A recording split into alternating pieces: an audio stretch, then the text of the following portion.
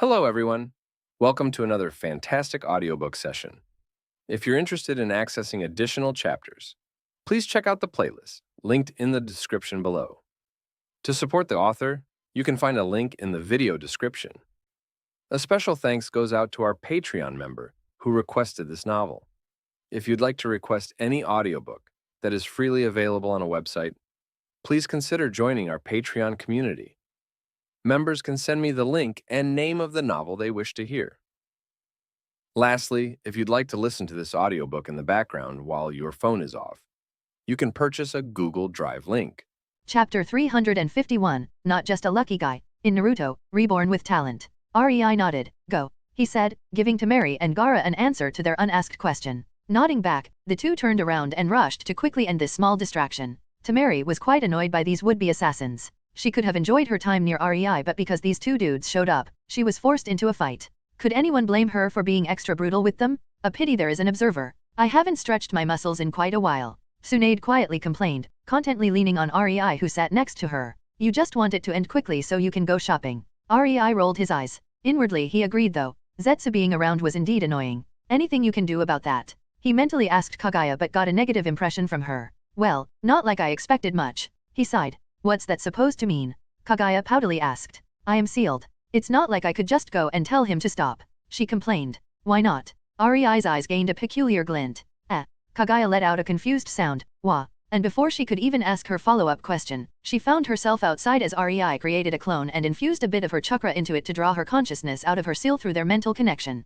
Both Kankuro and Fu almost jumped out of their skin as a pale-skinned, horned woman just popped into existence right next to Rei and Tsunade. You. Kagaya gave Rei a speechless look before rubbing her forehead in exasperation. Fine. What exactly do you want me to do? She resignedly asked, longingly thinking about the plate of cookies she was so abruptly taken away from. She knew this was one of Rei's subtle schemes. His I just got this awesome idea so let's make it come true act did not fool her at all. The second he spotted Zetsu nearby, this was most likely bound to happen. It wouldn't help at all for her to complain as, in the end, she would be doing this anyway. Better to just roll with it than pointlessly argue. During her time with him, she understood at least that much. He was the guy who from the shadows controlled villages that controlled their countries from the shadows. He was the guy behind the creation of the Biribiri Company and the Uzushio Trading Company, the two international giants that influenced many daimyos on a day-to-day basis. He had influence over many things. Influence he seldom used simply because he didn't really need to. He might have seemed like the spontaneous kind of guy and it might have seemed that he was just the lucky sort that had everything going to his benefit for an outside observer, but that was just pure bullshit. He was simply that good at all this subtle plotting and making people do things he wanted them to without them even noticing most of the time or him having to move a finger. Kagaya would know. She had some very minor access to his memories. For example, Pakura. When Rei saved her all those years ago, he already knew he would one day use her to take control of Tsunagakur. He had no idea how or when, but it was already in his plans. He did not save her because she had pretty eyes, after all. As for pity, yes, he pitied the woman for being betrayed by her village after she gave her all to them, but that was something that happened to many ninjas. Was he supposed to save them all just because they were poor pitiful sods stupid enough to let themselves be squeezed dry to the benefit of their villages only to be then betrayed? Heh, as if he was that kind. Kagaya mentally scoffed. Rei was kind only to the people he cared about and those that could bring him some kind of benefit. He was no bastard nor pointlessly ruthless, but he would not go out of his way to save others just because they suffered. In fact, Kagaya marveled at his cavalier attitude to the suffering of others. In Rei's mind, it was simply background noise.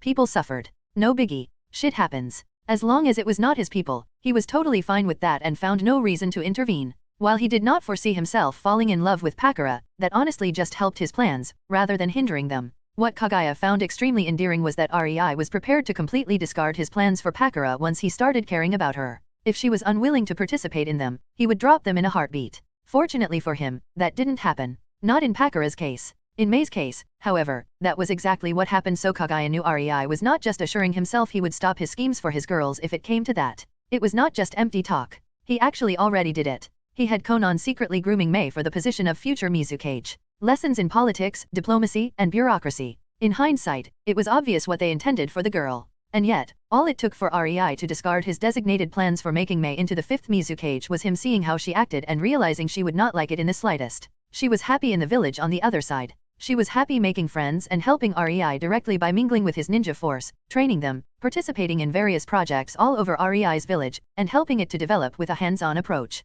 On the other hand, she absolutely hated paperwork and sitting in a chair for long periods of time. For such a simple reason, REI decided to make Ringo the Mizukage instead of Mei. Sure, he might have presented the situation differently to his girls, but deep down, he did it for their benefit as much as his. He just cared too much for them to simply use them. That was why Kagaya didn't mind going along with his schemes. He believed Ringo could and would make the best of her time as Mizukage despite her grumbling, so he put his foot down. And now, Ringo was the Mizukage. She had an entire village utterly devoted to her, not even she really knew why or how, and her dream of making the best swords in the world became a reality thanks to her ability to just push the advancement of forging techniques in her village. She literally had a village full of grunts she could just send on material gathering missions. A dream come true for a person such as her. Yes, she had to deal with being the leader of a hidden village and all it entailed, but frankly, it was pretty obvious that Ringo was happy in her current position. The same went for Tsunade. While her impromptu surprise takeover of Konoha was a shock for REI and he had to re-evaluate a lot of his plans, he didn't dwell long on it nor did he admonish her for it. Instead, he simply adjusted his plans. And the sheer quantity that needed adjusting was mind-boggling. In his position, Kagaya would have screamed herself hoarse at Tsunade. The woman still had no idea whatsoever just how many of REI's schemes she totally and utterly crushed with that little revolution of hers. As long as Tsunade was happy, he could live with a headache-inducing month-long replay-sanning session. That's why Kagaya trusted REI and wasn't afraid of messing up. That's also why she would try her best though.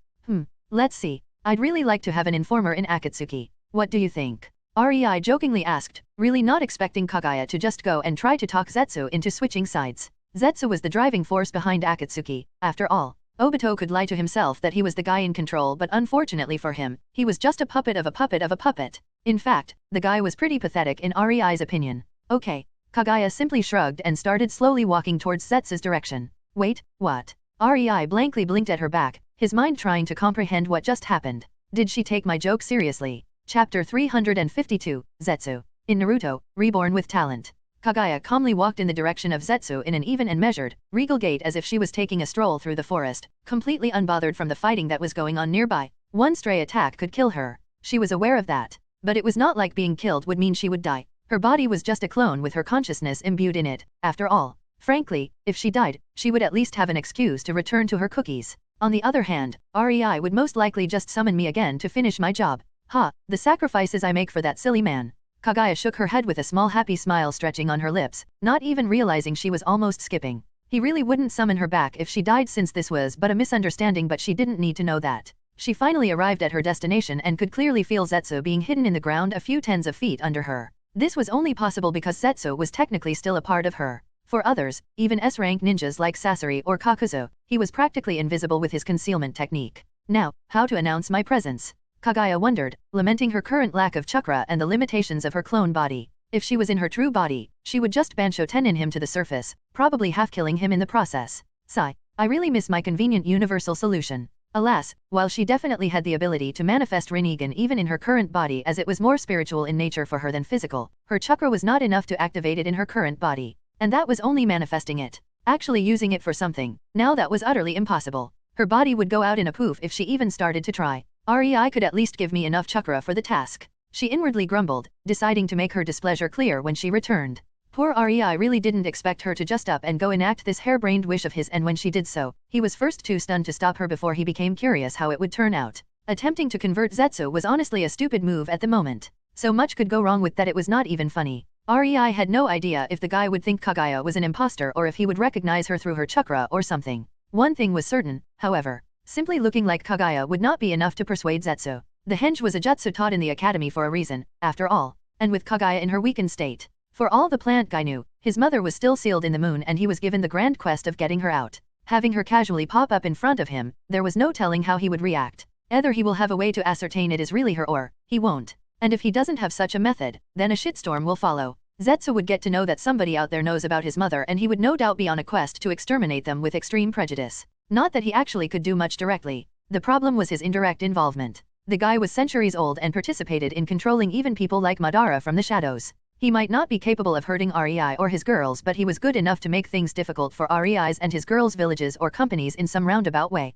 Obito targeting REI's companies was harmless. The guy was a mostly straightforward type. His scheming ability only went as far as Zetsu allowed. All brawn and very little brains. If he had brains, with his Mangekyou ability, he could have won the war or forcefully gather all Jinhyuriki very easily. Zetsu was a different kind of animal altogether. He thrived in darkness and loved manipulation. A dangerous combination for a ninja world. Yet, Rei was too curious to stop Kagaya and decided to simply observe this meeting from afar through his sensing abilities.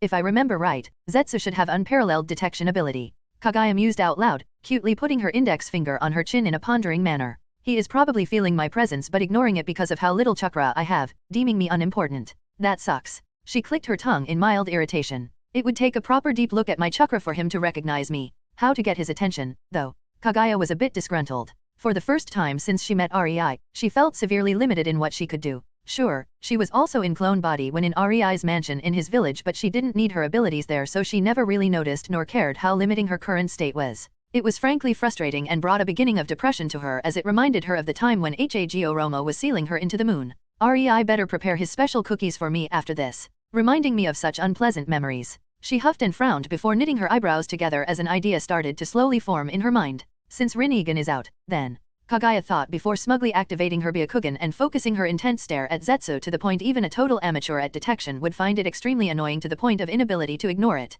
She was basically broadcasting a "here I am, look at me" vibe through her gaze. It was the first thing Hyuga clansmen learned not to do after they activated their Byakugan, since ninjas are usually very sensitive to being observed by others. Zetsu naturally instantly noticed, and his head whipped in Kagaya's direction and his eyes landed on hers that were narrowed and portrayed a great deal of impatience. It took only a moment for Zetsu to register her appearance and his eyes widened in shock. He instantly scrambled to present himself to her, not even a shred of doubt about her identity remained in his mind. He was simply too happy to doubt the sight in front of him. Resurfacing from the ground, Zetsu kneeled. "Mother," he eagerly exclaimed, getting the feel for her chakra and understanding that yes, the person in front of him was real. "You are here. How is that possible?" he added in disbelief and awe in his tone, confusion clear on his face. An indulgent and amused smile appeared on Kagaya's face at his antics and apparent loyalty. Reaching out, she subconsciously but gently ruffled his hair. Funnily enough, of all her children, Zetsu was the one she felt closest to. He did spend his entire life trying to free her, after all. If nothing else, she was at least grateful for that dedication. "I am not really free, Zetsu. Not yet," she said, and Zetsu's expression instantly fell. Kagaya almost cooed at that. It was as if she just told a child there will be no ice cream after lunch. But he weakly tried to protest. "I just acquired a very reliable man willing to help me," she continued, and the smile on her face involuntarily widened. "He made this," she gestured at herself, "possible. Only my consciousness can leave the seal for now, but I have full trust that the day I get freed is not far off." Zetsu eagerly nodded. "How can I help?" He didn't think to question Kagaya or the identity of her helper. To be honest, it didn't matter to him how or why. He was created to get her out of the seal, and now that she was at least partially out, it brought him immense joy and hope. Rei, who observed from afar, was utterly baffled at how naive Zetsu seemed. He expected many things, but this, not in the slightest. Kagaya distractedly nodded. "I will need you to continue doing whatever you are doing." She relocated her hand that was nuzzling his hair onto his forehead, earning herself a small pout from him that made her giggle before she used her chakra to imprint what she wanted from him into his mind. Zetsu's eyes gained a newfound determination as he understood what his mother wanted him to do, and that the Eye of the Moon plan was no longer necessary for her unsealing. In fact, he was surprised that she wanted him to subtly steer Akatsuki astray. A normal human would feel at least a twinge of reluctance after putting so much effort into it. From manipulating Madara to manipulating Obito, to forming Akatsuki, to subtly manipulating Pain, to leading them towards the Eye of the Moon plan. It took Zetsu at the very least a century of continuous effort. Yet, there was nothing but joy and willingness to serve in his mind. He felt no hesitation to make all that effort completely obsolete and meaningless. It was a clear testament that Zetsu was in fact no human, and despite his humanoid appearance, he didn't feel the way humans did. "I understand, Mother. Your will be done," Zetsu said almost reverently. Kagaya didn't really react to his worshipful tone. She was used to being worshipped. This was nothing new for her. Frankly, the teasing Rei so often subjected her to was more perturbing for her, while also making her flustered most of the time. It was oddly good feeling, in Kagaya's opinion. Make sure to not cause trouble for the Biribiri Company, the Uzashio Trading Company, Tsunagakuer, Kanahagakuer, and Kurigakuer in the upcoming months, and wait for the signal to enact the plans I just mentally transferred to you," she firmly ordered. "As you will." Zetsu nodded, staring at her, waiting if she had any more instructions for him. Kagaya blinked and tilted her head. "Off you go, then." And Zetsu wordlessly merged with the ground again, disappearing. She knew he would not betray her. Zetsu was technically a part of her, and he was created in such a way that made his most heartfelt wish to merge with her, becoming again a part of her. That could be done only after she got fully out of the seal, and it was meant as insurance that he would not stop trying to get her out. He was her will personified, and that was not just in a matter of speech but at the time of his creation. Her sons just betrayed her, and Kagaya didn't have much trust left in her. While her state at that time also transferred the corruption of Juobi into Zetsu, making him quite a bad boy, Kagaya was not worried because of that. REI already promised her he would develop a seal that could deal with the corruption in a permanent manner, so when he will inevitably merge with her, ceasing to exist, he will not corrupt her. I am kinda good at this scheming thing too if I say so myself.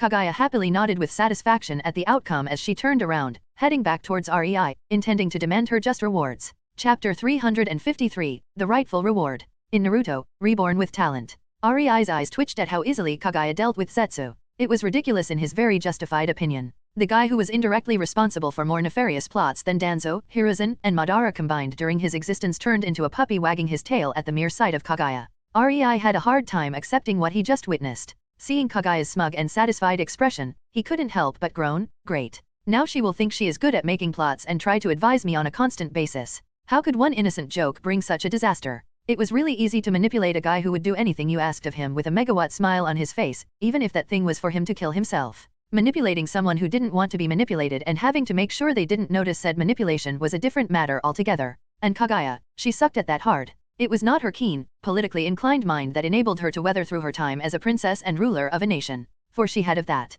It was her overwhelming and unsurpassable power that made any scheme against her obsolete, enabling her to simply avoid all the unpleasant political maneuvering. Not many dared to scheme against somebody who could squash them like bugs. Especially since the people had no chakra back then. What's wrong? Tsunade asked after noticing REI's sour face, causing him to give her a bitter, hopefully reassuring smile. Something just went incredibly wrong, yet right. Don't worry about it. He rubbed his thumb on the upper side of her hand in a calming manner. Kagaya again making problems for you without even realizing it. She knowingly asked, a small smirk worming its way onto her face. I am not even going to try denying it. REI snorted, causing Tsunade to giggle. And she is not even out of her seal yet. Tsunade offhandedly quipped, making REI sigh. Oh, woe is me. He dramatically shook his head. Yuh, who was that auntie? Fu curiously asked with a small head tilt. Unlike Kankuro, who was on a mission and prying into the business of the client was considered rude, Fu had no such reservation. She didn't ask straight away because she was still feeling a bit shy, but her curiosity eventually won over her. It was no wonder, really, with how quiet and subdued Kome became the second the woman appeared.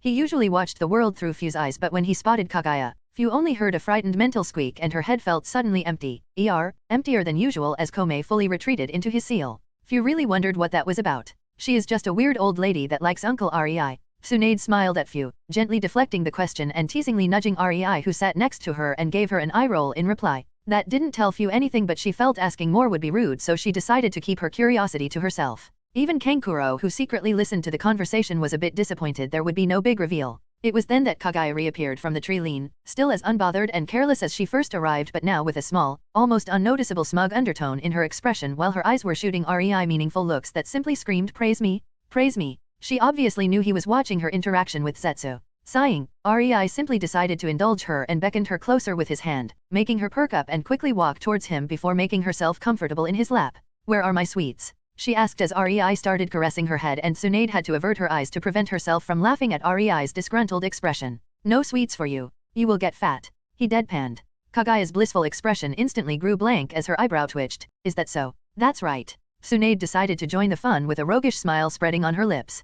Kagaya turned towards her and narrowed her eyes, pointing her gaze at her chest for a long moment before firmly nodding. You would know. Needless to say, Tsunade's smile quickly fell for a second before returning in full again, this time a bit too sweet and fake. Yes, I would. I am a medic ninja, after all. Maybe I want to get fat. Kagaya pouted, shuffling in REI's lap, her eyes still aimed at Tsunade's chest, making both REI and Kankuro sweat drop as Tsunade became speechless. Kagaya nodded in satisfaction at her small victory and then turned slightly in her victim's lap and gave REI a pointed look. So, my sweets. Clearly, she was on the roll. Unfortunately for her, that was when REI felt the sand ninjas returning with his senses and inwardly grinned. The redhead who has no idea about our identity is returning. Off with you? He smoothly changed the topic, making Kagaya gobsmacked, her mouth slightly open in disbelief at the casual way her reward was disregarded before her body was forcefully dispelled in a puff of smoke. After all, it might have her consciousness imbued, but it was still REI's shadow clone. One of these days, I will have my revenge. REI heard in his head before he got an impression of an angry huff as the mental connection between him and Kagaya went silent.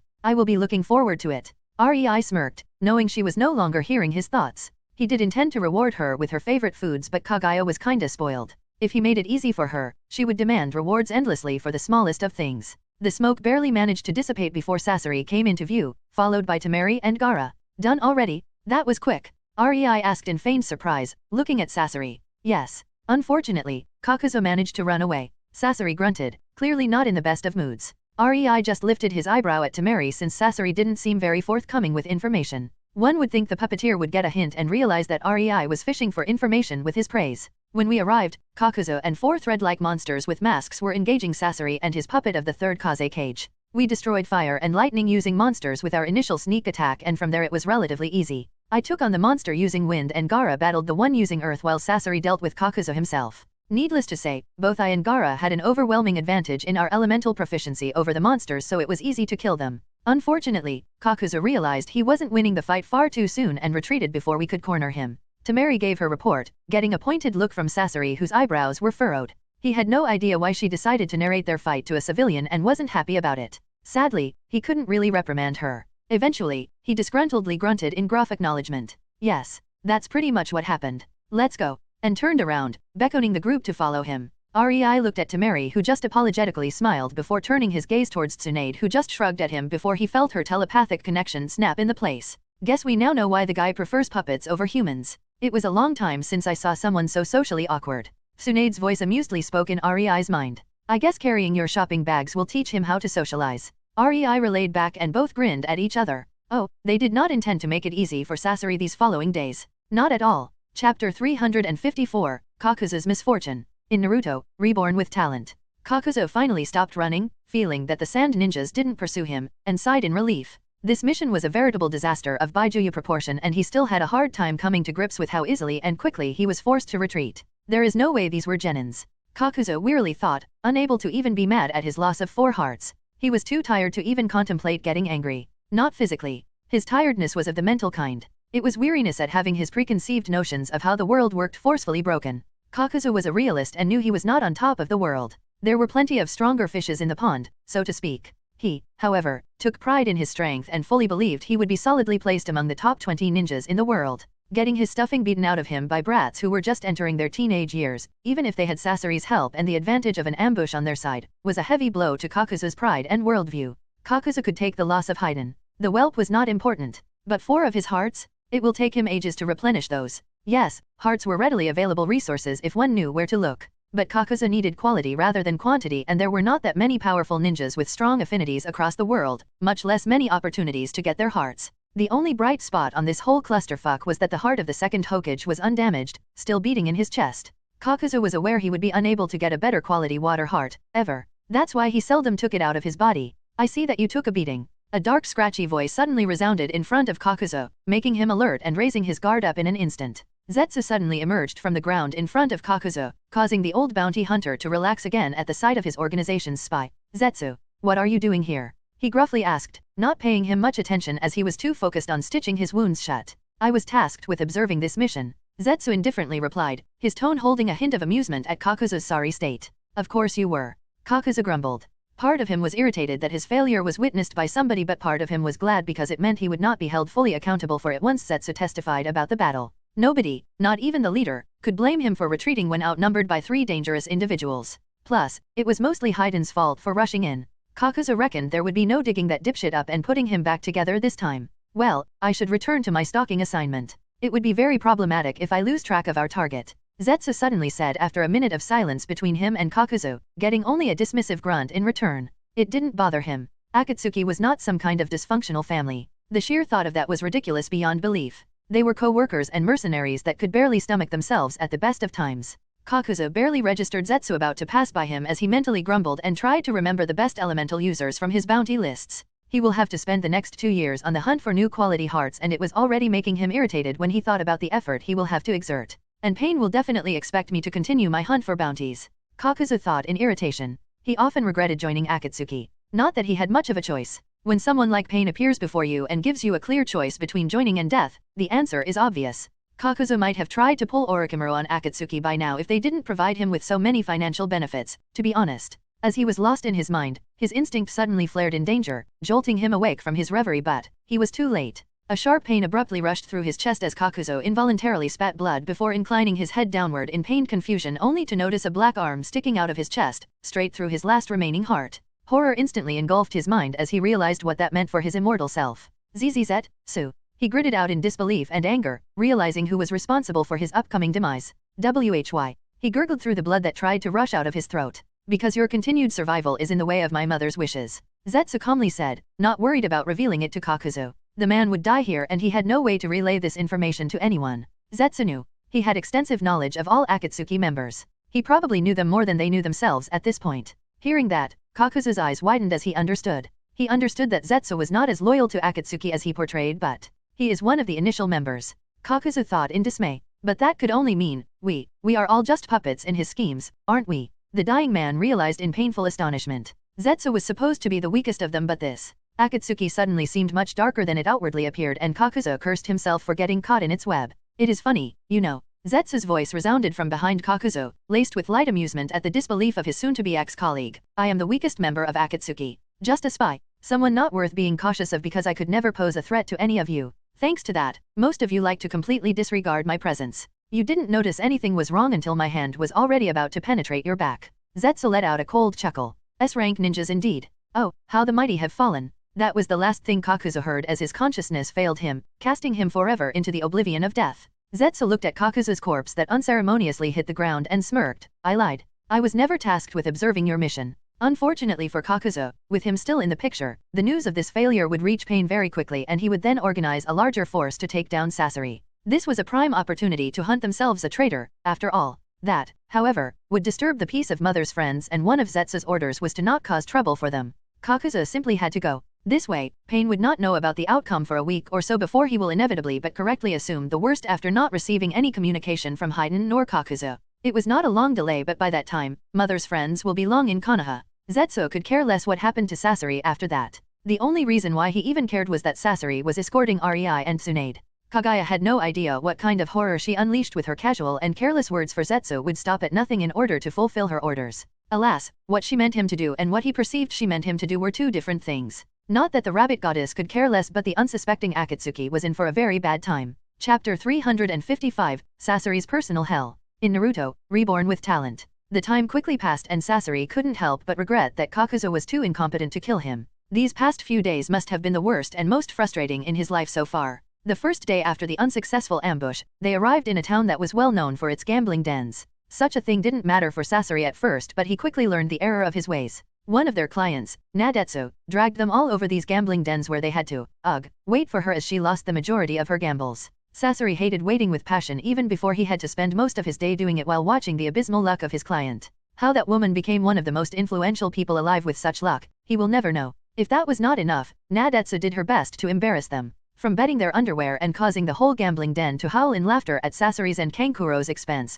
to betting Kankuro's catsuit. The absolute worst was when she put Sasori's services for a day as a part of her bet. Normally, it wouldn't matter to Sasori. He was a ninja and that was basically the description of his job, but when he remembered the woman Nadetsu was gambling against, he couldn't help but involuntarily shiver. She was giving him the same look he sometimes gave his best puppets. The problem was there was no way he could ever traumatize his puppets by appreciating their beauty, and his gaze never contained the raw disgusting lust the woman's look oozed with. It almost turned Sasori's stomach. Especially when he knew about his client's abysmal ability at gambling. That made him contemplate desertion yet again, to be honest. Much to his surprise, however, Nadetsu somehow, really, Sasori had no idea how, but he definitely did not gape in shock at her. She somehow won every single bet since they started to be so personal to the Sand team. After 10 rounds like that, Sasori quickly formed a new opinion about Nadetsu-jusen. The woman was not enjoying the gambling per se, she simply enjoyed screwing with people. She enjoyed seeing them win and their faces lit up in hope only to plummet in despair the next round as they lost their winnings. In short, she was just a sadistic bitch who found a non-offensive way to indulge these urges.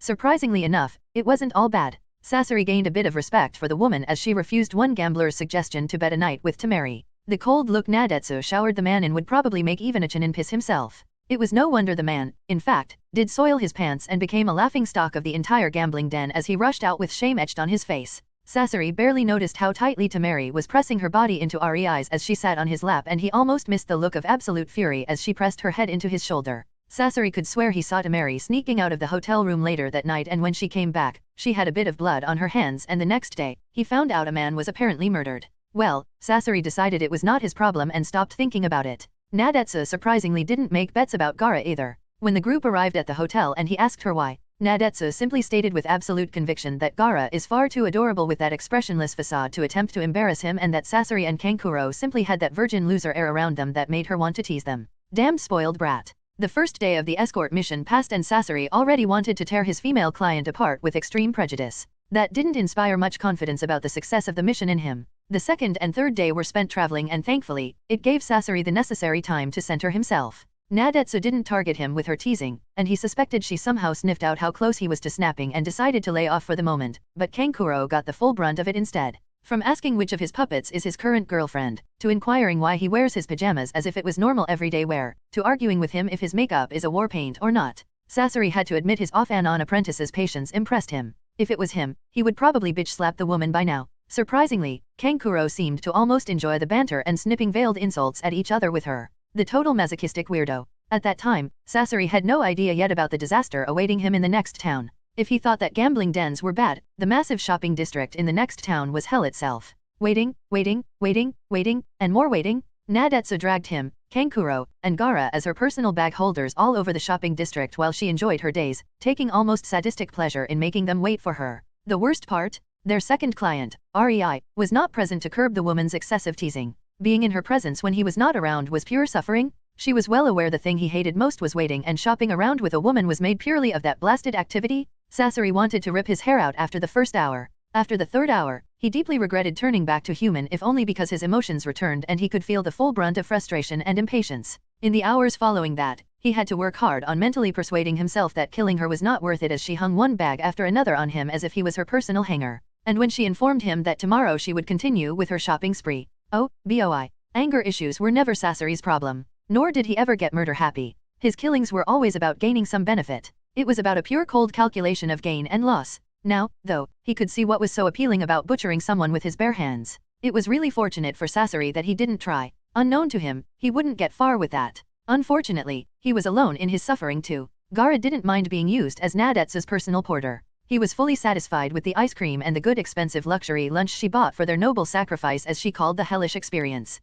As for Kankuro, he actually enjoyed it and even joined shopping with Nadetsu occasionally, trading opinions on various clothes and so on. Well, Sasori thought he should have expected that from someone who wore makeup and a catsuit. Nothing new there. What really worried Sasori was that Rei and Tamary separated from the group. He was not blind and could see how the young teenage girl looked at their male client, and from the way Rei didn't protest when Tamary simply flopped into his laps or started affectionately massaging his shoulders, or when she got overly touchy, Sasori had a bad feeling about their mutual absence from his sight. According to the law, Tamary belonged to Kaze Cage. Her entire being was supposed to be Lady Pakura's. Lady Pakura had the right to decide who would take Tamary's virginity, who she would marry, even how many children she could have. Her life and death literally belonged to Lady Pakura. Yes, it was a messed up and very archaic law bordering on slavery, but Tamary entered this kind of service to Lady Pakura willingly. That's why Sasori was worried about the consequences if he suddenly woke up tomorrow only to find Tamary with a slight limp. He was responsible for her, damn it. He would never leave the girl out of his sight with a man she had such an obvious crush on, but Nadetsu simply rejected any attempt of his to separate from the group.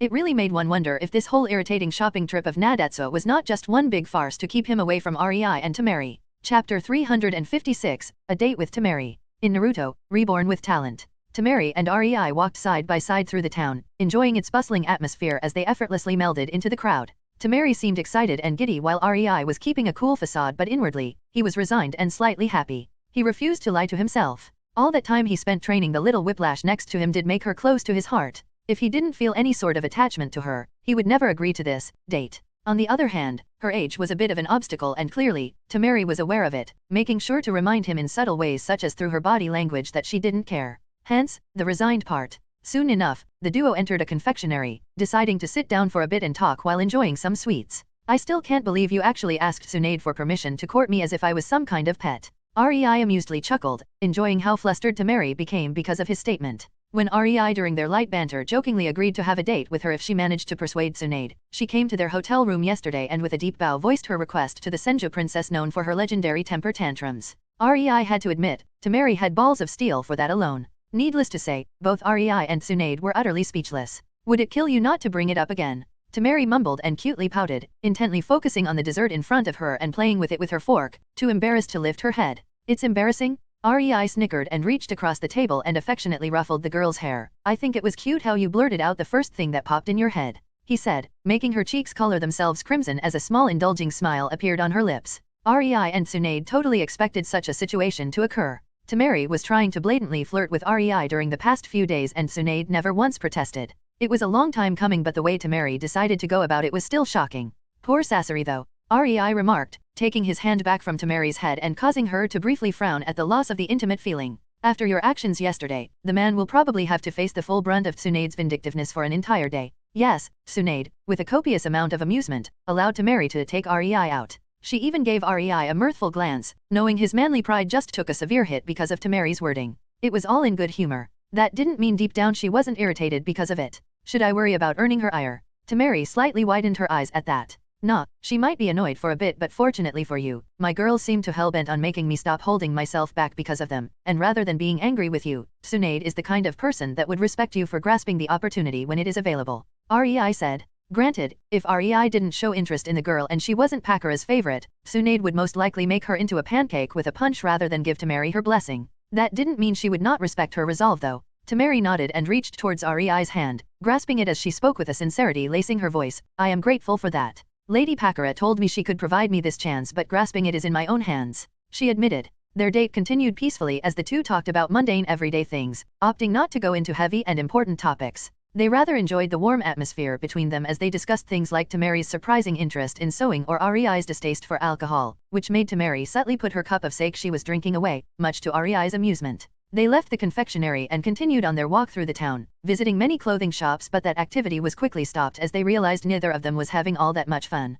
While Tamary liked REI's reaction and his veiled heated look when she tried out a few very good-looking kimonos, she was not one for shopping. She liked action more, or rather, she was more comfortable in the heat of combat rather than doing this girly stuff. When she awkwardly told that to REI, he just lifted his eyebrow at her and bought her a pink teddy bear. She really had no idea how he knew her preferences. Nevertheless, the date took an unexpected turn after that and the duo found themselves leisurely walking outside of the town where they found a clearing far enough that nobody would disturb them. It was funny how the date quickly changed into an impromptu lesson on wind manipulation and taijutsu. It certainly felt a bit awkward for REI since neither of his women would say no to a good girl a date. Except, Tamary looked to be in her element and beaming at him as he helped her to perfect her personal wind jutsus. REI had to admit, he had fun doing it. He liked to teach. If he didn't, neither Ringo nor May would have turned out so well. Unfortunately, his position didn't give him many opportunities for taking students. Now that he thought about it, Tamary was his last student as he taught her wind manipulation on Pakura's request and, wait, is this my fetish? REI suddenly gained a groundbreaking realization, freezing in the middle of a spar and letting Tamary's punch slip past his guard and deck him straight in the middle of his face. REI didn't even register as his back hit the ground. He could only stare at the clear sky with wide eyes full of reluctant acceptance and disbelieving shock at this self-enlightenment. It would make a twisted kind of total sense. I mean, May and Ringo were my official students. I taught Pakura how to better use her bloodline, and I would be lying if I said these lessons didn't deepen our relationship. Tsunade might have been a full-fledged kunoichi when we met, but it was my meddling that allowed her to develop her sage arts to such heights, and the less said about Konan the better. If I ignore that I was a kid myself, I basically not only trained and taught the girl but I straight out raised her. REI blinked in disbelief. Does that make me a degenerate? He idly wondered. His eyebrows suddenly furrowed. Do I even care? Nope, he didn't care. At all. It was still a very shocking revelation for him though. He briefly wondered if Kagaya also fit into this pattern before he realized that. I am currently trying to teach Kagaya manners. REI had no idea if that counted. Are you okay? Tamary hurriedly knelt next to REI, who was still lying on the ground with shock written all over his face. I didn't mean to dash. I couldn't stop dash.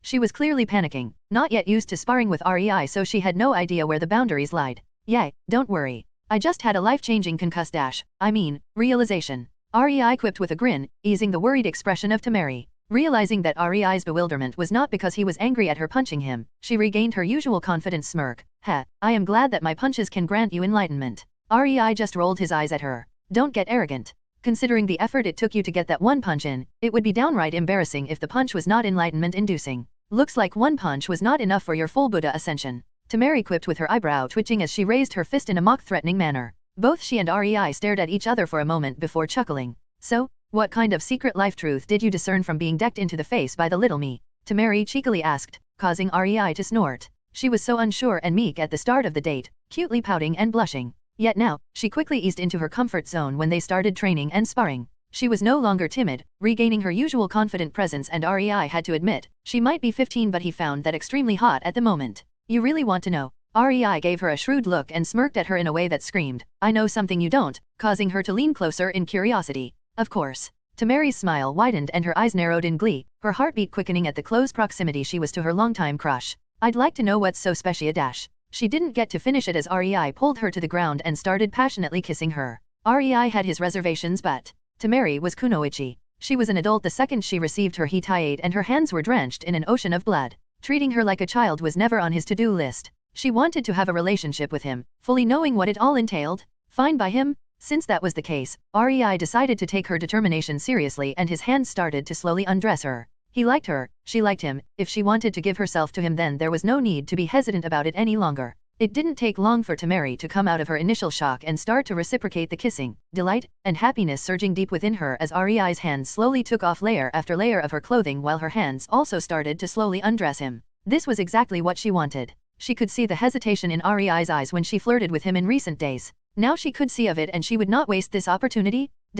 Author note. Firstly, I am sorry if the chapter was a bit meh. I was quite tired when writing it. Next. Yes, I have previously said I will not expand the harem but I must confess, as a man, I have failed you. Yes, it is subworthy and waterfalls of tears are streaming down my cheeks as I write this, yada, yada, yada. I certainly did not roll my eyes at you. I swear, fingers crossed. Anyway, I was content with these 5 girls in Rei's harem and Kagaya on the waiting list for a long while and I was struggling, fighting, wrestling, and raging against my desire to add more for even longer but with this author note, I am officially announcing, I sadly lost this struggle. My cultural side won. I know, it is sad but that makes it no less true. Sorry if this disappointed you as much as it did me. I am one of those who could not imagine having more than one woman in real life because I would find it extremely bothersome but because of that personal defect of mine. I also can't imagine not writing harem for the MCs in my stories because I find it a total waste not to. They are fanfictions. They are supposed to have harems in them? You can't decide which girl you want as a female lead? Just add all of those you like? It is fiction for a reason.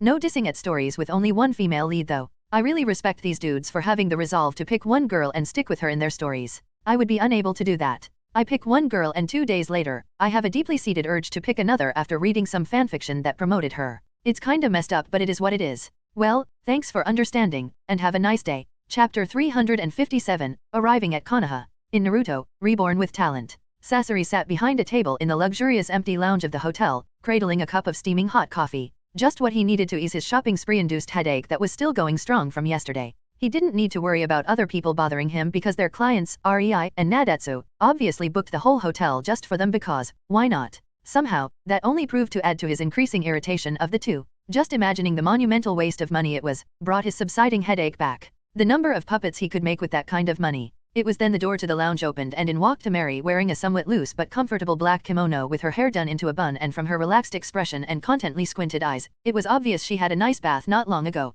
Sasori's eyes trailed over her form, before he almost did a spit take, only barely managing to gulp down the coffee in his mouth before he started to chokily cough as he noticed that, shit, she is limping. Lady Pakura will kill me. A terror surged inside the puppeteer as the pros and cons of going rogue instantly flashed through the forefront of his mind. Again, Tamary leisurely walked towards the place where her brothers were seated and unceremoniously flopped into one of the seats with a content sigh before she started to fill the plate in front of her with the available breakfast choices. She was in the middle of this process when she abruptly stopped and her eyes rose up from the delicacies prepared by the hotel staff only to meet Sasori's intent stare. What? Tamary asked with a mild irritation seeping into her tone. She really did not like the judging way he looked at her. You slept with our client. Sasori dryly stated, his stare morphed into an unamused one. Yes. So, what? Tamary lifted her eyebrow at him, stubbornly refusing to play his blaming game. He probably wanted her to start apologizing or something but, meh, she didn't care. She felt heavenly and would do it all over again no matter what Sasori thought. Damn it, Tamary. Seeing that his blonde charge had no remorse,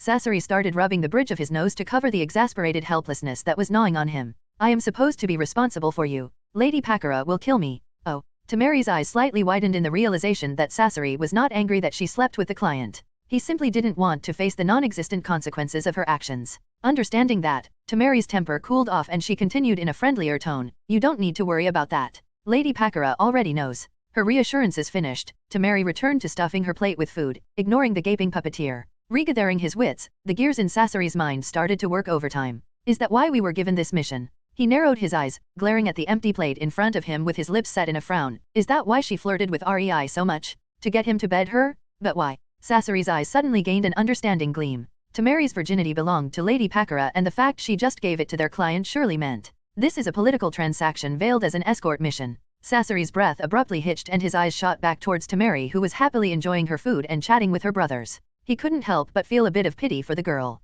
Alas, it wouldn't affect him so there was no need to fret. Satisfied with that conclusion, Sasori's worries subsided as he decided to indulge in his renewed appetite. Unknown to him, he was totally wrong. It took the group 9 more days to reach Konoha gates, mostly because of all the detours Tsunade insisted on. Fortunately, the road was quite peaceful, the only eventful thing being Rei getting closer to Tamary and Gaara finding a report with few while Sasori grumbled under his nose about Ryojuyu. The red-headed boy could be seen almost smiling nowadays. And Kankuro secretly admitted to Rei that it was creeping the funk out of him before he promptly started to avoid Fu in fear of being affected by her mentality adjusting hocus pocus, as he named it. In all honesty, there was no magic involved. It was just her cheerful predisposition and insistence on being friends. But explaining that to a boy who thought wearing makeup was cool, yeah, Rei quickly decided it was not his problem. The group finally arrived at the gates where a person was surprisingly already awaiting them. Greetings, Sabuku siblings, Mr. Sasori. I am Kurane Ui and I will be your guide while you are in the village. A woman introduced herself with a polite bow, neither too submissive nor too small.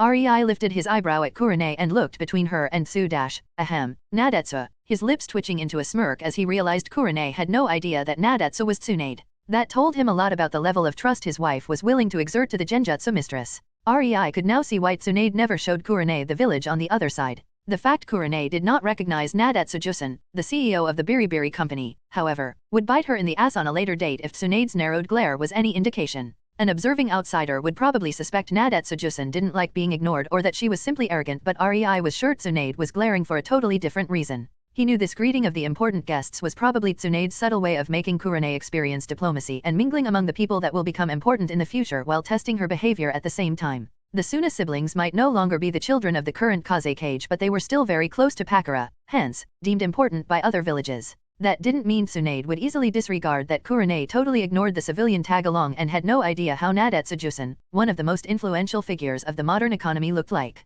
It didn't matter that Kurane as a kunoichi did not really need to know Nadatsu's face. Nor did it matter that Nadatsu never introduced herself. For Tsunade, this was a failure Kurane will most certainly regret. Sasori didn't respond as Kurane expectantly stared at him. He knew he was the Jonin instructor of the team and it was his job, but during the escort mission, the dynamics of the team became apparent. The real leader was Tamary. Not that Sasori minded. He was a loner by nature and preferred his puppets. Leading 3 brats was simply not on his list of preferred activities. He simply silently turned towards Tamary, an unasked question obvious in his gaze.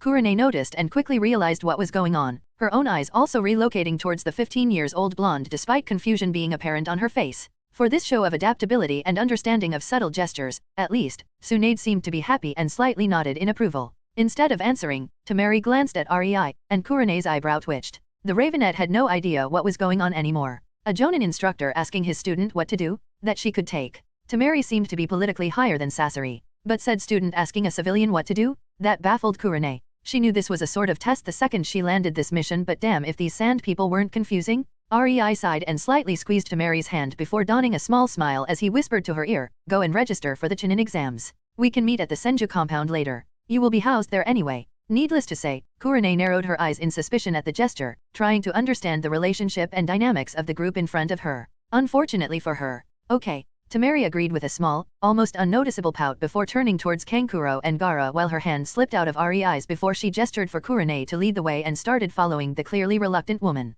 Rei heard Tsunade snicker next to him, causing him to turn towards her with a lifted eyebrow, and a moment later, he felt her hand slide into his as she gave him a tempting look. Instead of answering the unasked question, she simply leaned forward and delivered an indulging kiss on Rei's lips, much to the embarrassment of the green-haired Jinhuriki that was trying to merge with the background. "Let's deliver Fu to the Senju compound and then we can have a bit of alone time," Tsunade whispered, her hands snaking around Rei's waist. Rei glanced at Fu, who averted her gaze downward with her cheeks flushed and smiled at the cute response towards the blatant affection. Yeah, he looked back at Tsunade. Sage knows the next few days will be a challenge with so many temperamental people all housed in the Senju compound. A nice peaceful afternoon before the shitstorm starts will be nice. Just a small rant to relieve my delicate sensibilities. Feel free to skip. Yeah, so, I was browsing through the Avengers fanfictions on ff.net and I must say I am baffled. There is almost no good fanfic there. Half of it is focused on hurt, drama, self-harm, mental illness, and similar shit that makes me feel as if it was written by 13-yo edgy mentally unstable emo angsty fangirls, and I still can't wrap my head around why. How did an action-based movie such as Avengers self-harm, emotional drama, angst, etc.? Just, how? More importantly, how did it become such a massive segment in the Avengers fanfiction community? And the other half is straight-out homosexual content, which I personally am not interested in. Honestly, I have nothing against homosexuals, but when I browse through fanfictions and all I see is Steve x Tony, Steve x Bucky, Steve x Clint, Steve x Bucky, Steve x Steve, I want to wring someone's neck not because they are homo but because there is no dem filter button that could just filter all of these out from my search. It is frustrating as heck. It really says a lot about Marvel fans when half of its fanfictions are edgy angsty emo emotional wank fests that love increasing the emotional baggage of their readers, and the other half are homosexual stories though. Damn, I wonder how many people would get butthurt because of this. Laughing face. No offense meant, people. It's a free world and you are free to do what you wish within reason. Let me just sub my frustrations away in my lonely corner because I miss some good Marvel fanfiction that wouldn't give me more emotional baggage or a mental illness for the shit and giggles of an edgelord author who is just coming into depression caused by puberty and think the world is out to get him, and cutting his wrist is clearly the way to resolve all of his problems because why not? Nah, thank you, keep your emotional baggage to yourself. I am not interested in buying that. Damn, I so needed to get that out of my system. Laughing face. Just browsing through the synopsis on Marvel fanfictions on ff.net made me feel as if I had a mental illness. Chapter 358, Reunion 1. In Naruto, Reborn with Talent. Rei stretched as he shuffled into a sitting position on the edge of the bed, his eyes straying at the naked form of Tsunade, who laid lazily on the bed like a cat with her eyes half closed with contentment, enjoying the pleasant soreness of her body caused by the post-coital bliss. Don't go. Tsunade whinily uttered, catching Rei's wrist with her hand, which caused her to involuntarily shift her body and plant her face into the pillows with a girlish giggle. A smile appeared on Rei's face as he watched her antics with a small headshake. He shuffled closer to her and gently ran his free hand along Tsunade's bare back, starting from her shoulder, causing her to shudder in anticipation as his fingers caressed the skin on her back before they got lower, reaching her posterior. The ticklish touch made Tsunade quietly squeal in delight and subconsciously raise her rear with desire, but she was disappointed and let out a whiny groan when Rei's fingers didn't stop and continued, stroking the back of her thigh where they stopped, causing her to very unwillingly lift her head and give Rei an unamused look that silently informed him he better listen to her or else. No can do. Rei rejected her silent threat with an amused, yet somewhat innocent smile, as if he just didn't make her hot and bothered. My seals just detected May entering the compound with her team, and the Sand siblings are already here too. We should go and greet them. You know, since they are technically the guests of the daimyo. Rei said and lowered his head, deciding to indulge Tsunade and kiss her since she was basically begging for it with her eyes.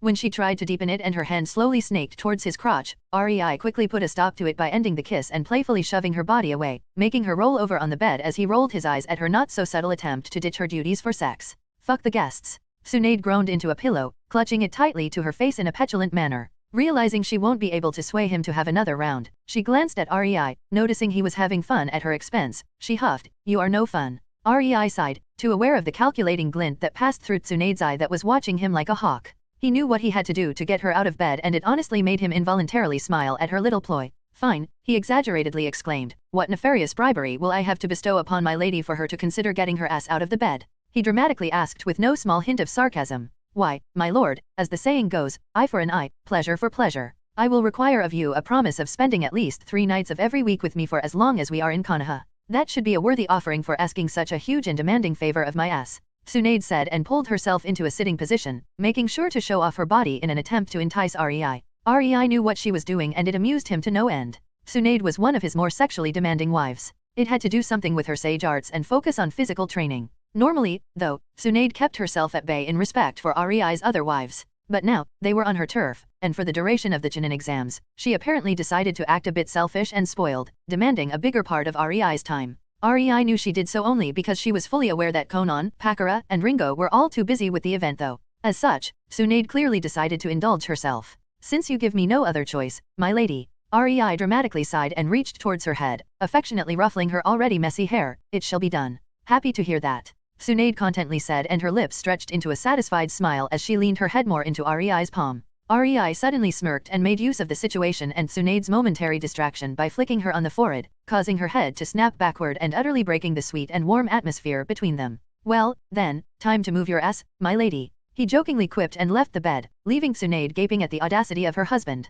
An hour later, Rei and Tsunade left their chambers, hand in hand, even though Tsunade was slightly glaring at the amused Rei, who was soothingly rubbing his thumb on the back of her hand, making it that much harder for her to properly put the necessary emotion behind her glare. Tsunade was aware it came out mostly as a cute pout because of that, but she was unwilling to stop the pleasant tingling this little motion was giving her. The worst part? She couldn't even relegate him to the couch guard duty since this was supposed to be her chance at having more Rei time of her own. Life sometimes sucked. But as they say, when life brings you lemons, you gotta make lemonade. Tsunade totally intended to fully milk her alone time with Rei and get the most of it. They were nearing the courtyard when suddenly Rei came under attack from behind, ending up with Mei glued to him out of nowhere and pressing her chest into his back, her legs locked around his waist while her hands were hugging him around his neck. "Long time no see, Rei," she seductively whispered into his ear. "It wasn't nice of you to leave us for 2 weeks," she petulantly complained with a small whine in her tone. Before Rei could react, Tsunade snorted, attracting Mei's attention to herself. "Well, get used to it. Unlike us big girls who have villages to supervise, you have a chance to be with him almost non-stop,"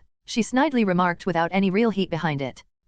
Mei gave out a long pondering hum in response before her lips stretched into a mischievous smile. "I distinctly remember that, unlike Ringo and Pakura, you took over your village out of your own volition, Su-chan. You really have no right to complain about that, you know," she cheerily said with a very teasing and punchable grin on her face, causing a vein to pop on Tsunade's forehead. "Heh, I see you became a smart ass in the time we didn't see each other, Mei. I thought I raised you better than that." Tsunade's eye twitched and both Rei and Mei could see an illusion of her cracking her knuckles behind her despite Tsunade not pulling her hand from Rei's. "Looks like you are up for a few remedial lessons in tough love." "Hell, nah, I'm a good." Mei dryly refused. Before Tsunade could reply, Mei turned back to Rei with the full intention of ignoring the previous topic. "Anyway, I brought the Uzushio team for the Chunin exams. I must say, they were a delight to train this past month," she exclaimed, erratically moving up and down on Rei's back from the excitement. "I didn't want you to train them though." Rei's lips twitched. The Genin team was already too strong. They did not need more training. Huh. Mei cutely tilted her head before she blinked and scrunched her nose as if heavily thinking. "I thought that was implied." "You thought?" Tsunade almost stopped in her tracks from shock, making Mei pout at the stark disbelief shown on her face. "Didn't know that was possible. Now you are just needlessly mean." Mei grumbled just as they reached the courtyard and halted just before they revealed their presence as they noticed that Karen was currently having a one-sided stare-off with heavily confused Naruto. Knowing something interesting was about to happen, they used a bit of their supposed ninja training and became quiet, blending into the surroundings with a genjutsu as they waited for the ensuing Uzumaki get-together with anticipation. Chapter 359, Reunion 2. In Naruto, Reborn with Talent. Naruto was on the courtyard of the Senju compound, waiting for his teammates and minding his own business when he suddenly felt 3 foreign chakra signatures nearby and a stare trying to burn a hole into his back. His body stiffened for a moment as possibilities flashed through his mind. He felt every single chakra signature of Konoha villagers at some point, so feeling 3 foreign ones at once, inside of the Senju compound, it made him think these were assassins or something. That notion quickly left him when he hazily remembered Lady Tsunade saying something about guests and whatnot. To be honest, Naruto found that conversation boring, so he mostly spaced out. Still wary, he turned around and spotted the 3 newcomers, only for his eyes to widen as they landed on a pink-haired woman who was scowling at him. His hand quickly shot up and his pointing finger sprang into action, pointing at her while twitching. Why you are the flute girl," he exclaimed in astonishment. Teiwa's scowl momentarily faltered and she gave Naruto a weird look. She might have been a prisoner, but they spent a few days living in one house and the blondie still had no idea what her name was. How did he even become a ninja? "It's Teiwa, shithead," she snorted. Naruto's eyebrows furrowed in confusion, his gaze turning contemplative as he stared at Teiwa for a few seconds. Before the atmosphere could turn completely awkward and just as Teiwa was about to ask him if he fell in love with her due to how he was staring, Naruto suddenly slowly nodded as if accepting a foreign concept. "Teiwa shithead. Weird name. I am Naruto Uzumaki, Databia," he boisterously exclaimed. Teiwa's eyebrow started twitching at that. "I am going to kill him, consequences be damned." Teiwa was about to open her mouth in a retort when Kimimaro suddenly grabbed her forearm and pulled her to the side as he started walking away.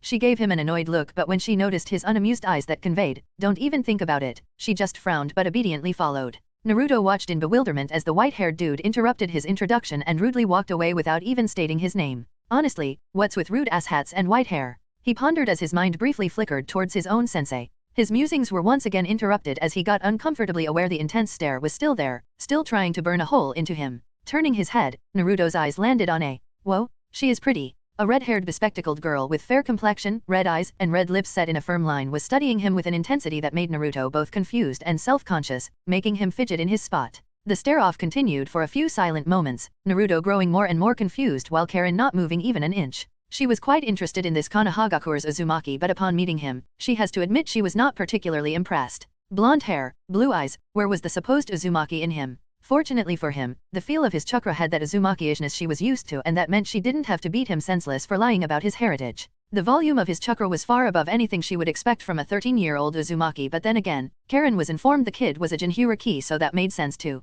What really intrigued Karen, though, was the impression of sincere falseness he was particularly oozing. Not many knew, but her mind's eye could do much more than just pick chakra signatures. She could even discern someone's personality, heritage, chakra nature, and much more from how their chakra feels, and the boy in front of her was an extremely amusing specimen from a psychological angle. He felt like someone who regularly hides under a mask of tomfoolery and stupidity, so much so, it became a part of him. If that didn't scream totally bonkers, then Karen had no idea what did. Karen's observations were interrupted as her eyes briefly flickered to something behind Naruto when her senses picked up 3 chakra signatures entering the courtyard before they dispersed and her mind's eye stopped registering them.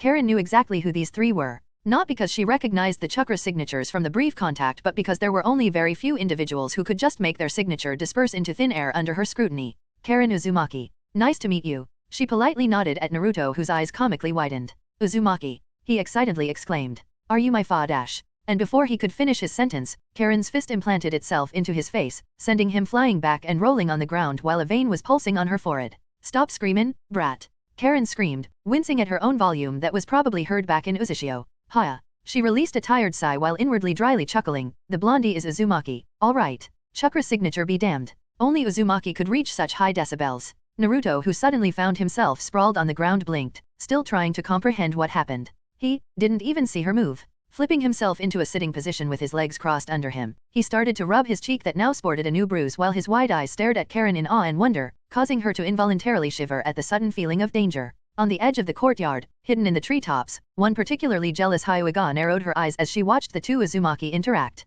She didn't like the look on her Uzumaki's face. Not at all. Her eyes narrowed even further, almost forming small slits. Looks like he is fit for a small retraining. Naruto abruptly shivered too, his gaze quickly scanning the surroundings for the source of the imminent sense of dread, but even his incredible sensing abilities couldn't pinpoint it. Karen, on the other hand, had no problem locating the. Is that a Hyuga? She blinked in bewilderment before paying more attention to the feel of the girl's chakra, and her lips involuntarily widened into a grin. Ma, who would have thought my cousin would have such a passionate lady already? Naruto noticed the creepy grin on the Uzumaki girl in front of him and was instantly reminded of Anko when she is in her mischievous and mercilessly teasing mood, causing him to gulp. He abruptly started to feel like a mouse eyed by a cat in the mood to play with her food and didn't like it. His anti-Anko countermeasures kicked in and his expression went slack. Standing up and giving the perfect picture of calmness, Naruto brushed the dust off of his shoulder and gave Karen a small pitiful smile. I am sorry, but I think I forgot to tidy up my bed. Gotta go. And with that, he shined away in a hurry, leaving behind the utterly flabbergasted redhead who started to think her cousin was slightly mentally challenged.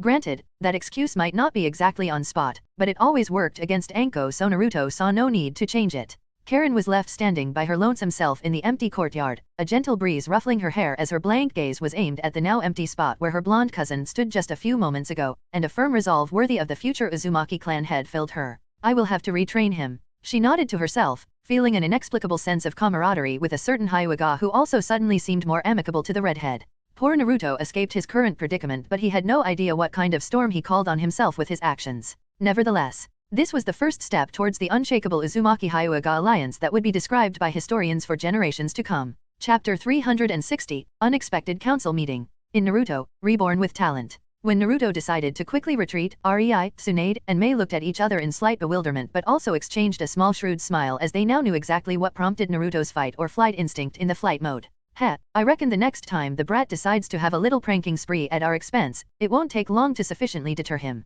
Tsunade inwardly smirked as the trio cancelled their cloaking and entered the courtyard where Karen was still in the state of deep bafflement. Looks like that didn't go exactly as planned, did it, Karen? Rei teasingly asked. Snapping out of her reverie, Karen abruptly turned towards him and gave him a small, embarrassed, and sheepish smile. No, I guess his non-Uzumaki part is to blame. He basically flashed out of here. Well, at least he doesn't have a fetish for flashing others yet. Mei quipped. If he ever develops one, I will make him go out like a broken flashlight. Tsunade snorted and crossed her arms on her chest, showing what she thought about the idea. Rei really pitied the boy for having this kind of family, but as he was about to open his mouth to pitch in his own flash joke, he was alerted that somebody just knocked on the barrier around the Senju compound. Tsunade naturally felt that too and her expression soured. There are only a very few people who have the access to do that. Funny how no matter which one of them it is, my day will now most certainly become shitty. She grumbled. Rei fought the urge to smile at her disgruntlement and simply clapped her on her shoulder. Just go. It's not like we have time to spend time together. Mei needs to tend to her team dash.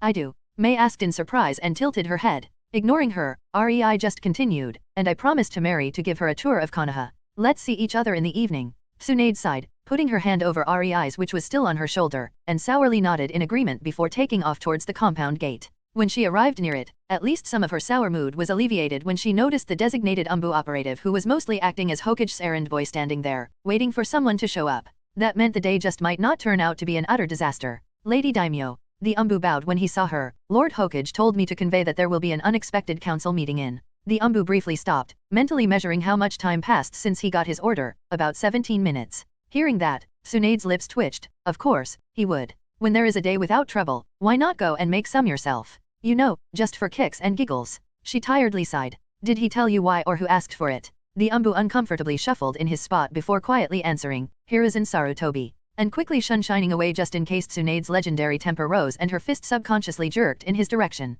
Which it did. The council chambers were clamoring with quiet, subdued chatter, mostly from the elected civilian side. Despite Tsunade coming to power, she didn't fully disband the civilian council. Instead, she just tidied it up a bit and restricted what they could and could not deal with. After all, civilians should stick their noses strictly into civilian matters. Nobody knew why they were called into a session, especially now, when everybody was in some way busy due to the Chunin exams. It may seem like a reason to meet more, but in fact, it was the exact opposite. If every little decision depended on the council in these times, nothing would have been done in time. Shikaku Nara swept the gathered people with his half-squinted, tired gaze, stopping at the clearly annoyed Tsunade who was looking straight at him. He grimaced before schooling his expression into an apologetic one, but Tsunade just rolled her eyes at him, making him know that she asked for the cause of this meeting since she wasn't annoyed at him. That only made him inwardly wince some more. Great, this is exactly why the council is not supposed to meet too much during these kinds of times. An argument among ourselves when we have foreign ninjas inside the village is never good, he thought, instantly squashing his growing desire for ignoring the situation with the help of an impromptu nap with practiced ease. It almost made his chest swell with pride. His time as Hokage clearly taught him at least something. That feeling lasted for no more than 2 seconds as he was once again reminded about the incoming clusterfuck when Hyuga Hayashi entered the council room in all of his expressionless glory, his gaze instantly straying towards the Senju seat before he slightly frowned when he saw Tsunade sitting there instead of Anko. Shikaku almost involuntarily smiled at the small flicker of irritation in Hayashi's eyes. The man still did not give up on pursuing Anko, but the Hyugas were like that. Stubborn to a fault. By now, Shikaku could with certainty say there was no snowball chance in hell Hayashi would ever get Anko's attention, much less her hand in marriage. Alas, it was not his problem to worry about, so he simply enjoyed the occasional show with sadistic glee. His eyes continued their journey, completely bypassing the civilian council, and landed on the Inuzuka matriarch who seemed restless, tired, and almost growling at her own shadow. Shikaku's gaze morphed into an understanding one. Her clan is tasked with the perimeter security of the village to make sure nobody is sneaking around. Huh?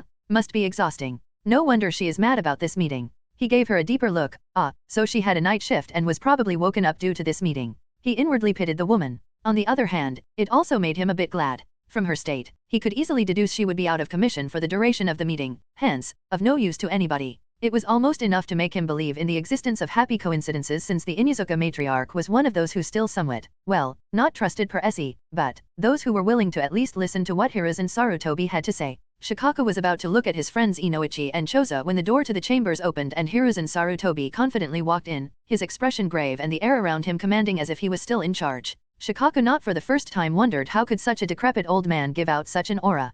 Hiruzen was followed by an annoyed-looking Asuma. Ah, wasn't today the day Shizune finally managed to get a day off from her office so she could spend it with her husband? Yukino was saying something about babysitting their kid, or something, wasn't she? Shikaku's lips twitched at the thought. No wonder Asuma vehemently glared at his father's back as if willing him to burst in flames if it meant the end of this meeting.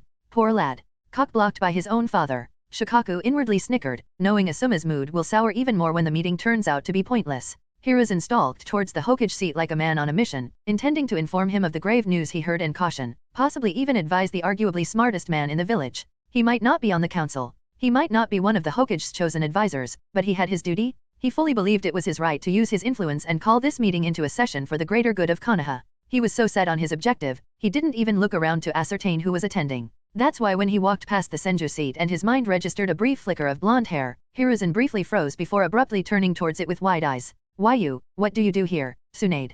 Tsunade raised an eyebrow at him and smiled in amusement, fully intending to give him an answer that will annoy him the most. I rule here. Chapter 361, A Threat in the Village. In Naruto, Reborn with Talent. Hearing her proclamation, Hiruzen became completely speechless. It was obvious from the sour expression on his face that he didn't expect Tsunade would be present in this meeting, nor did he like it one bit. Unwilling to rise up to her provocation, mostly because despite his seeming influence, he had no real base of support, Hiruzen schooled his expression before calmly turning around, and continued to walk towards Shikaku. Tsunade watched Hiruzen's back with a small smile, knowing this was her small victory. She didn't care if it was petty and childish. This was why he let Hiruzen live, after all. This was the worst punishment Hiruzen could be given. Tsunade was raised by the man. She was taught by the man. She lived a long time alongside the man. She fought alongside the man. She prepared strategies and led armies with the man. She knew Hiruzen Sarutobi's personality the best and knew what would torture him, what would haunt his dreams, and what would really make him silently suffer. And it was not death. Far from it. Tsunade knew Hiruzen Sarutobi would welcome death.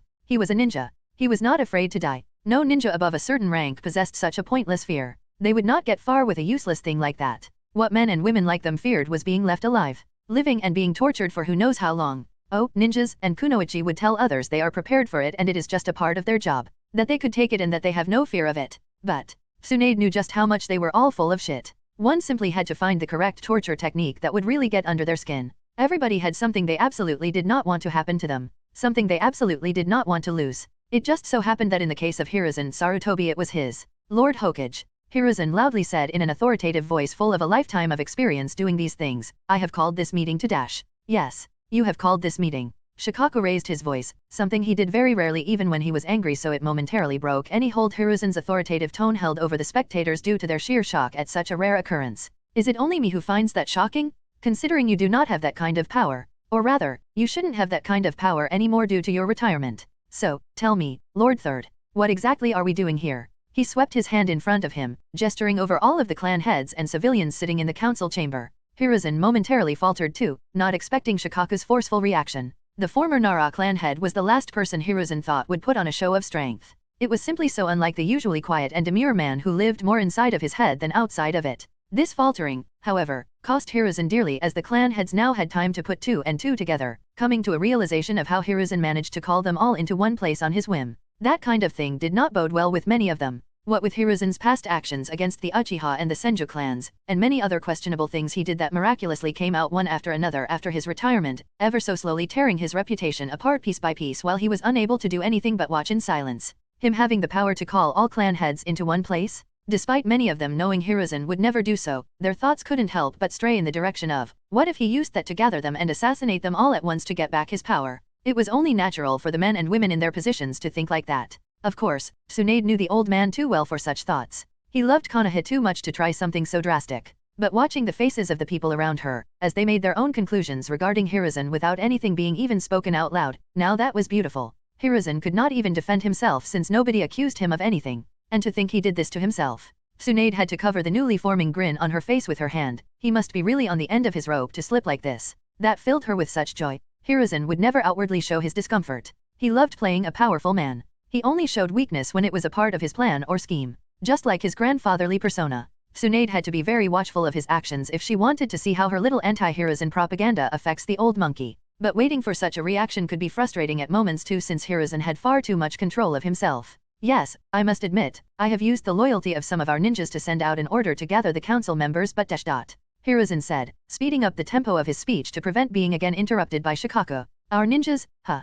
Tsunade snorted, seeing even Shikaku's eyebrow was twitching at Hiruzen's chosen wording. The monkey still has the balls of steel. She almost shook her head in disbelief. To admit he compelled some of our highly placed personnel to commit what is basically treason, talk about the ninja forces as if they still belonged to him, and interfering in high politics of the village despite being explicitly forbidden from doing just that, and all that in one sentence without even batting an eyelash at it but also making it sound as if he was being reasonable and just, damn. Tsunade really wanted to burst out in laughter. Especially when she saw most of the clan heads and civilians eating it up with gusto, having no idea what exactly just happened. Alas, such was the good old professor. I did it for a very important reason. Our village is in a dire situation. It came to my ears that earlier today, Mei Terumi entered our village. He stopped talking, looking over the gathered people in silence in order to give his statement weight while his face was set in a grave expression. Utter silence descended on the council room for a moment before Shikaku's long sigh finally interrupted it. "And?" he asked, slouching forward and lazily raising his eyebrow at Hiruzen. "And?" Hiruzen stared at Shikaku in disbelief before his expression twisted and his anger burst out like a dam. "And? Don't you see the problem with that? The threat her presence inside of our walls poses to us?" "It's the Chunin exam, old man," Shikaku strongly said, stopping Hiruzen in his tracks. "The other villages can send anyone they want to our village and as long as they do not cause trouble, we have no legal right to But she is the first SS-ranked ninja ever. She can face armies alone. Her being among us is Hiruzen interrupted Shikaku, horrified at the indifference of his successor to the very obvious problem. "And how do you expect me to kick her out without angering not only her but also the Uzushio village that sent her here?" Shikaku snorted, his eyes filled with derision as he condescendingly stared at Hiruzen. Once upon a time, Shikaku looked up to the man, but this, old, inwardly broken, and desperate has-been was not the man he respected. In the past few minutes, he did more oversights than in years of his rule as the third Hokage. Or at least, Shikako hoped so, because if this was really how Hiruzen ruled and everybody, but most importantly, him, were blind to it, then Shikako had to wonder how Konoha was still standing. Seeing that Hiruzen was still silent, Shikako decided to enlighten the old fool. Let's say I kick her out. What then? You do know we are allies with Uzushio, and considering her strength, I reckon she is a very prominent cookie there. You do know that Terumi May being a part of Uzushio means that the downpour - a lot of sharp intakes of breath could be heard all over the room at the mention of the long past but still a very famous team from Kirigakure, is also part of that village, don't you? You would have me risk souring our relations and alliance with a village that has possibly 3 SS ranks, if not more, in their midst just because. Because of what exactly? Because you feel unsafe not being the strongest ninja around. Another silence descended upon the council chamber, this time a deafening one. Noticing Hiruzen was about to open his mouth to defend himself, Shikako quickly put a stop to that by starting to speak again. You know what? Don't answer that. He tiredly shrugged. It doesn't matter anyway. If you want to kick Mei Terumi out, the person you have to persuade is not me nor is it the council. We do not have that kind of power. Not anymore. The person you will have to persuade is... Shikako trailed off as he raised his hand and pointed at Tsunade while thinking, what a monumentally troublesome waste of time this was. Tsunade observed Hiruzen turning towards her with wide eyes, probably having no idea she changed some policies. Look at him, she thought while inwardly having fun at his expense, he so desperately craves control. A small smile appeared on her face, making it even sweeter when Hiruzen frowned after seeing it. Many would assume the old monkey wants power, but it was never power he desired, was it? Control. That's why he simply couldn't leave any affinity unmastered. That's why he spent countless hours making his chakra control the best he could. That's why he studied hundreds if not thousands of jutsus, so he always knew what to expect and had control in the battle because of it. Hiruzen Sarutobi is an animal of control. Take that away from him and he will start to flop like a fish on the land. Tsunade's smile widened into a pleasant one full of indulging enjoyment as she looked Hiruzen straight in the eyes, seeing the building frustration in them as he lost even more of his control. He probably thought warning the Council of May would give him a more active role in the politics of the village because of his strength. Unfortunately for him, he hit a wall called Tsunade. May stays. Dismissed. Tsunade simply said and stood up, leaving the chambers. Hiruzen never felt so powerless and helpless as when he watched Tsunade dismiss him with so few words. He didn't even notice as the other clan heads left the council room, leaving the weary old man standing there, staring into nowhere. Chapter 362, A Small Power Play. In Naruto, Reborn with Talent. The days slowly passed and the Chunin exams started. Since it was not yet the time for the public event, Konoha was somewhat quiet, not yet filled with merchants and important civilians. Instead, the entire village was somewhat on an edge. Who could blame them? Especially when so many foreign ninjas were present. May often grumbled that she has at least 20 Ambu tailing her at all times she is outside of the Senju compound. Or, well, her clone does. After all, May is skilled enough to use an improved version of henge. Evading her tails was almost trivial for her. Not like her silent observers would make any difference if she decided to be unruly. It took some heavy petting for REI to keep her grounded. He knew well that May might as well just decide to be naughty just to spite the dips hits who ordered her watched. REI was just glad Konan put May to work and asked her to scout the surroundings of Konoha, maybe even to create a few secret passages through the mountain range if she deemed it safe enough. Plus, even if Tsunade did not care, the underground tunnels of Konoha could also see some use again according to Konan. With all that, May was often raving and raking, pouting that she was too busy. Tsunade, on the other hand, was kept quite busy trying to weed out Hiruzen's remaining supporters. The incident with the council meeting gave her a legitimate reason to deal with them once and for all. A civilian, a retired one even, should not have any power over the political elites of the village. Of course, this was not really done to get rid of those with loyalty to Sarutobi Hiruzen. The man was the leader of the village for around 4 decades and children were raised hearing stories about him, taught to almost revere him. Every ninja of hers had some kind of attachment for Hiruzen. No, this screening was simply yet another subtle way to remind the ninja elites of the village that Hiruzen Sarutobi was no longer their leader and that listening to him can have consequences. It was simply a power play for those slow enough to not yet realize that the new administration did not appreciate their soldiers listening to the leader from the old one. There was no need for some harsh punishments. Most people got only fines and warnings, but, then again, the targets were not those found guilty, but those who were innocent and just observed the proceedings. REI knew that Tsunade did not really expect a massive result, but she made many similar moves over the years and the desired effect was slowly but surely starting to show. Hiruzen was losing more and more support base among the ordinary ninjas. Tsunade's reforms won the loyalty of many, but even those who stubbornly clung to Hiruzen's past glory slowly started to see the light of the day. After all, completely purging Hiruzen's supporters was unthinkable. On a better note, this screening also helped to weed out spies. And boy did Konoha have its fair share of those in its ranks. Unfortunately for the poor lads, REI's truth seals worked splendidly and the Yamanakas were incredibly skilled at asking unassuming questions about one thing but really getting answers to another. For example, Kabuto Yakushi. It was obvious he lied to several generic loyalty-assuring questions, but there was no reason to call him out on it. Letting him go with the impression he passed the screening was simply better and made everyone happy. Kabuto was happy nobody discovered him and that he was still the best double, triple, or whatever spy around. The Yamanakas were happy they did their job, and the Hokage was happy to have a new willing candidate for suicide missions. After all, why waste expendable manpower? The dude would be unable to get any relevant information now that he was discovered anyway. Unfortunately, these screenings came with their own downside. Hiruzen quickly caught up to what was happening and confronted Tsunade. The best part? This confrontation happened right in front of the Senjo compound and had many spectators. Something Hiruzen definitely wanted to use in his favor. Unfortunately for him, he was not as successful as he would like to be. Are you really trying to do some witch hunt on your own ninjas? Just because their trust in me was not corroded enough? Hiruzen asked in outrage and disappointment. I thought better of you, Tsunade. A witch hunt? Tsunade raised her eyebrow at the phrase. Why would you think so? Why? Isn't it obvious? Hiruzen gritted his teeth and glared at his student. A lesser woman would cover in front of his gaze, but Tsunade just rolled her eyes at his sad attempt to intimidate her. Seeing his tactics didn't work, Hiruzen decided to continue. You are hounding people, punishing them for their loyalty dash. Yes, I am punishing them for their loyalty to you. Tsunade dryly but firmly interjected. And for a good reason. The village can't have two leaders. You are neither advisor nor clan head. You have no legal right to command my forces. Nobody can blame them for admiring you, sensei. Even I still hold a bit of admiration for you. But them listening to your orders is a dereliction of duty, and that's that.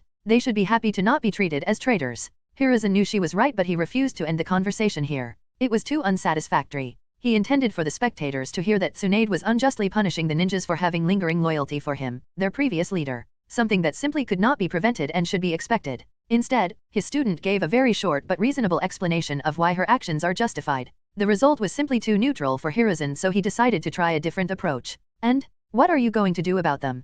Put them on the red list? Have them go on suicide missions in the following years, slowly weeding them out? Just because they are my support base? Or are you going to bar them from advancing in the ranks, preferring to promote your own supporters? Hiruzen shouted, creating a huge stir among the spectators. Naturally, the smarter ones quickly realized his game, but Hiruzen knew that people, especially in the crowd, were sheep who believed anything told to them as long as it sounded good to their ears. These were all things he had done to preserve his control over the village and the sole reason why he was so well liked. The people who did not agree with him seldom managed to rise high enough in the ranks for their voices to be relevant, not that anybody needed to know that. Tsunade quickly swept the crowd with her eyes, realizing this was getting out of control. By the evening, this confrontation would be all over the village via various embellished rumors. She didn't blame Hiruzen. He was just trying to get a measure of control and power in the village, and now that he saw a chance, he desperately grasped at it. Still, it is annoying as hell, Tsunade thought in exasperation. I might have pushed him a bit too far recently. Well, if he wants to stop being polite, who am I to not indulge him? Don't worry. I will do no such thing.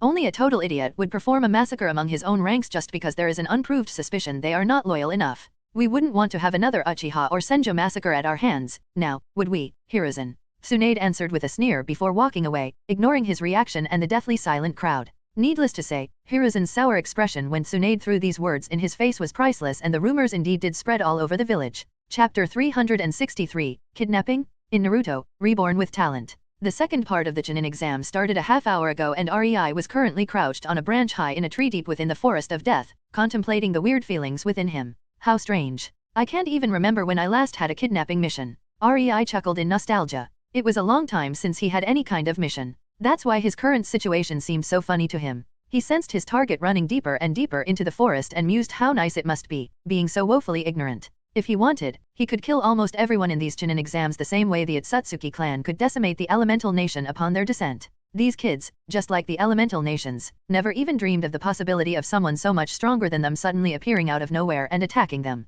Ignorance really was bliss. Fortunately for the world, he was here, and he would be damned if the planet on which he lived was destroyed by some rabbit bastards. Oi! A voice in his head protested, which he promptly ignored. The elemental nations should be really happy to have him. His efforts would prevent a war with an alien race. If someone told Rei in his past life he would find himself in this kind of position, he would have laughed at him, and yet, here he was. I will definitely have to brag about my exploits once I am done with the shielding seal barrier for the planet. Since I am putting in the effort, I should be appropriately praised for it, don't you think? Rei spoke to the wind. Not really, Kagaya dryly butted in. Shouldn't the knowledge that your people are safe be a reward in itself for you? You know what? You are probably Rai Helna, Rei mock pompously exclaimed, and promptly got an impression of amusement from his mental tenant. If I do something nice for someone and that someone has no idea about it, how could he or she revere me for it? Do I look like an idiot? A saint to you? The amusement simply intensified at that, joined by a small echo of shameless in the back of his mind, but REI decided to believe it was just his imagination. As they say, talking to a voice in your mind is not something a sane person would do, so ignoring it anytime it doesn't say something nice about you should surely be the correct approach in this situation. I heard that.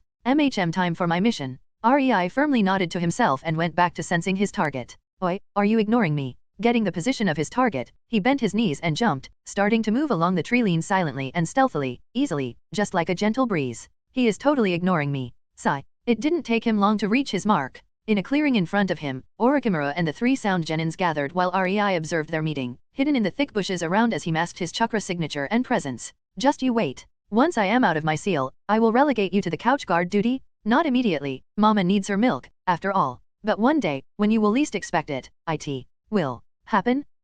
For some reason, REI shuddered but decided that today his imagination was exceptionally wild. No need for concern. He will just have to remember to get rid of his couch. No biggie. He mentally received an impression of astonished bewilderment and knew his solution was the correct one. No matter. REI seemed to be quite lucky as the meeting in the clearing was already concluding and Orochimaru jumped into the foliage, leaving the 3 genins to their own devices. REI followed Orochimaru with his senses for a good while, and when he deemed he was far enough, his attention shifted to the 3 unsuspecting kitties in the clearing again. They were so unconcerned. They probably think Orochimaru is the biggest and baddest lad around these parts. Poor delusional fools. REI thought with a mock-exasperated sigh. Just look at how they move. Such ease in every movement. They clearly believe in their superiority over anything that is in this forest and isn't Orochimaru. It was surreal, really. Watching genins that have no idea about the wide world. They were like frogs on the bottom of the well, unknowingly stalked by a hungry rabbit. Rabbits don't eat frogs. That wanted to prey on them. REI rolled his eyes. It didn't matter what rabbits did or did not eat. In this world, there was this rabbit goddess. Here we go again. That could destroy planets, create dimensions on a whim, and love to eat every single cookie in his secret stash. How she found his secret stash is anyone's guess. Nevertheless, that was not nice. Not nice at all. And I already said I am sorry. But no amount of apologies could make up for that fact. It saddened REI greatly that such a heinous deed was performed by his favorite pet rabbit. I will bite you. And even though he knew the rabbit loved him deeply, he couldn't just let it go. There had to be retribution. No. Alas. REI had his mind set. Since his cookies were under heavy assault from his pet rabbit whenever he made a new battalion of them, REI simply decided to stop making them. It was a simple solution, really. Oh, you will deeply regret that. Maybe not today, maybe not even a week later, but one day, surely. REI could only imagine the deep regret in his beloved rabbit's eyes as she realized the cause of her deeds. The sheer sadness coursing through these lovely lavender orbs where one could lose himself in their beauty. Her juicy desirable red lips must be set in a small cute frown by now, and her rosy cheeks are most likely adorably puffed out. You have a mission, don't you? Get on with it. As an impression of embarrassed outrage entered REI's mind, he victoriously nodded in satisfaction and decided to, for once, listen to the imaginary voice in his head. Sneakily jumping down into the clearing, REI appeared straight in the middle of the 3 genins. He had to give them credit where credit was due. The 2 boys instantly went rigid for a moment before abruptly turning around, prepared to fight for their lives, while the girl was much sneakier about her intentions, but that probably came with being a genjutsu practitioner. REI didn't give the kitties a chance. He kicked a small stone into Zuko's gut, making him bend over and slightly fly backward from the sheer force behind the propelled stone as the air was driven out of his lungs. The boy was out of commission for the next 10 seconds at the very least. Dosu was fairly close to REI, so it was no surprise that during the 3 seconds it took him to deal with Zuko, the boy was upon him. He swung his melody arm at REI, and then his eyes went wide in disbelief when REI just caught the punch with his palm, all the while negating the sound waves generated by the device. It was a clever but incredibly inferior and melee version of what Taewia could do. Unfortunately for the boy, REI had already seen that one once. Dosu didn't get the chance to realize where his attack failed as he promptly felt a sharp pain all around his body before finding himself engulfed by darkness and going out cold. REI calmly observed as the electrocuted body of the boy impacted the ground with a thud, shaking his head. This is why having a special attack relying on melee combat is bad when you are not an impressive melee fighter yourself, he said, not really bothered by the fact his advice would fall on deaf, or rather, in this case, unconscious ears. REI nonchalantly turned towards the still wheezing Zuko, who was kneeling on the ground, and glared at him in deep hatred. Oh, yeah, the Kingirla was flinging senbons at REI all the time, but he was simply using the wind release to bend the air currents around him, making all senbons miss their mark. Alas, the girl was a sound-based genjutsu fighter, but after seeing Taewia's proficiency in this new approach towards genjutsu, Kin was simply shit at it. The sound was just the vibration of molecules in the air. In the air. It really had no chance against someone who mastered wind release and knew how to counter it with it. That's why REI insisted on Taewia learning how to create shockwaves through a bastardized version of her sound manipulation. That could not be countered so easily when playing with the big boys. Zuko weakly tried to defend himself and raised his shaking arm towards REI, releasing a wave of pressurized air at him, only for it to divide towards left and right on some kind of invisible shield in front of REI, destroying everything around but evading the real target. Your airwaves are powerful. Against Genins and some low-level Chunins. Unfortunately for you, there is no real potential for development in them since they are a result of a shoddy body modification experiment. I'd rate it 2 out of 5. REI answered Zuko's silent bewilderment, causing it to turn into anger. But Zuko couldn't act on this newfound anger since his head abruptly felt as if it was spinning for a second before the world went black. REI subtly used pressurized air, filling Zuko's ears with it, which affected his third ear in the brain and caused him to get a nasty case of motion sickness which knocked him out. REI was simply showing the boy why exactly the scientific way is not better in some cases. Sure, the boy could use pressurized airwaves to a devastating effect thanks to these tubes in his arms, bypassing years if not decades of wind manipulation training, but he could never hope to use subtle applications of them. Zuko could at best brute force it and hope for the best, sending one airwave of pressurized air after another. Alas, that did not always work. REI slowly turned towards the last member of Team Dosu, who watched him with fear-filled eyes while shaking like a leaf in a whirlwind as the despair and hopelessness of the situation seeped into her mind, and pleasantly smiled at her. Chapter 364, as planned. Easy interrogation. In Naruto, Reborn with talent. Honey, I am home and I am also bringing presents. REI shouted as he entered the living room of Tsunade's house in the Senju compound where Tsunade currently ate her lunch. She lifted her gaze from some documents strewn on the table in front of her only for a small headache to impact her as her eyes landed on the tied-up sound kunoichi slung over REI's shoulder like a sack of potatoes. Please don't tell me you kidnapped one of the participants of the Chunin exams. She stated in a dry tone in the hope that her eyes are lying to her. She even inwardly flared her chakra in case this was some kind of intricate advanced genjutsu she couldn't sense, but no such luck. Relax. Nobody will know. REI rolled his eyes as he put the unconscious girl on the ground and sat down behind the table opposite Tsunade. Besides, you know how hard it is for me to say no to Konan. Simp. Tsunade good-naturedly snarked with a small smug smile, causing a good atmosphere between them for a moment before it fell alongside her smile and she got serious, and her teammates. REI shrugged, showing how little he cared about them. Dead. I have discreetly sent my clones to deal with them during my trek here and make it appear as if the beasts got them. The girl was frightened enough as it was. No reason to give her the impression we would kill her anyway. It would simply make the whole interrogation that much harder. And just like that, when their bodies are discovered, Kintsuke will be presumed dead, eaten by a wild animal. Tsunade nodded. It wasn't a bad way to deal with the possible repercussions from the Sound Village. So, are we? She asked, causing REI to furrow his forehead in confusion. Seeing that, Tsunade decided to elaborate, going to kill her. I reckon she won't be very useful anyway, so, nah. REI casually said and shook his head. Her sound jutsus are valuable and not many can counter it as of yet. The way she was trained in Sound Village is simply shit. That's why she is so weak. So you wish to recruit her for our village? Tsunade understood what he planned. Yup.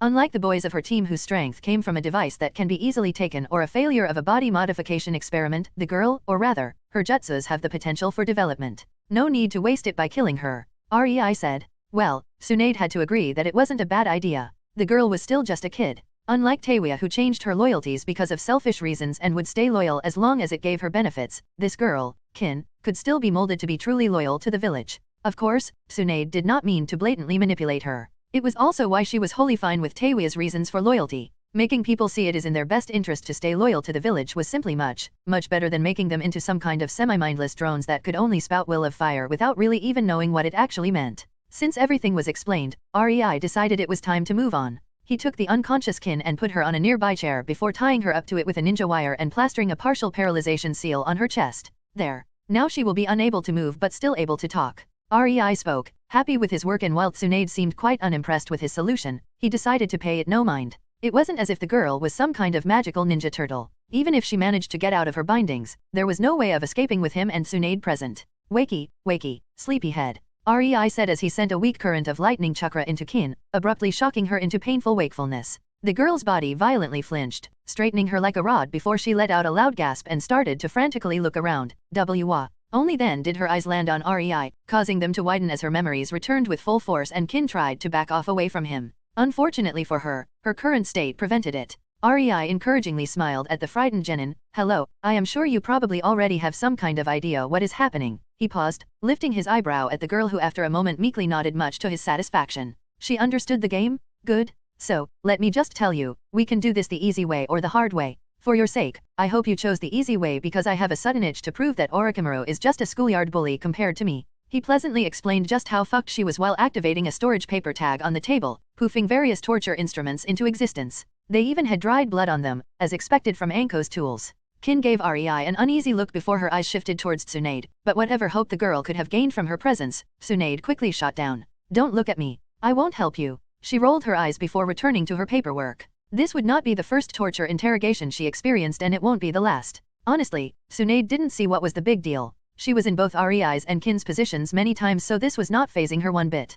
Why? Why me? I am just a genin? I know nothing important. Kin desperately half-shouted, her eyes glistening with unshed tears. She saw how utterly he crushed her teammates and didn't have any illusions about their continued existence. Seeing all the bloodied instruments. Oh, we know you won't be able to tell us Orochimaru's plans from A to Z. We just need a rough idea from you. If I was in your place, I would start thinking really hard about whatever details you heard and probably deemed unimportant because it just might save your life, you know? I don't want to hurt you. Rei gently said and cupped Kin's chin and raised her head so she would look him in the eyes. Do you want me to hurt you? Kin fearfully gulped and shook her head before slowly starting to speak everything she knew. Rei actually marveled at how easily she succumbed to his subpar acting. I guess Taewya was completely right in this case. Zuko would have been too hot-headed and Dosu too stubborn for his own good. They would definitely not crack without torture if only because of their pride. Taewya told Rei everything she knew about Orochimaru and his plans, his hideouts, and stuff, but it was not enough. Surprisingly enough, Orochimaru did not keep even his 4 bodyguards in the loop for the most part. Nevertheless, since there was a chance to capture some of his subordinates in these Chunin exams, Rei asked Taewya about her recommendations and she told him Kin would be an easy target that will sing like a canary without a need of some heavy petting. Though, she did say she seriously doubted the girl will have any kind of useful information. That didn't matter though. Spying on Orochimaru was pointless. The Sound Village was a deceptive term. No such place existed. The Sound Village was a collective term for all Orochimaru's hideouts. Hideouts that ceased to exist and popped into existence so fast that Konan was getting really frustrated with her attempts to pinpoint Orochimaru's location and get some useful intel about him. The problem was, the cages of the ninja villages and daimyos had fixed places where they could be found. Konan simply had to bug their offices, the council chambers, the Umbu bases, and she would get her intel. With Orochimaru, this approach didn't work. Frankly, it was getting increasingly obvious how the man could stay out of Akatsuki's radar for so long despite them having Zetsu. Orochimaru never stayed in one place long enough. He could state he is going to one hideout only to change his mind midway and suddenly order to go to another. He destroyed his bases seemingly at a whim. He loved to do complete sweeps of his bases, throwing away and replacing everything that was not vital for his research. At the first suspicion of an information leak, he would just pack up and disappear, only to pop up again in a different part of the elemental nations. Orochimaru was freaking unpredictable and always on the move to a paranoid degree. Rei didn't need Kin to tell him what the man planned because whatever it was, there was no guarantee he would not simply change his plans at the last moment as a last fuck you to anyone who got wind of them. Rather, Rei wanted to hear about her experiences and meetings with the man. Even if Orochimaru never told Kin his plans, his actions, and details she noticed would give Rei some necessary puzzle pieces. Such as when she admitted she briefly noticed a ninja from Kumo meeting with Orochimaru. Kin deemed it unimportant as it was not unheard of for ninjas from different nations to work together occasionally, but Rei had a much better picture of things going on in the world. For example, the sudden increase in expenses for both Kumo and IWA. The two villages were gearing up for something. Oh, they were subtle about it, stretching their purchases over many different companies and over a long period of time. Without context, it would not prove as a reason for concern. But Taewya's information gave these actions a bit of context, and now Kin's interrogation only deepened some of Rei's suspicions. Hearing all Kin had to say, Rei sent another dose of his lightning chakra into her body, knocking her unconscious before she could start asking annoying questions about what will happen to her. Tsunade looked at the sleeping form of the girl with her lips pursed into a thin line. So, he will attack during the last part of the Chunin exams, huh? She rhetorically asked, unhappy with the conclusion she reached. If it's not one thing it is another. While Rei's canon knowledge told him there would be an attack from Orochimaru, he had to admit he changed quite a bit in the world. For all he knew, Orochimaru might decide it is not worth his time to attack since Hiruzen was no longer the acting Hokage, or because Konoha was marginally stronger than in canon, or for whatever other reason. Rei, however, doubted Orochimaru would not upgrade his plans if he decided to attack. After all, Konoha was stronger than it should have been. The man was no idiot. He would not attack headfirst without a plan that had a high chance for success. Knowing that there is no way of preventing what is going to happen, Tsunade sighed and decided to focus on something else. And the kids? How are they faring in the Chunin exams? Rei suddenly blinked, getting out of his thoughts at her sudden question. Don't worry. Last I sensed, they were about to engage Orochimaru. He nonchalantly waved his hand around. Tsunade facepalmed at that. Chapter 365, Chunin Exams, Orochimaru. In Naruto, Reborn with Talent. Author's note. Patreon, 34 chapters ahead. If you want to support me or read ahead, https://www.patreon.com/kasicare.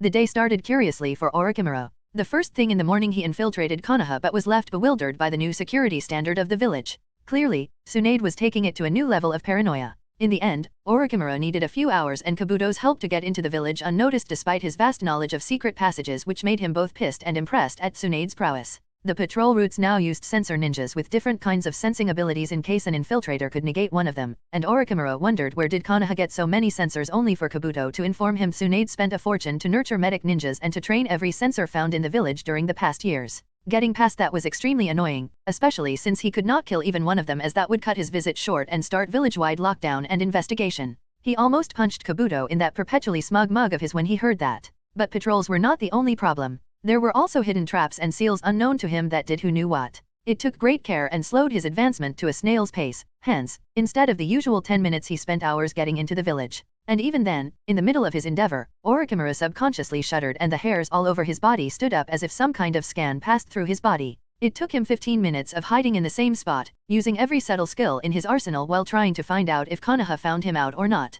When nobody came to intercept him, Orochimaru deemed it safe to continue, but inwardly he still felt on edge every step of the way. Something definitely happened there and he had no idea what. It made his following hours of sneaking and getting past Konoha's defenses a lot more frustrating as his anxiety refused to disappear. At least it diminished when he brutally murdered the team from Taki inside of Konoha and stole the Kunoichi's skin, and still nobody showed up. Konoha would not be letting him murder their guests if they knew about his presence. Now, would they? Well, he certainly would if there was some intricate plan on how to catch his target, but no. Tsunade was too soft to go so far. Orochimaru was 80% sure Konoha had no idea about his presence. Not that it mattered to him. Being discovered would simply mean he would fail at his objective, but it would hardly obstruct his plans. Nor was he afraid of confrontation with Konoha ninjas. At worst, in case both Tsunade and Hiruzen decided to fight him, he could still escape with ease. There was nothing to fear here. Orochimaru walked into the examination room for the first part of the Chunin exams, and if he needed any proof that Konoha was utterly unaware of his presence, this was it. No village, no matter how daring, would let an S-rank rogue ninja into a room full of the best of their future generation. Not only that, but if he slaughtered every genin in the room, which he surmised he could do in under 30 seconds flat, it would mean a shitload of trouble for Konoha with the other villages. Not that he would do it. His plans depended on the continuation of the Chunin exams, so the poor kiddies dodged a kunao. For some reason, however, Orochimaru's hair still refused to stand down. Sitting down in the place assigned to the skin he wore, Orochimaru giddily awaited the arrival of his prey.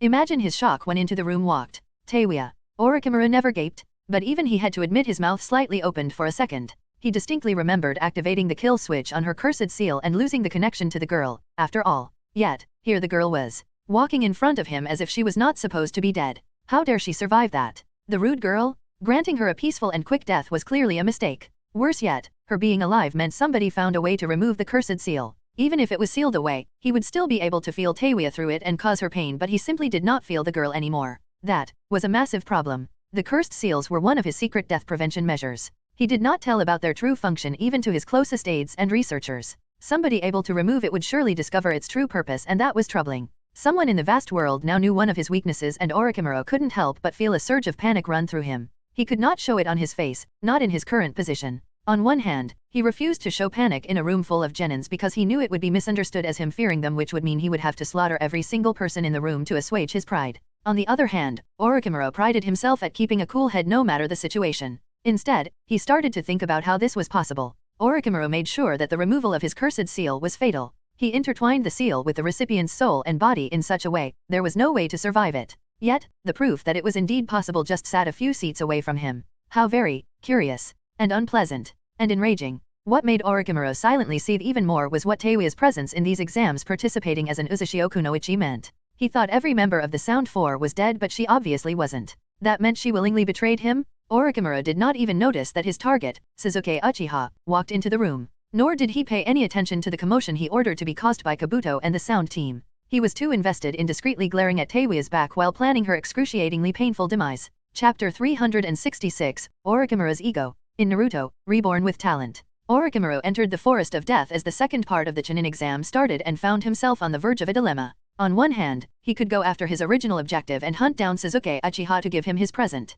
On the other, he felt an almost unexplainable itch to punish his wayward subordinate. Orochimaru knew he would not be sleeping well until Teiwa knew the error of her ways. Yet, this presented a unique problem for him. The second he starts a fight, he will be on a timer. He had no idea if somebody would sense his chakra when he started to use it with so many sensors in the village. He also had no idea how long it would take for Konoha ninjas to discover the bodies of Taki genins. The smart thing to do would be to go after Uchiha and test him for a bit before retreating. No need to give Konoha a reason to fortify before his plans even start, right? But Teiwaya, I guess the Uchiha can wait. I may still make it after I deal with Teiwaya, and even if not, there is an entire month in between the second and the third part of these exams. Time to give the poor Teiwaya a visit. Orochimaru amusedly thought, knowing his future actions were decided for him already. His ego simply could not let this slight go. Orochimaru ran through the forest of death, looking for Teiwaya's team. He might not be the best sensor out there, but he had enough experience to track them down in under an hour. Hiding in the foliage, Orochimaru's eyes landed on his target. She no longer wore the standard sound attire. Instead, she sported unassuming black pants and a black shirt.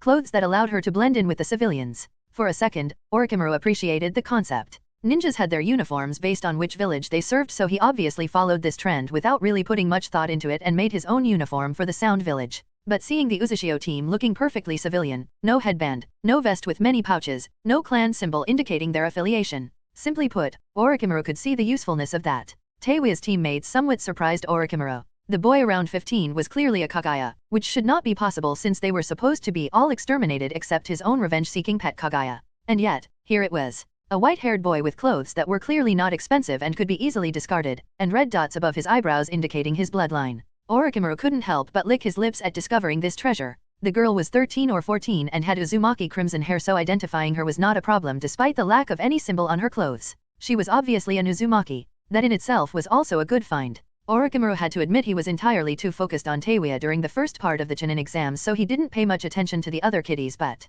he had no Uzumaki under his employ. Since the Uzushiagakuer sprang into existence, all Uzumakis as if disappeared. After his defection, Orochimaru didn't put much thought into acquiring an Uzumaki specimen at first. While Konoha had only one at the time, there were hundreds of them scattered across the world just waiting to be plucked. Everybody knew that. And when he heard of Uzushio and decided it was finally time to procure one of them, if only to use him or her as a spy, there was not even one to be found. He spent 2 whole years looking for one with no result to show for it. That's why his eyebrow started to twitch at the thought of Teiwaya having any ties to the Uzumaki. Yes, she was strong, but she was not interesting from the scientific point of view. It was not him who did her tests. There were thousands of more interesting specimens in his village and even more experiments in process at all times. He had no time to look at the DNA results of a pink-haired girl with limited potential. I'll have to make an example of whoever was assigned to be her doctor. Orochimaru mentally grumbled. Come out. A voice suddenly snapped Orochimaru out of his thoughts, causing him to lift his eyebrows as he noticed the redhead of the team staring directly at him. He briefly wondered if she was bluffing, but her gaze was too focused on him. He briefly thought, how could a genin discover him when? A smile started to creep on his face as he remembered a mention of Uzumaki's supposed bloodline prowess. Is that the mind's eye of Kagura? He possessively gulped, and the importance ranking of the kids in front of him was shuffled in his mind, the Kagaya boy dropping to second place as the redhead was promoted to the top. Nevertheless, it was useless to keep hiding when he was found out, so he calmly revealed himself to the group, and was promptly shocked when Teiwaya recognized him despite his Taki Kunoichi skin attire. Snake bastard. Teiwaya tensed, preparing for a fight. How cute. Orochimaru's lips twitched at the sight. He doubted she got strong enough to pose a challenge in the short time since she defected. Well, you grew disrespectful in the months we haven't seen each other, Orochimaru playfully said. Teiwaya wryly smiled, and you haven't changed at all. Still the same shithead. The only indication of Orochimaru's shock at her blatant rudeness was him blankly blinking at her as silence spread between them alongside the tense atmosphere. Teiwaya expected Orochimaru to give back some witty remarks. As his bodyguard, she spent enough time near him to know he never failed to have the last word. That's why she was quite surprised when he suddenly lunged at her at incredible speeds. Clearly, her defection and lip disservice must have been too much of a shock to the man who loved instilling obedience. When he heard Teiwaya's response, Orochimaru decided he had had enough. The girl should have been shaking in her boots, knowing her end is coming because of what she has done, but instead she dared to give him snark. What did she think she was? An Uchiha? He was almost upon her, noticing she didn't move even an inch yet, clearly unable to react to his speed. It was a pitiful display and the reason why she was expendable while serving him.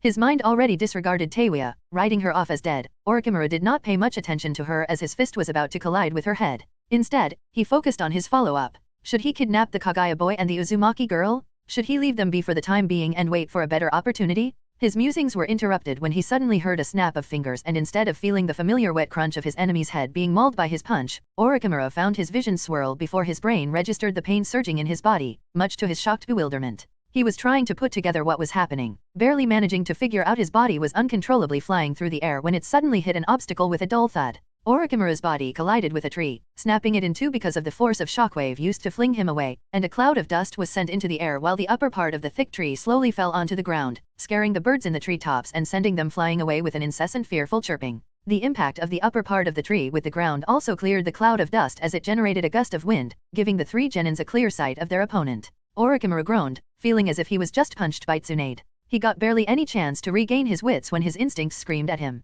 Years of listening to them quickly turned his body into autopilot, and before he could even think about it with his muddled mind, his body ducked, evading being decapitated by a bone sword. The instincts didn't stop flaring however, and Orochimaru had enough presence of his mind to jump away rather than attack. This appeared to be the correct decision, as not even a second after he did that, chains burst from the ground, skewering the place he was just a moment ago. Before he could get a breather, he heard the sound of a flute playing in the distance, dread inexplicably passing through his body. He heard this sound many times and knew it was Teiwa's attack, but he snarled to push these feelings away and focus on the unexpected challenge in front of him. Something was wrong. How could these genins keep up with him? How could they surprise him so much? Something was very wrong. Chapter 367, Orochimaru vs Ushio Team. In Naruto, Reborn with Talent. Karen heard Teiwa's flute and watched as the air around Orochimaru bent, pressing on him and causing his knees to buckle, which spoke a volume about the strength of his body. Karen surmised that even Chunins would be crushed under so much pressure. And yet, Orochimaru just cradled his head in his hands while gritting his teeth enough for blood to flow from his lips due to the intense sound that descended upon him.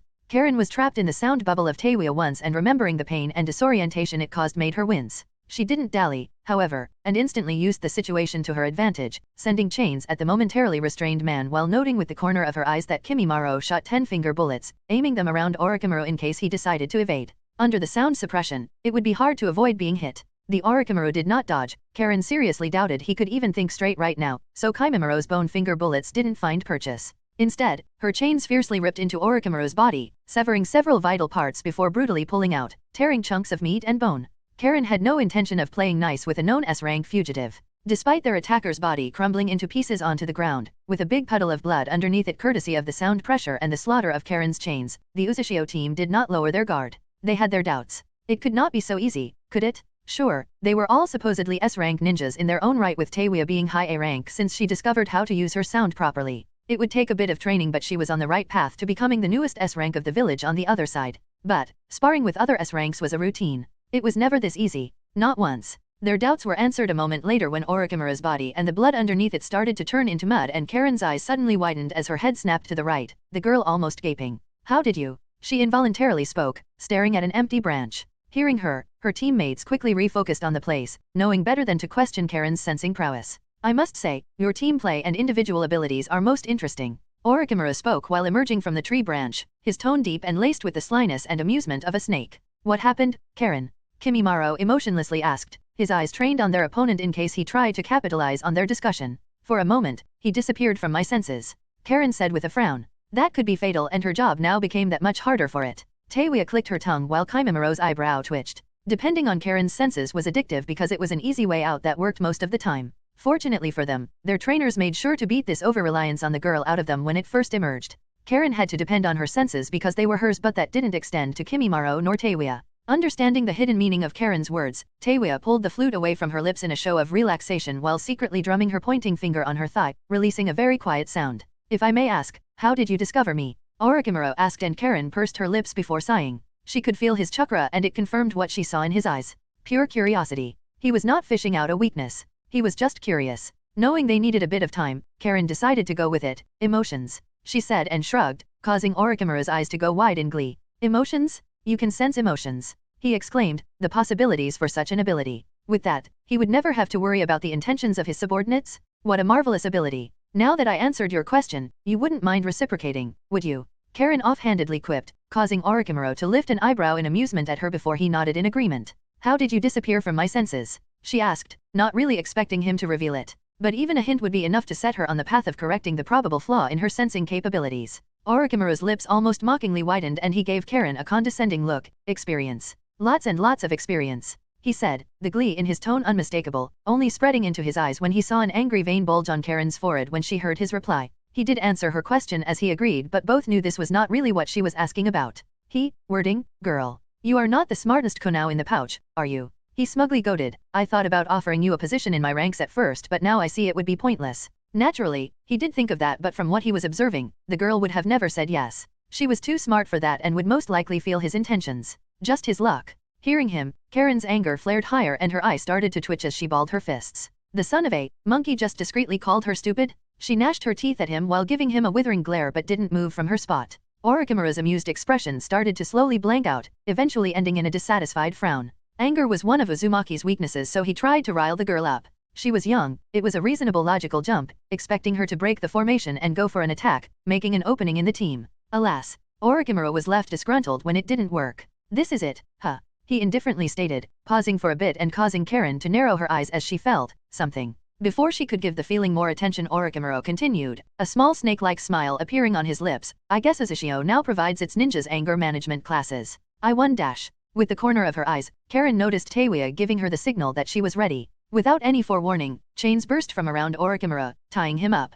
It was a real bother to sneak them so close to him without making him notice. During their small talk, she did not just that but also trapped the whole clearing with remotely controlled seal traps. Before Orochimaru could even try wiggling out of the chains, shockwaves impacted him from all sides, this time not going for lethal damage but only to incapacitate him. As for Kimimaro, he stayed behind to protect his teammates in case the Orochimaru in front of them was just another decoy. When Karen gave the signal that her sensing prowess was not sufficient, Teiwa swapped into a more subtle fighting style. She first spread the influence of her chakra into the surroundings. After weeks of training with Karen, Teiwa's control over this aspect of her jutsu was so refined, even Karen had a hard time sensing the chakra in the surroundings. There was simply too little of it, and yet, it was completely sufficient for Teiwa's needs. Karen could really see what Rei meant when he ranted about the potential of the sound-based jutsus after she noticed this aspect of them. The entire clearing was under Teiwa's control. She could sense almost any sound in her domain, create shockwaves out of thin air, make her target feel vertigo by affecting their inner ear, cause them to hear anything from annoying to utterly debilitating sounds, and that meant she could fake the voices of her teammates, disorienting her enemy. Teiwa was really dangerous once she established control of her surroundings. Obviously, it had many flaws as Rei, Konan, and even Yujito proved when they spared against Teiwa, who smugly thought her new technique would be enough only to be smacked down. Looking at the subdued Orochimaru, Karen's eyes narrowed and she focused more on her mind's eye when something flickered further away from their position. Shit. She cursed, attracting the attention of her teammates. Just crush him. She clicked her tongue in displeasure as she realized what the weird feeling during his talking was. It is a shadow clone. The real Orochimaru is already retreating. Orochimaru gave them one last smug smile and dispersed into thin air before they could crush him, making Karen and Teiwa pout.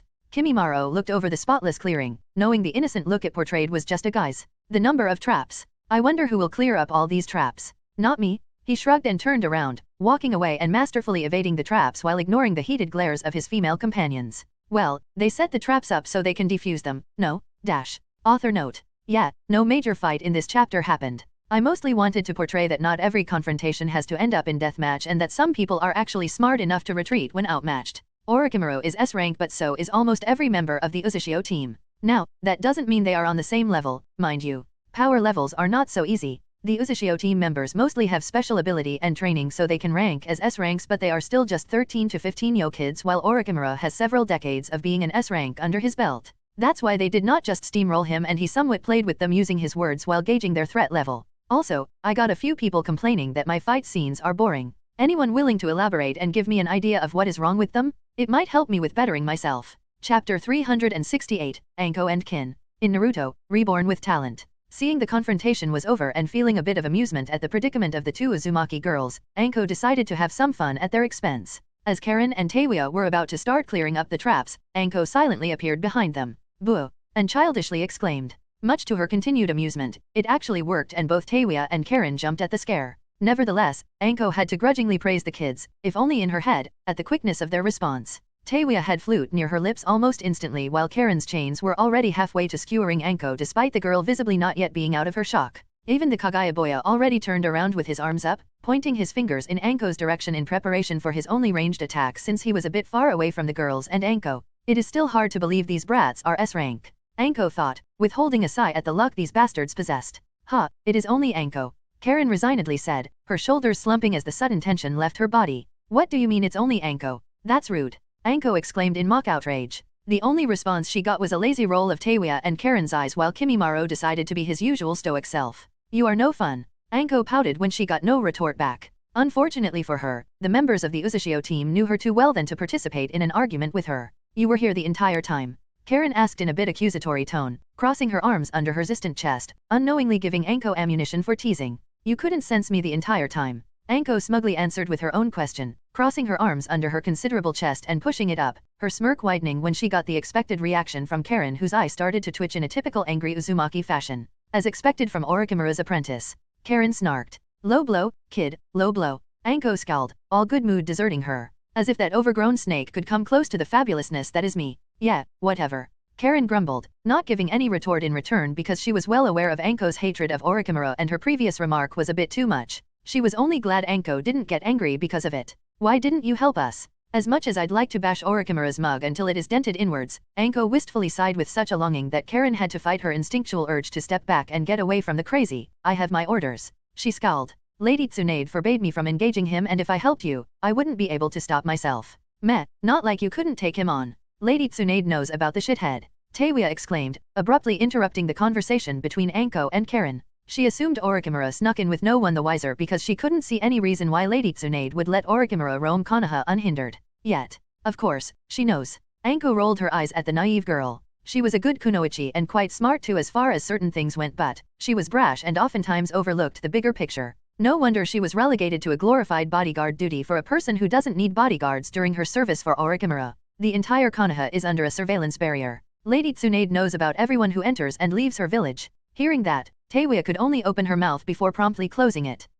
How was she supposed to react to that? You want to ask why we didn't stop him, right? Anko correctly read the girl's expression and Taewya just numbly nodded. Well, Lady Tsunade and REI have a plan and Orochimaru has his own role to play in it. After that, his ass is mine. She shrugged. Seeing that Taewya was not wholly satisfied with that lackluster reply, Karen intervened. So, what now? Now you continue with your exam. Can't help you with that. Rules and whatnot. Anko said and shooed them away with her hand before disappearing in a swirl of leaves, leaving 3 unimpressed genins behind. A few days passed since REI kidnapped Kin and he had to admit, the girl was proving to be quite talented at being a maid. Unfortunately for the girl, REI left her alive in hopes she could be useful, but she turned out to be no Taewya. Her sound manipulation was quite subpar. She could do small things with it, but that's where her ability ended. It was quite a pity too, but since he already promised not to kill her, REI decided to find a new use for her. Hence, the maid part. He even commissioned a bona fide maid costume for her. After a few complaints and a day of scowling, Kin accepted her new role, and her enthusiasm only rose after Tsunade promised her training if she did well.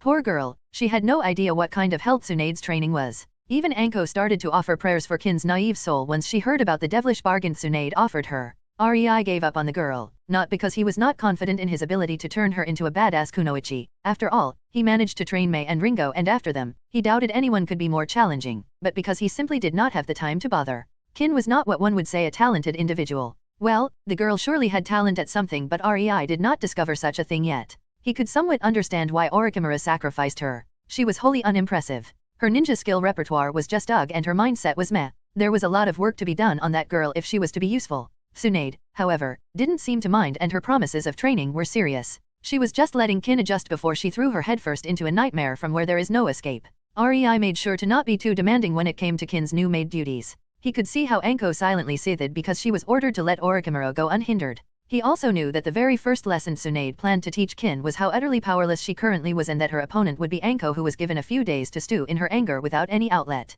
Sometimes, REI really marveled at how outright evil his girls can be. Chapter 369, Preliminaries. In Naruto, Reborn with Talent. REI sat next to Tsunade, mightily uncomfortable to be on a display like this. The preliminaries of the Chunin exams were about to start and Hokage was giving his speech. To be honest, if it was up to REI, Shikaku's lazy and boring drawl would be a test unto itself. Those that didn't fall asleep while he monologued would pass. Sitting next to Tsunade meant sitting next to the Konoha daimyo, and that kind of position attracted a lot of attention to REI. He didn't like it. He was too used to being in the shadows. Even in the village on the other side, he seldom appeared in front of people, opting to have other people be the public figures in his stead. It didn't help that he was sitting in the seat reserved for the partner of the daimyo, meaning people were interested in why this unknown man was parading as Tsunade's husband. While it was known that Tsunade was married, she never really revealed to whom. Unfortunately for REI, I should have never bet against her. He sourly thought. It was such an obvious application of the Murphy laws that the woman who loses every bet will win, precisely the one that would put me in an uncomfortable position. I should have known. REI wanted to do nothing else but stack genjutsu after genjutsu on himself, hiding in plain sight, but sadly, Tsunade accounted for that too. If he wanted to uphold his part of the bet, he would simply have to suffer through the gawkers in silence. Frankly, this was still fine. REI dreaded the third part of the exams. Now, there was no Pakura or Ringo, or a vast amount of populace alongside nobles and daimyos for that matter. It was just Konoha higher UPS and a few jonins right now. But in the third part of these exams? May the sage have mercy on my soul. REI inwardly wailed just thinking about that kind of suffering. Alas, there was nothing he could do. Becoming a public figure would be good for him. He didn't want to show himself as the leader of the village on the other side. The existence of that village was a highly guarded secret, after all. Nor would Rei let his ownership of the Biribiri Company and the Uzushio Trading Company be known. That would attract a bit too much attention to himself. Becoming known as the husband of the Konoha daimyo was fine. Tsunade was part Uzumaki, so it would explain his pull with Uzushio while also giving him an in with Pakura and Ringo, since they would be introduced as Tsunade's friends she met during her travels. Secrets attract attention and ninjas were no exception to this rule. Rei instead wanted to put a false front for the public, fooling them into thinking there is no secret and that they had all the facts, so nobody will try to dig deeper into the mystery of Tsunade's husband. This bet between Tsunade and him only made him hasten his plans and gave them direction. Personally, he would have been a bit more discreet about it, but blatantly sitting next to her and kissing her in front of all the Konoha higher UPS would do as well. The gazes were not Rei's only problem though. The boredom was almost worse. Watching Genins duking it out in the arena was underwhelming. For a normal person, this would have been an epic showdown, and that was partly the reason why the village was making a spectacle from the third part of these exams, but for a seasoned ninja, let's just say it was yawn-worthy for Rei, and from the way Tsunade distractedly played with his fingers, she was not feeling any different. There were 8 teams that passed the second part of the exams. It was all the teams that passed in the canon except the team from the Sound Village, and then there were Kirigakuer and Uzushio teams. Rei couldn't bring himself to feel impressed. This was all pre-arranged for the most part, so there was nothing to be surprised about. He knew for a fact that half the Kirigakuer and Tsunagakuer teams that participated in the second part could have easily steamrolled the Konoha teams that passed. But having the Konoha Chunin exams dominated by Tsunagakuer and Kirigakuer, especially just a moment before the villages were about to sign a 3-way alliance, would not be good for the relations between them. Not to mention the need for hiding one's strength. Hence, the second part was more about a friendly hunter-nin exercise in an unknown terrain between Tsunagakuer and Kirigakuer. These teams did not aim to pass. In fact, they were forbidden to pass, as that would instantly mean a failure of their secret mission. They had their own objectives set for them by the Kaze Cage and Mizu Cage, and if they managed to fulfill them, they would be promoted to Chunin the second they arrived back home. Rei wondered if fate actually existed, since the Rookie 9, Team Guy, and Kabuto's team all passed like in canon despite the numerous things that changed both in the world and in Konoha. This worrying belief briefly intensified before it quickly left him as the first match was called and progressed. To put it shortly, Niji Hyuga and Hinata Hyuga were called to fight it out. Niji was his usual fate's bitch about everything, but differently from canon, Hinata made a short work of Niji. Rei had to wince when he saw the girl using Niji's self-important monologue as a distraction to land a solid kick to his balls. The boy did not even try to prevent her from walking closer. He was that assured of his superiority. Needless to say, the match was quickly over as the Hyuga boy fainted from the cheap shot, his eyes still opened wide from shock as he fell to the ground with a resounding thud, whereas the whole arena descended into a deafening silence. It lasted a few seconds before Anko started loudly cheering and praising her apprentice. That, however, was the end of Rei's entertainment. The following matches were simply boring. Kimimaro faced off against Akadu Yoroi, the guy with a peculiar ability to absorb chakra with touch. Sadly for the poor lad, it meant he had to get close, and that was Kimimiro's domain. Akadu found out in a quite brutal manner as Kimimiro's bones pierced his body when he tried to touch the board Kagaya, making him into a Swiss cheese without killing him. After that, Yamanaka Ino was pitted against Yakumo Karema, which quickly ended poorly for Ino. Sure, she was more motivated and driven than her canon counterpart, but it was ever so obvious to Rei why Tsunade picked Kurane as her apprentice. Yakumo was Kurane's apprentice, and her genjutsu proficiency would be quite impressive for a Chunin, much less a genin. The girl didn't even need to use her bloodline. The next fight was between Haku and Kankuro. An unfortunate match, in Rei's opinion, and one that was definitely not random. One glance at Tsunade and it was obvious from her quiet smugness that she wanted to eliminate the possibility of all members from Pakura and Ringo's teams passing. Kankuro's puppetry was impressive. He could already control 5 puppets at once, which made a few jonins drop their jaws, but unfortunately for him, Haku had a massive advantage in speed and element. Not only was Kankuro unable to deliver even a glancing blow with any of his attacks, but Haku also focused on freezing the joints of Kankuro's puppets, and Kankuro was made painfully aware of this weakness of his puppets.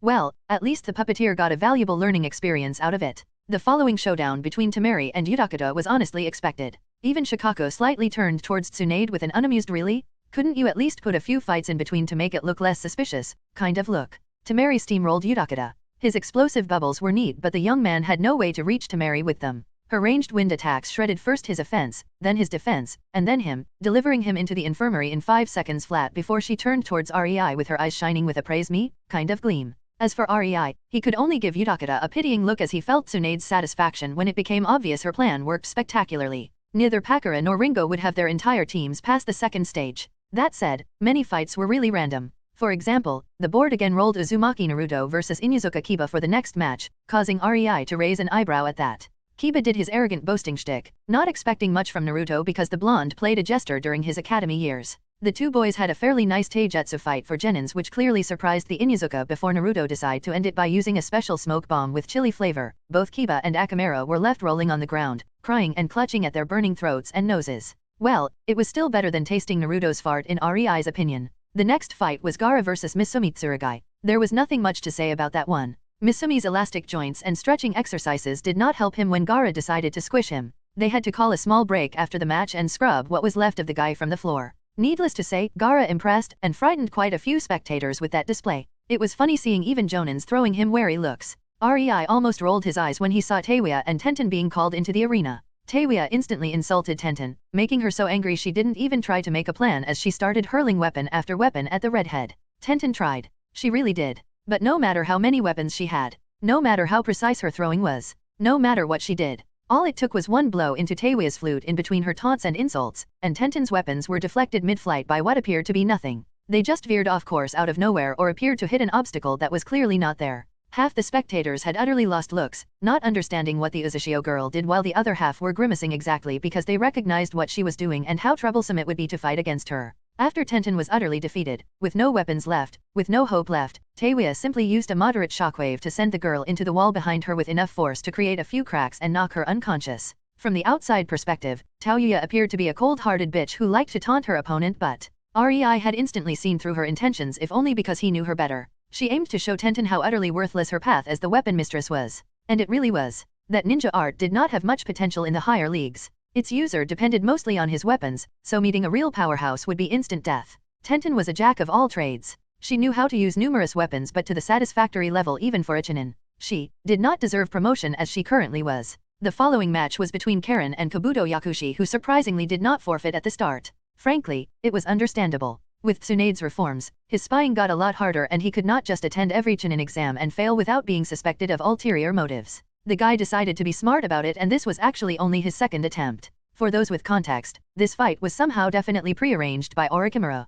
At least the guy had enough wits to not show up for preliminaries. It was one thing to let him roam the village under heavy surveillance even if he had no idea about it, and it was quite another thing to let him be in the same room as the Konoha daimyo and the Hokage without doing anything about it. But since he didn't show up, there was no need for a fight. He probably intelligently deduced that Tsunade would have recognized him. Kabuto tried to taunt Karen, doing exactly the same thing as Orochimaru in an attempt to make use of the infamous Uzumaki temper. If Orochimaru was present, he would have winced at that. Karen did not like to play with her food, and Kabuto ended with a pointy tip of Karen's chain painfully going up his ass. On the downside, Kabuto survived thanks to his healing factor. On the upside, well, moving on. Sasuke Uchiha was pitted against Koji Akimichi, and this was honestly the most even fight in the entire preliminaries. Not because the boys were on the same level. Far from it. But this Koji knew when to put his timid nature to the side, and from the very start, he used his human bullet tank jutsu, whereas Sasuke had no way of countering it. He tried to throw a few fireballs at the Akimichi but to no avail. In the end, Sasuke could only dodge and dodge, waiting for Koji to run out of juice. The fight dragged on and on, the Uchiha trying to injure Koji in various ways and failing miserably at it because he didn't have heavy-hitting jutsu in his repertoire. 30 utterly boring minutes later, Sasuke won because Koji could not hit him. Simple as that. The next match featured Shino Aberame versus Kojuro. Shino's clan techniques certainly piqued Rei's interest, and under any other circumstances, the bug boy would have had an overwhelming advantage, but not in an empty room with no obstacles. Kojuro did some freaky kenjutsu bullshit and sent an arc of compressed air at Shino with a swing of his sword, showcasing he was far above genin level while almost bisecting the poor Aberame. The Kirigakuer swordsman could only awkwardly laugh with disbelief written on his face when his opponent went down so easily while Tsunade was already moving towards Shino to save his life. Alas, Kojuro wouldn't be the most liked person in Konoha after that stunt. But everything had its bright side. Saving Shino's life and career would certainly cement the Aberame clan's loyalty to Tsunade, so there was that. Rei would honestly be unable to say Tsunade was unhappy about the accident. The last fight was between Rock Lee and Shikamaru Nara, and Rei thought the result was pretty obvious. He was wrong. It was a bewildering experience to watch the Nara heir utterly dismantle the Taijutsu prodigy before he could even start. Rock Lee was strong and fast. That was a fact. But that didn't help him when Shikamaru caught him in his shadow imitation technique. Lee was simply far too direct and straightforward in his approach, and that was his undoing. Restricted by the shadow imitation, weighted by several tons of weight around his ankles, and unable to open the 8 inner gates because Lee wasn't yet skilled enough to open the first gate without performing Lotus beforehand. Lee was totally screwed no matter how much he tried to wiggle and get out of Shikamaru's hold. Shikamaru did not need to be faster or stronger than Lee.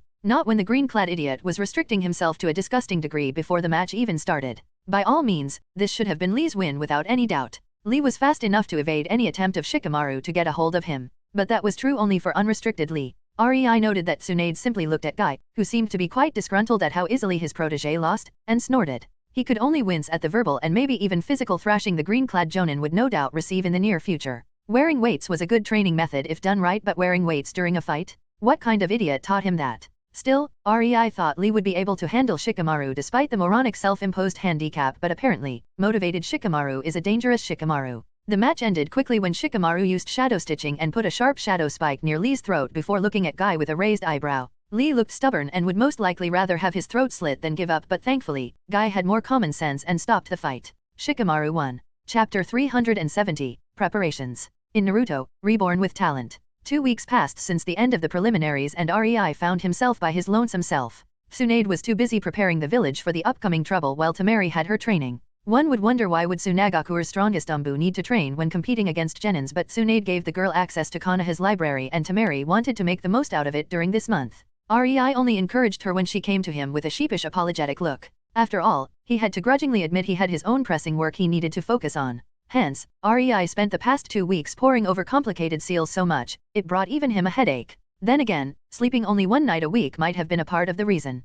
Then again, not sleeping with any of his girls for 2 weeks had surely something to do with it too. REI was sure of it. Nevertheless, after these 2 weeks of work, he finally finished his biggest project yet, and that's why REI had to visit his outpost on the other side of the moon, taking Izumi with him. It was very fortunate that Izumi managed to get her Rinnegan. REI reckoned that without it he would have to do a multitude of calculations that he was not sure were even possible in order to attain the desired result. With those cheaty eyes, however, all that complicated crap became that much easier. So much so REI briefly pondered about getting a pair himself, but then he remembered it would require him to pluck out his own eyes since he was no Uchiha and that trail of thought was away in a jiffy. REI was willing to do many things, but he had his own line he totally refused to cross. Exchanging his eyes just for a power-up was simply, blah. No, thank you. Are you done yet? An impatient voice eagerly resounded in REI's mind for the nth time that day as he was drawing seals over an area 5 times as big as Konoha on the surface of the moon. It was a very exhausting process, but Kagaya was making it positively frustrating. REI understood she was excited, but damn if it wasn't annoying.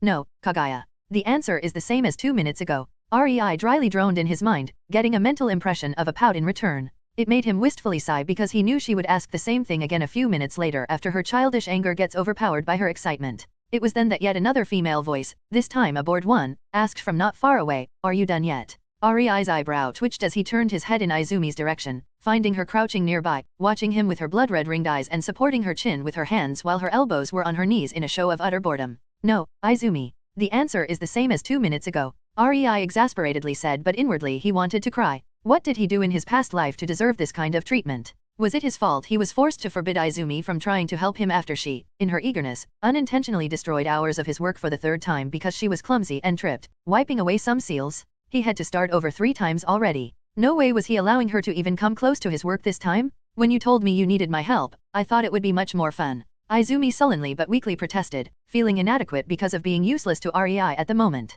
She was usually very polite, but it seemed a few mind-numbing hours and even that went down the drain. REI really contemplated sending her to Konan for retraining of patience. And I thought having you here would be beneficial. Seems like we both were wrong and I should have just called you when I had it all prepared. REI thought while the corner of his lip slightly twitched. Honestly, women. He discreetly rolled his eyes. You just thought something rude about me. Izumi sulkily pouted. Her observatory abilities with her rind sharing inactivated were simply unfair. She could see every little twitch of REI's expression. REI thought normal women were bad, but then he met Kunoichi's only to then get to know Izumi. The horror. At least he was lucky and his women were a good sport about it. Imagining a woman with Izumi's capabilities of observation that bordered on thought reading but with a very easily offended nature, and REI had to shudder at the very thought. Seeing that Izumi still awaited his reply with a veiled eagerness, he wisely held his tongue and swallowed his retort, but he couldn't quite contain the smirk forming on his lips, so he instead decided to focus on his seals. He could argue with Izumi about literally nothing for hours on no end, as he found out during the previous few hours, and while it was entertaining for both him and Izumi, he really needed to finish. Izumi clearly understood what REI keeping quiet meant and didn't disturb him anymore, but she still puffed out her cheeks at him. Frankly, she knew she could have left at any moment and REI would have called her when he was done, but she didn't have many opportunities to spend time with him, and despite the boredom, this was quite nice. REI inwardly rolled his eyes as he yet again felt Izumi ogling him. The girl was such a typical Uchiha. She couldn't keep her eyes to herself. 2 hours of nonverbal flirting later, Izumi was a blushing mess while REI was smirking in victory, but more importantly, the seals were finally done. Sage bless the shadow clones. REI loved how Izumi knew exactly what he wanted from her with nothing but a slight twitch in his expression. He enjoyed sending her mixed signals and making her come to wrong conclusions quite thoroughly these past hours. He especially enjoyed the change in her expression after he non-verbally asked for sex before he quickly shifted his body language into disinterest, only to shift back into throwing a glance at her chest while licking his lips, which translated as desire. And when Izumi showed mild elation and acceptance in her expression, REI again shifted into neutral body language, frustrating her. Who said one couldn't have fun while working? REI also aimed to show Izumi to not depend on this observation of hers too much, because skilled people could still lie with their expressions and body language. The trick was in always being at least partially truthful, which will most likely backfire at him in the future once Izumi found that rule out and connected the dots, but REI couldn't bring himself to care. He had far too much fun teasing her. REI didn't even need to inform Izumi he was done with his part. Despite knowing nothing about seals, she instantly spotted that and approached with extreme care. Yet, REI had to catch her with his wind release when she almost tripped and fell on a very important part of seals, almost ruining it. That sight only made REI a tad bit sour. How can she divine my thoughts from my expression but be still capable of being clumsy enough to misstep in a way that would mysteriously cause the most damage to my work? He really couldn't wrap his head around that. If I didn't know better, I would say she is doing it on purpose. Alas, Izumi's clumsiness was legendary in the village on the other side. Izumi threw REI an apologetic look as he levitated her towards him like a sack of potatoes, not letting her touch the ground in fear of her smearing a part of his seals or something. Well, let's start the next part, shall we? REI amusedly asked while he gently put Izumi next to him and stretched his hand towards her. The following part required them to mend each other's chakra together, which was quite an intimate thing. Izumi was sure if one of REI's wives possessed Rinnegan, he would not be doing this part with her, and a part of her was glad that was not the case. She timidly nodded and took hold of REI's hand, giving him a small shy smile full of determination in return. This was going to be hard, but Izumi was resolved to do the best job possible. I can do this. She quietly hyped herself up. Chapter 371, Creation of Kagaya. In Naruto, Reborn with Talent. REI saw the look of deep concentration on Izumi's face and frowned, wondering what she was doing. The next part depended mostly on him, and he only needed her to start the jutsu before letting his chakra take control of its energies. Deciding he would rather not think about what was going through the woman's head, REI started to blanket the area with his own chakra, controlling his seals and messe and preparing for the next stage. There was some margin for error but not much, and he would loathe having to redo it all. Izumi closed her eyes, and from how her chakra pulsed, REI instantly understood she was about to begin. He gently squeezed her hand in reassurance, causing a small smile to appear on her lips before she slowly breathed out and opened her eyes. 9 tomos in each eye, 3 on each of the 3 rings, were madly spinning around Izumi's pupils. With each spin her chakra felt more and more focused. It was amazing to witness such a thing and managed to prove to REI that the world held many more wonders he didn't witness yet. The eyes were somehow helping Izumi with the concentration and mental processes necessary to facilitate the technique. No wonder those possessing them were capable of godly feats no human would have the mental capacity to replicate. Things like creating whole dimensions, jumping through space and time without any kind of anchor to set directions, and even the creation of all things. Using those was not easy. Simply possessing the yin-yang release did not suffice. One could master the yin chakra manipulation and the yang chakra manipulation both and then learn how to successfully merge them, but that didn't mean he could also recreate the creation of all things. REI knew. He tried. He tried it a lot. He also succeeded, but the number of mental calculations necessary to create even a simple teddy bear almost floored him. His mind was simply not built to calculate the parameters of existence in such a way. It really stumped REI a lot how Hago Roma was capable of making the Baijuya. REI's method contained a lot of pinpoint precise calculations, but he did them over time. It took him months and some even years to perfect. Yet, creation of all things required them all done in under a second. That was the biggest fuck you REI received from a jutsu in his life. No wonder the people with Rinnegan find it easy. Their eyes are more hacks than they appear. They instantly do most of the work for them. REI mentally shouted in a small bout of jealousy, now understanding why various Rinnegan users had various special techniques and neither seemed to be able to use the technique of another. Of course, they could not do that. The idiots had no idea what they were doing even when using their own special abilities. Nevertheless, now that he saw how exactly the eyes did what they did, he already started to think about how to replicate the effect for himself. There was a reason why REI never tried to implant a bloodline into himself. He simply found it redundant since most abilities could be replicated despite having one. Chakra was a very poorly understood thing. Oh, people knew how to use chakra and create jutsu during the Warring States period, but they did not put much thought into how it worked. Only after the conception of the hidden villages and when the clans started pooling together their libraries did research on chakra start. Yet, it was still nowhere, really. Ninjas still preferred mostly to fight and not ponder about how their abilities really form or work. REI didn't want to alter his body for power. Not when he didn't need to. He got so far with simply using his brains and managed to create things others thought impossible. Why should he break that trend only to do what everyone else tried and failed miserably at? Who cared about bloodlines anyway? Rei was forcefully pulled out of his brief contemplation when he felt Izumi's chakra stir. She was clearly done with kneading and molding, remodeling it into what she needed. It took her some time, but then again, what they were doing was quite complicated. Izumi bit her lower lip enough to bleed, trying to keep her chakra steady and concentrated as it wanted to burst forth. It took her a lot of work to keep it all together. Then, when it somehow clicked in her mind, she understood the technique was ready, and before she could even realize what she was doing, she quietly whispered, "Creation of all things." Rei felt the air around them vibrate at the blatant release of power as a figure started to form in front of them. It was a slow process,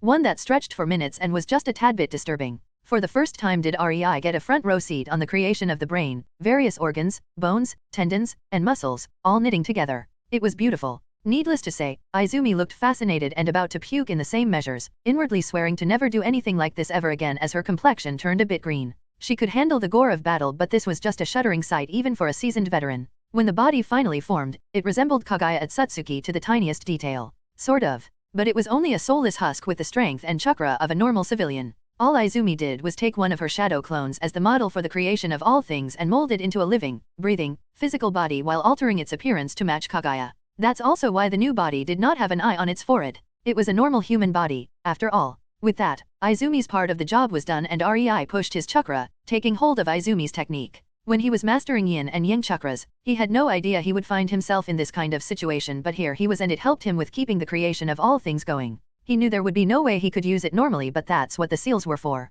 Rei activated multiple sealing circles in the vicinity, the size of which easily dwarfed the perimeter of Konoha. These circles were nothing more than a crutch for his mental calculations to guide the creation of all things. And yet, it took so much space. He officially dubbed Izumi a hacks. Now, Izumi's work seemed like a lot, but it was fairly simple. She made the physical shell of Kagaya. Now it was up to Rei to recreate its spiritual components and give it sufficient chakra pathways while strengthening the body with yang chakra enough that the inclusion of Kagaya's soul would not simply blow it up. Yes, Kagaya could recreate the body according to her own wants from her upcoming vessel, and she would subconsciously do so in a small measure anyway, but Rei did not want to leave any open link to the moon seal. Kagaya signed a seal contract that used their souls for binding, the strongest contract Rei was capable of creating, and one even he had no idea how to undo. He wasn't really sure it was even possible. While it didn't mean Kagaya was his slave or property or anything, but she would have no way of betraying him anymore, so leaving such a blatant weakness would be just him disadvantaging himself. Hence, Kagaya's vessel had to be very fitting since it would be her one and only. There won't be a chance to send her back into the seal and remake her body after this.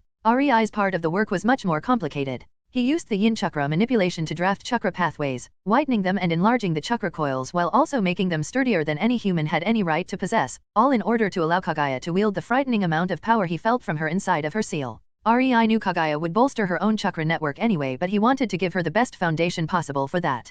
Rei found it a bit funny because, in a way, he was building a miniature physical Baijuyu, his strongest yet. The problem was, he had to infuse the normal human body with yang chakra all the while he was creating and strengthening the chakra network. And it had to be in balance. He couldn't just push a large amount of yang chakra into the body for it would explode. He had to do it slowly while increasing the output as the body became sturdier. He also had to balance that with the strengthening of the chakra network to keep them on a similar level, to keep the body's chakra in the balance of both yang and yin parts. Frankly, seeing how the body comparable to a civilian was gaining strength both physically and chakra-wise right in front of his eyes made Rei a bit sour. He spent years training himself up to his current level, and the soulless husk in front of him was about to surpass his state when he didn't use his Baijuyu. Worse yet, Rei was fully aware it would surpass even his Baijuyu state by the end of the enhancement. It was just a pity he couldn't mold his own chakra network and body via this method. The only reason why it was possible right now was that there was no soul in the body, so it was malleable. Could I take a soul out of body, seal it somewhere to keep it safe maybe, and then use this method to strengthen said body before putting the soul back? Rei pondered before his eyes widened and he nervously gulped, God, I am turning into Orochimaru. By the end of 10 minutes, Rei was sweating bullets and was nowhere near done. But he knew his part would be infinitely more demanding than Izumi's. He was creating a body for someone stronger than him. He really only managed to do it thanks to his seals doing most of the calculations for him. On the bright side, he was gaining valuable data in both body strengthening and chakra network expansion. Data that would help him make the training methods of his village more effective and definitely open a new avenue of research for him. Clearly, the current level of top ninjas was just the tip of the iceberg if the transformation of the civilian body in front of him to that of goddess was any indication. It took Rei 3 hours and mental exhaustion before he was done. In the end, the Kagaya lookalike in front of him did reach a level above his own even in the Baijuyu state. It was both humbling and irritating. Or I could just use this method to create new bodies for all of my girls and myself. He thought bitterly, more because of an annoyance than anything else. So much for his aversion to body modification. Well, there was a multitude of problems with that, but REI wasn't in the state of mind to think about it right now. He pushed on, activating the remaining seals to finish his part in the procedure so he could just sit down and rest. As the last seals flared into existence and showered a great deal of the surroundings in light, and REI was glad he was smart enough to do this on the averted side of the moon because he was damn sure the visual effect would be visible even from Earth. Kagaya's seal started to slowly unravel itself. Now it all depended on Kagaya herself. Chapter 372, Freeing Kagaya. In Naruto, Reborn with Talent. The second the seal gave in, even if only slightly, Kagaya instantly pounced on the weakness and desperately tried to get out. She knew the seal would give in. REI promised her and she fully believed in him, but she just couldn't help it. It was stronger than her. Her desire to escape overwhelmed her and made her act irrationally when she saw the first crack in the seal. Fortunately for her, the moon, and the earth, REI designed his seals with such behavior in mind. When he was paying a visit to various Jinhyuriki and Baijuyo before he created his own artificial ones, many of the Baijuyo tried to escape the second he widened the seal enough for him to come inside despite there being no chance of them to get through the small leeway he created in the seal. Kagaya got out, but she didn't have a body nor her power yet. Before she could even register where she was, however, REI seals pulled her consciousness towards the prearranged place. Normally, she would be pulled towards Black Zetsu because he was her will personified, but REI seals were closer and worked instantly. Kagaya felt herself entering the body created for her and a deep sense of relief flooded her. A moment later, her chakra started leaking from the seal directly into her new body. Knowing she couldn't dilly-dally, she quickly started to use her power to adjust the body wherever it felt uncomfortable for her. She was molding it as clay, and fortunately, Izumi and REI did a marvelous job creating a body for her. Kagaya found she didn't need to put much effort into it. Normally, this would have been a full-time job, and even after she was freed, she would have needed a long time to adjust while being unable to use her full power because inhabiting a foreign body was just not that simple, but the one she was stuffed into was surprisingly comfortable. Maybe she was even starting to like it more than her original body. But maybe that was because this body was a gift from the descendant she liked most and a man to whom she willingly gave her heart. More and more chakra flooded her body, straining its chakra pathways, which, she now realized, would have been an immense pain in the ass.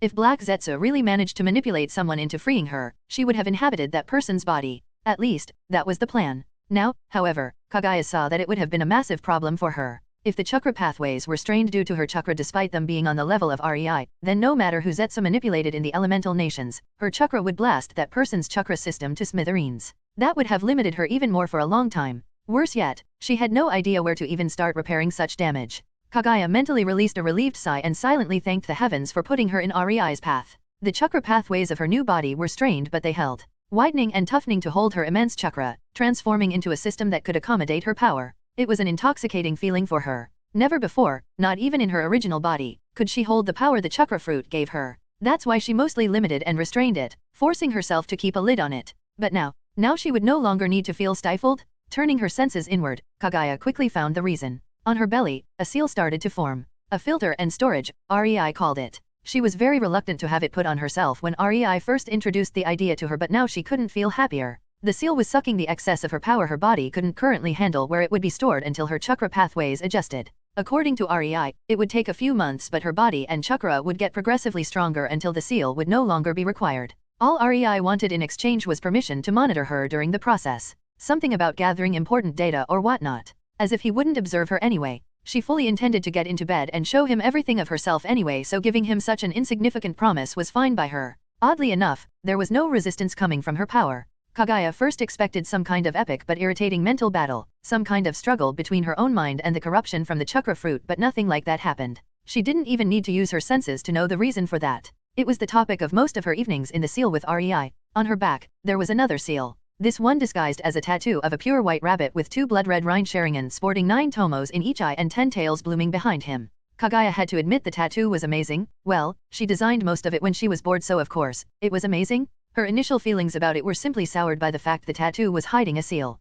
One that would be etched not in her flesh, but in her soul. The tattoo was just a physical reflection of it. Her back could be fully skinned, but once her skin regrew, the tattoo would appear again. This mark was a permanent one. The seal hidden in the tattoo had a simple feature. It purged the corruption in her chakra. Not kept from influencing her, but purged. A small difference in wording, but one that meant so much. REI told her there was no way the corruption could ever be stopped. It was a part of the chakra fruit and it is now a part of her. But there was apparently no reason why it couldn't be turned into a benefit. Sometimes, Kagaya really marveled at how REI's mind worked. All she could think of was wishing to get rid of it the second she learned what it did to her mind, while REI was trying to figure out how to make the best use of it. Kagaya had no idea about all its features though. That was supposed to be a secret for when she got out of the seal, much to her longtime chagrin. Her power was finally fully out of the seal and settled in her body when Kagaya was harshly pulled out of her thoughts with a snap. Not a physical but spiritual one. The connection between her and the moon prison irrevocably shattered, bringing untold joy and elation to her. She wanted to jump from happiness, but instead, her eyes found the exhausted REI softly smiling at her and her heart melted.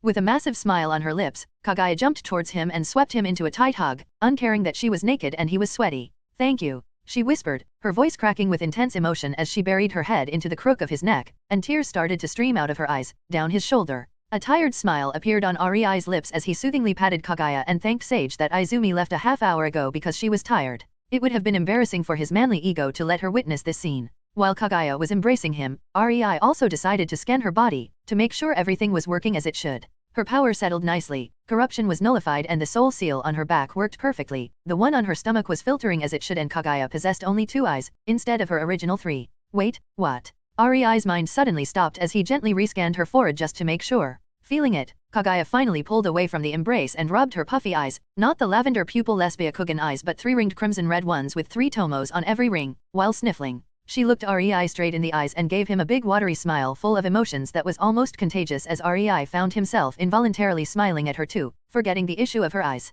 He counted on her correcting it by herself. He thought she would add that one eye by herself when adjusting the body, but apparently, that didn't happen, and instead her normal eyes gained Rhinesharingen. It didn't matter. Not when such deep happiness and affection was plainly visible in these usually ruthless and frightening crimson eyes. REI softly put his forehead on hers, content to just stare into those eyes while feeling her hands stiffly clutching on his waist. They couldn't have physical contact with the seal, so feeling her touch was a novelty. REI circled his left hand around her waist, pulling her closer while putting his right hand on her cheek, rubbing it with his thumb. Slowly, the distance between their lips shortened until they were softly touching. Kissing at first carefully before their confidence grew and their tongues started dancing with each other. When they pulled away, REI noticed Kagaya's chakra flowing into him, revitalizing him and soothing his tiredness. He grew a bit confused and wordlessly looked for the answer in her eyes, only to be greeted with hungry desire and clear excitement. Kagaya licked her lips and giddily whispered, "Now, let's have sex. I have waited long enough." Chapter 373, 150 Days. In Naruto, Reborn with Talent.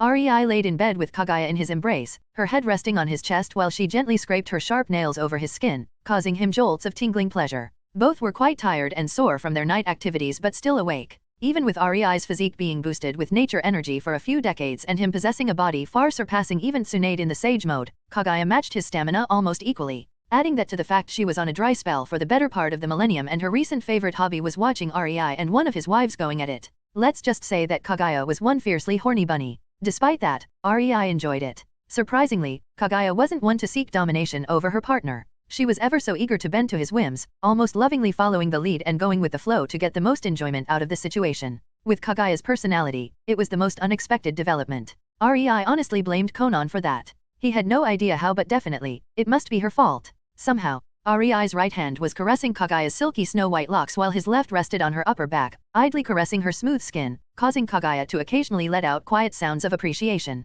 Kagaya had to admit, she enjoyed this entirely too much. It was everything she hoped for and more. With her previous husband, sex was a chore after the initial affection waned, and even before then, it was nowhere near what she experienced just a few moments ago. Some of the positions and places where they did it. It actually made her feel quite embarrassed. In a good way though, she would go for a repeat instantly. Kagaya's eyes silently morphed from Rhinesharingen to be a Kugan. Hers was a perfect one, so no veins bulging out around her eyes, leaving only perfect lavender irises to appear. This way she didn't even need to turn her head to see all of her lover, and it made her feel giddy on the inside. Mine, she thought, almost purringly, subconsciously biting her lower lip. She wanted to melt and swoon when she saw REI's content expression with his eyes closed and a small smile etched on his lips. It almost gave her strength to continue, before her sore body reminded her that it had enough for the time being. REI didn't let any outward sign, but he could feel her overly eager heated gaze all over his body quite clearly and almost involuntarily shuddered. And the mystery of from whom did the Hyuga clan inherited their kinkiness and voyeurism is solved. He wryly thought. Frankly, Kagaya reminded him of Hinata with her behavior. If it was only in certain aspects, it would have been fine, but what he was most afraid of were the first signs of the sickness known as yanderism. Since she got out of the seal, Kagaya just oozed this weird mix of fanatical possessiveness and timid submissiveness to the focus of her obsession that REI always associated with the creepy Hyuga heiress. It was exhilarating and worrying in the same measure to be said focus. During the first hours since she was out, he played it off as his mind playing tricks on him. After all, they were at the start of a very heated sex marathon and there was not much place for thoughts as their carnal desires and instincts took over. But after 5 days of non-stop sex, Rei started to notice how she clung to him, how she soaked every bit of attention he was willing to give her, how she desperately tried to keep his interest on her rather than ending their lovemaking. He decided the first signs of her forming dependency on him and decided to show her the affection she so desired, if only to prevent her from going full yandere on him later on. Rei did love her. It is quite hard to have someone basically live in your mind for months on end and not form at least a cordial relationship when you spend hours per day talking to said person and feel her presence almost constantly. Rei could admit, this solution of his with forming a mental connection between them did not work exactly as he hoped for. In fact, it backfired as they both formed feelings for each other without even realizing it. But, at least it backfired in a good way. Kagaya was a very sweet and loving woman that would literally do anything for the person she loved. The only possible issue was her budding yandere tendencies, but Rei wasn't too worried about it.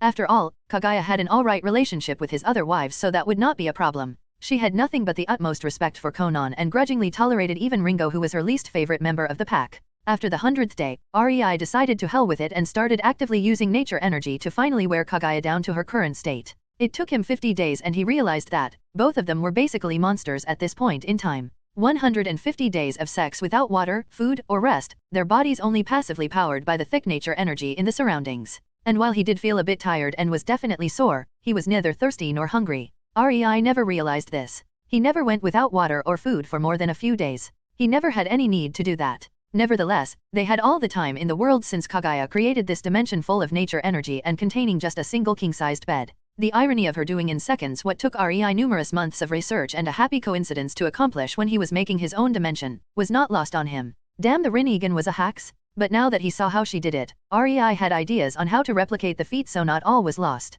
The biggest advantage of this dimension was that time flowed extremely slowly. 150 days inside was 15 hours outside.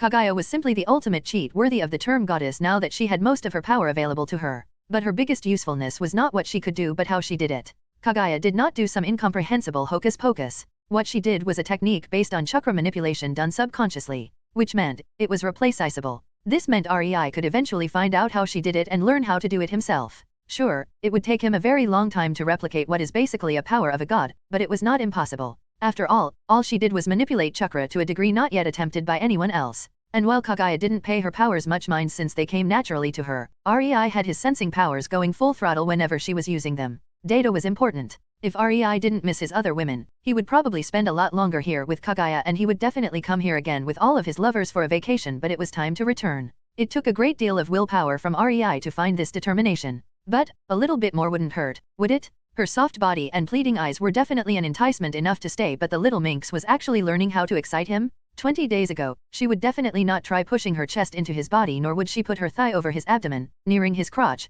close enough for it to be teasing. Rei could feel himself getting hard again, and if he didn't put a stop to this, he was fully aware they would start another days-long session.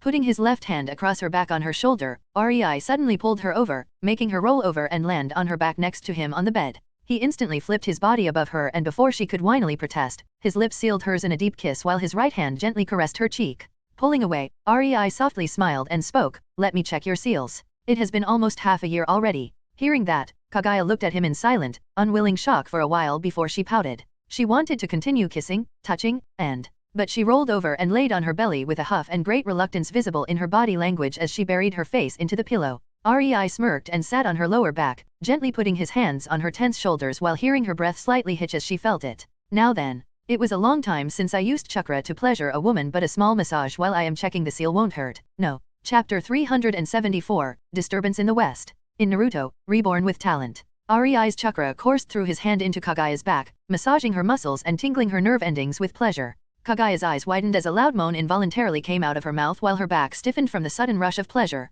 As Rei's fingers started moving over her shoulders, slowly working their way down her upper back, pouring more and more of his stimulating chakra into her body, Kagaya couldn't help but whimper into the pillow and tightly close her eyes in joy, her body shivering in pleasure. Rei watched as the gorgeous woman squirmed under him, listening to her muffled moans and feeling her involuntary shudders. He had to admit, it made him feel quite good to be able to get such a reaction out of her. While his hands tried to make Kagaya orgasm with just his touch, his eyes scanned the intricate tattoo on her back, peering deeper into it. It was a masterpiece, both in artistry and seal-making. At least he thought so, but then again, he was its creator, so of course, he would have a high opinion of it. Hearing another drawn-out moan from the woman under him, REI's concentration was disrupted, causing him to wryly smile. He already knew they wouldn't be stopping anytime soon as he first wanted. In the end, REI spent another 20 days with Kagaya before they decided to rejoin the real world. When they did, they found out Izumi was already looking for them and only the prompt glom from Kagaya stopped the girl from asking some uncomfortable questions. Kagaya quite adored Izumi and before the Uchiha could even start to protest, she was confiscated.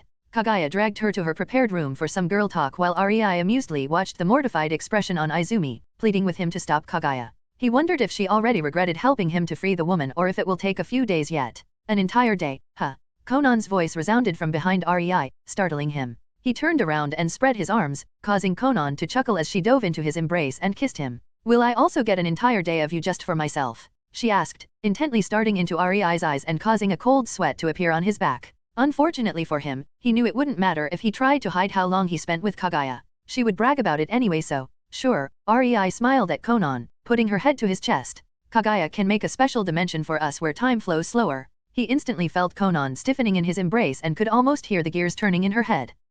And how long were you with Kagaya again? Conan sweetly asked and Rei almost felt how she narrowed her eyes despite her having her head nuzzled to his chest. Around 107 days. Rei ended that statement with a clear question mark. You are spending 200 with me next time. Conan stated with finality and melted into the embrace again, her hold of Rei tightening. Chuckling in relief, Rei gently nodded, letting her feel it since his chin rested on her head. He could only briefly hear the muffled, who could have thought Kagaya would have been so useful that came from Conan. Deciding to do the right thing and ignore it, Rei asked, so, what did you do while I was away? I watched the other continents and even received new info from some of my spying clones. This world is a mess. I am grateful you took me in, she said and Rei was touched by the sincerity in her tone. He may have been using her because of her talents, no way would he take just some random orphan from the streets, and she was also using him to survive but it all worked for the best. Rei would not change his actions for anything and he knew if Conan was thrown back in time, she would also look for him no matter what. We created a nice thing with the village on the other side. Conan idly mused and Rei hummed in agreement. They really did. Despite still being a mercenary village full of trained killers, the village was not divided into clans or ranks or anything. Even Uchihas were starting to come out of their shell and mingle with other villagers. There was also not much hatred for other villages and no threat of war. The village on the other side was the most peaceful ninja village in these lands. Anything interesting from your spying clones? Rei asked and pulled away from Conan, making her pout before he stretched his hand towards her and she cheerfully smiled, taking his hand into hers. Come, I will tell you in the teleportation room. Conan said and started dragging him towards a room in their mansion in the village on the other side of the moon. Rei, however, had no idea what she was talking about. Teleportation room, he thought in confusion. They arrived there in companionable silence, Rei opting to wait and see rather than demand an explanation. In the middle of the room was a drawn array of seals that Rei instantly recognized. During his off time, Rei worked on the special teleportation seal that got them to the moon the first time and he did finish it but then the work on Kagaya's seal took most of his time and he never implemented it. You finished it? Rei incredulously stated, not believing his eyes. He turned towards Conan who almost glowed with pride and expected praise but Rei only looked at her in utter disbelief and uttered, you, really? Needless to say, Conan was not amused to hear that. She pouted and hit Rei in the side before swiftly approaching the map in the room with a huff and frown on her face. The map was clearly still a work in progress but it at least contained all known continents, and names of some states and layouts. Rei was quite impressed and as he arrived next to Conan, he put his arm around her shoulders, pulling her closer to him, it's beautiful. He whispered before kissing the side of her head and Conan preened, an indulgent smile forming on her lips. There is trouble brewing on the island to the west. Conan pointed towards an island between the western unknown continent and the elemental nations. The organization there is gathering some of its warriors in the north. All I could hear about it is the appearance of multiple Yuma there but I can't help but think something is fishy about it. And the whole organization. Their whole modus operandi in the past reeks too much like Orochimaru's labs. I don't like it. So, you think these warriors of theirs claymores? Conan added. Clamors, Rei nodded, are just experimental subjects for them. After learning their language I visited the towns with libraries. Conan huffed, not that there was much to discover. The people there are so backward it hurts to spy on them. Most things I had to get from the context.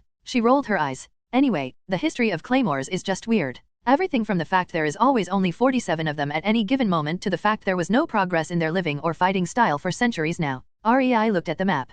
He didn't remember much from the anime claymore. It had been decades since his reincarnation and his mind was firmly set on the Naruto series. He distantly remembered what happened in the north but for all he knew, the canon might be long over or not yet started. In the end, he asked, and you think they are deliberately kept that way? Yes. You know that ninjas do not believe in coincidences. Dig deep enough and... Conan started. There will always be some fucker pulling the strings. REI finished for her with an amused chuckle. You would know, wouldn't you? Conan snorted. REI ignored her and looked deeply at the map. This was a dilemma. He could go and save the claymores or he could leave them be. Both options had pros and cons.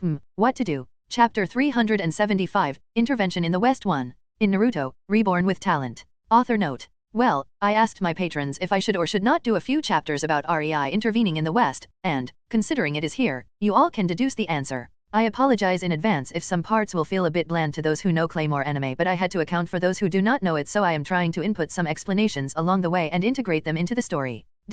REI crouched on a roof of a house, withstanding a heavy snowfall and thanking his previous self for being smart enough to make seals that would keep him warm and wet in this kind of shitty weather as he watched how 24 claymores gathered in the square of Pieta, the town they were currently in. This is insane. This organization is going to sacrifice half of their numbers just like that. REI muttered in shell-shocked surprise. It is pretty obvious this will be a one-sided massacre. From the information Conan gathered, there were always only 47 claymores, and from what he remembered, this mission in the north was nothing more than a discreet execution. The claymores had no other choice than to participate, and participation in this was a sure way to commit suicide for them. Even from his spot, he could clearly feel 3 malevolent unrefined chakras, or yoki as they called it here, slowly approaching, taking their time. They would arrive in 2 to 3 hours with that kind of tempo, so the first attack could be expected in the evening. This yoki had an artificial feel to it. It was honestly something he would expect from Orochimaru, but, even for him, this would have been too primitive. These beings felt a little bit like Kinkaku and Ginkaku brothers who were swallowed by Kyuubi and survived by eating its insides, transforming themselves into a pseudo-Jinhuriki with the ability to form their own variant of Kyuubi chakra.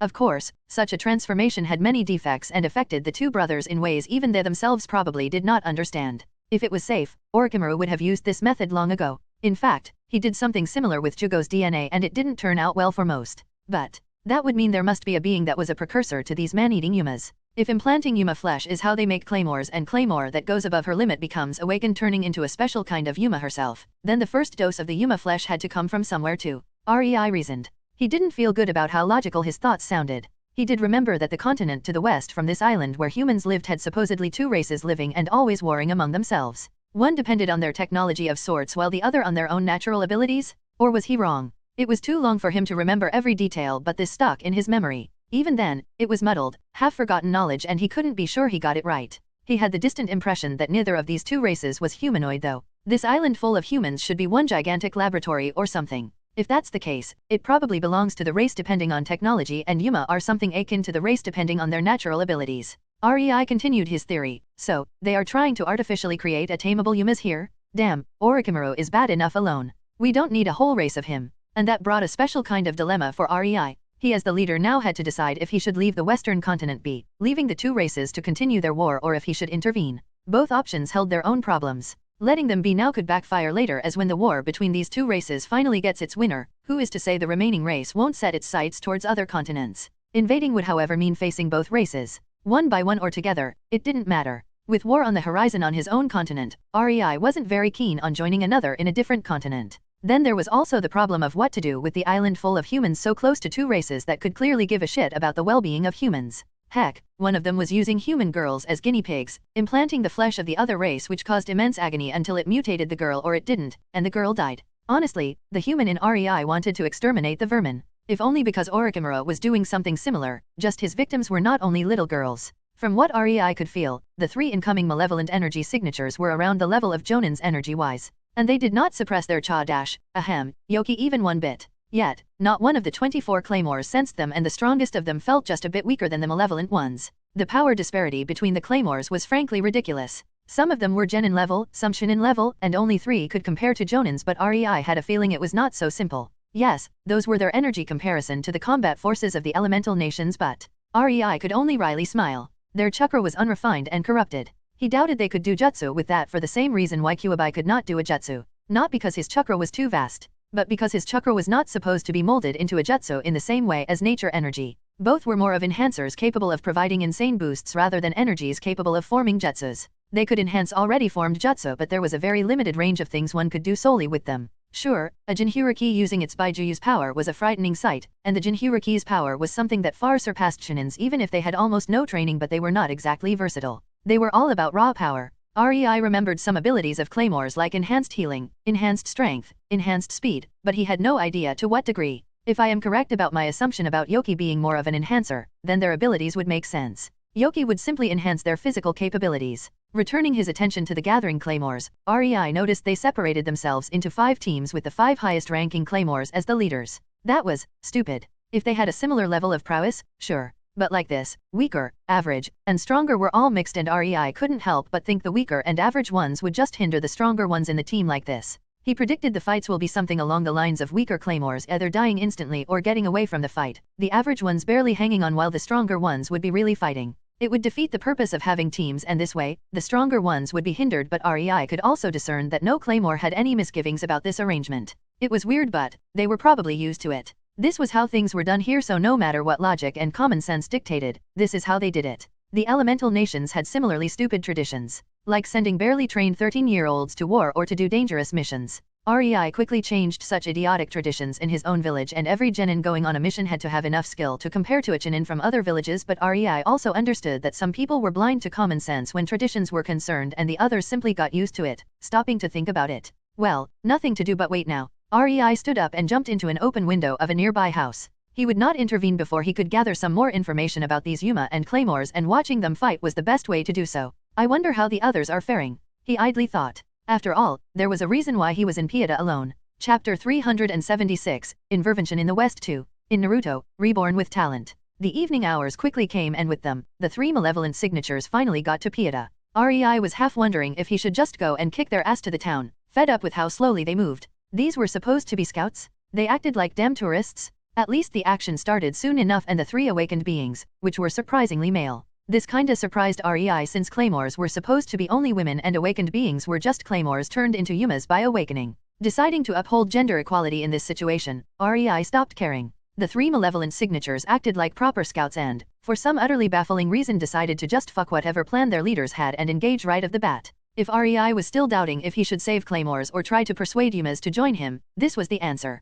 Why would he friggin' need animals incapable of doing basic reconnaissance? Yes, the Yumas were individually stronger than claymores, but they also seemed to possess exactly 0 brains. It was frankly sad to watch for him as a trained ninja. Seeing such incompetence made him a bit murderous. Unfortunately for the claymores, REI didn't intend to interfere more than necessary just yet, so quite a few of them were in for some painful times. During the wait for these 3 idiots to show up, REI actively tried to sense a wider area around the city and found out there are around 15 other Yumas, each stronger than the 3 incoming idiots, waiting some ways off from the city. Interfering now would tip them off to his presence, so REI decided to let the claymores deal with the 3 idiots while he watched their performance and judged if they had any worth for his village. Sure, he would offer them a place anyway, as he did to many other clans or more well-adjusted and reasonable rogue ninjas, but if he would actively seek to improve their situation and help them, now for that they had to possess at least a minimal level of necessary usefulness to him. Otherwise, they could simply be more cannon fodder for the village. REI didn't have the time to pay attention to everyone, and he obviously would put more effort into people with actual worth.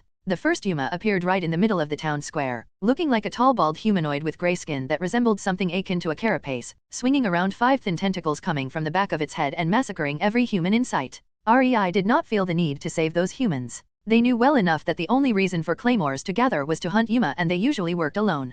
Gathering of just 3 claymores was a big reason for worry. Gathering of 24? These people basically chose to stay in what was effectively a war zone, so the claymores quickly engaged with the bald humanoid Yuma, making him too busy focusing on them rather than killing the civilians. The other malevolent signatures were hiding on the roof of 2 houses, not yet transformed. One of the claymores, Flora, REI thought was her name, found one of the not really hiding guys and instantly jumped through the roofs towards him, only to find out the guy actually had an ability to control the yoki of others, being able to control their bodies. That made REI very curious. He never really saw this application of genjutsu, because that's what it was at its core. The guy just pushed his own yoki into the system of his opponent, and instead of causing illusions, he took control over their nervous system in a very crude and forceful way. Yet, nobody in the elemental nations would even think of doing something so outrageous. According to the common sense of the elemental nations, this was impossible, and yet it was happening right in front of REI's eyes. He quickly noted the ability and its basic workings so the researchers in his village could look more into it and possibly recreate it. The guy was playing with the attacking claymores, but it didn't last long. He got blindsided because he was being an idiot and wasn't taking the situation seriously. In a burst of speed, Claire, and this time REI was certain that was her name as he distantly remembered her being the protagonist of the Claymore series, used a burst of her yoki to give her arm, to give the not her arm a boost of speed. Claire's sword blurred and the control guy was almost slashed to pieces. Oh, he seemed all fine and dandy, trying to show a strong front, but REI clearly saw him evading Claire's surprise attack just by a slight margin. He too quickly decided to transform and took the likeness of a lizard crossed with a turtle. Yet, Rei stopped using his brain at that point. Surprisingly, this lizardo turtle also had tentacles that could lengthen and be used for attacking. It was also incredibly tough as the claymores had a hard time penetrating its skin no matter how many slashes they landed. Honestly, the turtle Yuma was not even trying to evade. He just stood in one place and laughed. And while that fight was going on, the last one from the Yuma Recon group transformed into a monster resembling a massive grasshopper crossed with a bee sporting multiple legs. It seemed to also be blind since its eyes were covered in the armor-like carapace. Of the three idiots, this one was the most disgusting looking but also appeared to be the smartest. After all, he was the only one not trying to have fun but went for the kill right off the bat. Rei actually had to intervene for the first time and prevent the claymores from receiving fatal wounds. He didn't do much. Just using very subtle and insanely advanced wind release to shift the air currents whenever the grasshopper Yuma attacked, causing its attacks to steer slightly to the side. The Yuma still hit its targets but missed vital places. Rei also tried to affect the three Yumas with genjutsu but their yoki was too chaotic for his chakra to have an effect. It was dispelled before it could even take hold. The following fight was much less dramatic than what would one expect from an anime. Well, Rei knew it was not anime anymore and his experience as a high-tier ninja was screwing the enjoyment out of the battle for him, but it was just so underwhelming. Sure, both the claymores and the Yumas moved at high Chunin to low Jonin speeds and the Yumas had quite the physical prowess and durability but Rei expected more. The Yumas had everything one would expect from a monster. Speed, power, and toughness but almost no technique or tactics. Not to mention any sort of teamwork. The three idiots could have dealt with the claymores thrice over by now if they worked together. Instead, they let themselves be controlled by their baser instincts. It was just sad. Rei almost lost hope for Yumas. What good is above Jonin level physical prowess when they are too lazy to even move from their spot, just letting others hit them? But there was one signature with the gathering of the 15 Yumas further away from Pieta that had energy-wise S-rank reserves, and 2 that actually surpassed average S-rank reserves, so he reserved his final judgment. For now, the claymores had teamwork and technique alongside some special abilities of their own. From what Rei noticed, they were separated into different types. Some were defenders that had stronger healing abilities and some were the offensive types that had. Rei had no idea what. He didn't get that far yet. The problem with claymores was that they could not match the physical prowess of these three Yumas. Rei's senses were telling him that energy-wise the strongest three claymores were on the same level as the Yumas. In reality, the claymores were far behind the raw power of the Yumas but they were using their brains and slowly started winning. What Rei predicted happened though. The claymores won the fight, killing the three Yumas by exploiting their arrogance and stupidity, and Rei gathered a lot of data from these fights, but most of the weaker claymores were wounded. The mix of power levels in the teams enabled all of them to survive as the strong claymores protected the weaker ones but it also made the battle unnecessarily more complicated for the strong claymores. One wrong step and the outcome of this battle could have been the complete opposite. Simply put, the claymores were lucky the Yumas did not actually try to win. Rei was not very impressed. These claymores would need a lot of work if he took them under his banner. But from what he saw of the awakened beings, the supposedly former claymores, Rei was a bit impressed. If the two above S ranks in the distance were any indication, claymores could become real powerhouses if trained well. And who knows, maybe he could even find a way to give them the power of awakened beings without actually having them transform into Yumas. That day, Rei was going to sleep with a lot of thoughts swirling in his head. Yes, claymores had potential, but that was all they currently had. The amount of work necessary to realize this potential was almost not worth it but if every single one of them could become a powerhouse physically rivaling an S-rank ninja. Alas, Rei couldn't think about it too much. Tomorrow was his time to shine. The 15 awakened beings started stirring once the three idiots were dead and Rei could already predict tomorrow would begin the real battle. One he didn't intend to sit out. Chapter 377, Ultimatum. In Naruto, Reborn with Talent. The morning came faster than expected and Rei realized the time as the leader of his village made him soft. He became a lot stronger since his time playing a ninja for Kirigakure but when he woke up today because his senses picked up 15 new and quite strong signatures coming into his passive range, approaching Pieta, he wasn't happy about it. In fact, Rei wanted to just roll over and continue sleeping. At least, before his eyes widened at that thought. He didn't even realize how he got used to the comfort of peaceful life. Unfortunately, it was time to be a ninja so he had to get up from his bed. These kinds of moments made him wonder if it wasn't high time for a change in profession. Being a ninja sounded cool when one didn't have to actually live through the gritty bits full of filth, early mornings, and hard training with no stop on end. He would also mention killing but considering some people actually enjoyed that. Rei had a nice and plentiful breakfast, and yes, he was still totally smug about making storage scrolls capable of storing food and water even though it happened over 2 decades ago, managed to properly wake up, and still had time before the Yuma forces would arrive. It was maddening how conceited these monsters were. Rei sensed as they finally entered the town and some of them started sneaking around, probably to surprise attack the hidden claymores. That told Rei some of the Yumas most likely had some way to sense this yoki since they knew where the silver-eyed witches were hiding. He quickly suppressed his chakra even further, just to be sure. He definitely did not want to have to chase them if they decided to run away. Why should he bother when these Yumas were all coming to him, gathering in one place? The first Yuma was trying to sneak in through the underground, and the claymores that were currently right above it, hiding in a house, had no idea about its presence. Great. If I don't interfere, somebody is definitely going to die. Rei muttered to himself in dissatisfaction. These girls are so gonna enter Anko's special boot camp once they join our ranks. That ought to improve their spatial awareness if they want it or not. As Rei predicted, the Yuma burst from the floor, instantly grasping one of the claymores around her waist in a surprise attack. Its hand was actually big enough it could hold the silver-eyed short-haired blonde like a kid would a doll. The Yuma started to squeeze, causing the woman in its grasp to try resisting, while a pain-filled scream tore out of her throat as her spine started to give out and her muscles and organs ground against each other inside of her due to her waist being forcefully compressed. Her spine already started cracking, and the Yuma was about to delightfully go for the last push, intending to use its full power to squash her like a bloody grape, when suddenly it stopped feeling its arm.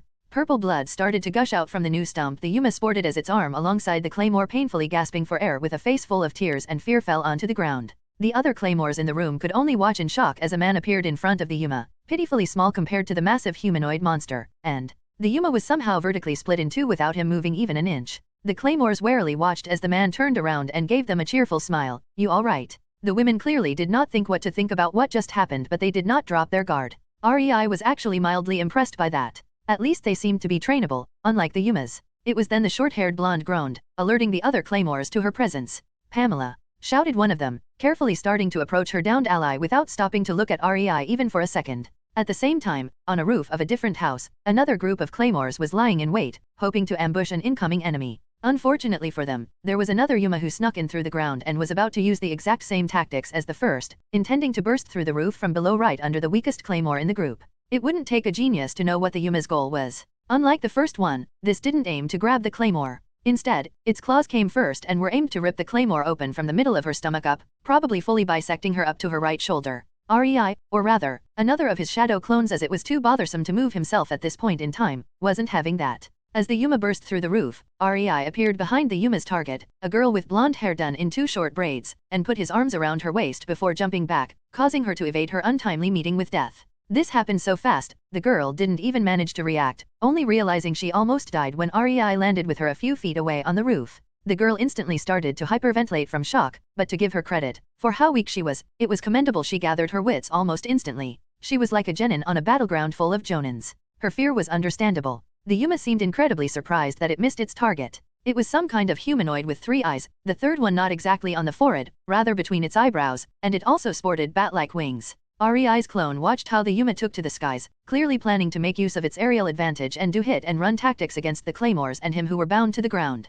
Unfortunately for it, the skill Rei chose to reveal for the time being was his wind manipulation. The Yuma did not get far as its body suddenly split, its limbs, wings, and head separating from its torso mid-air due to invisible blades of wind doing their job. It died with the disturbing and sadistic smile still on its face, as it didn't even manage to realize its demise as the parts that previously made up its body fell separated onto the ground. Seeing that, the claymores instantly turned towards Rei, who was still nonchalantly holding one of their comrades around her waist, and their guard was instantly raised. They clearly did not like the situation since Rei had in his hands one of them, and they also realized it was him who killed that Yuma. Their eyes held resignation. They knew they would not be surviving a fight with someone who could do that to an awakened being. But there was also a determination to fight to the last breath. Rei smiled in satisfaction at their reaction and lazily put his chin on the shoulder of the slightly shaking woman in his arms as he spoke. Don't you have other things to do than staring at me as if I was some kind of pervert? On the square, lizard-like massive Yuma was fighting another group of claymores and managed to score a hit against one of them, pushing its open hand against her while she was mid-air, jumping towards it.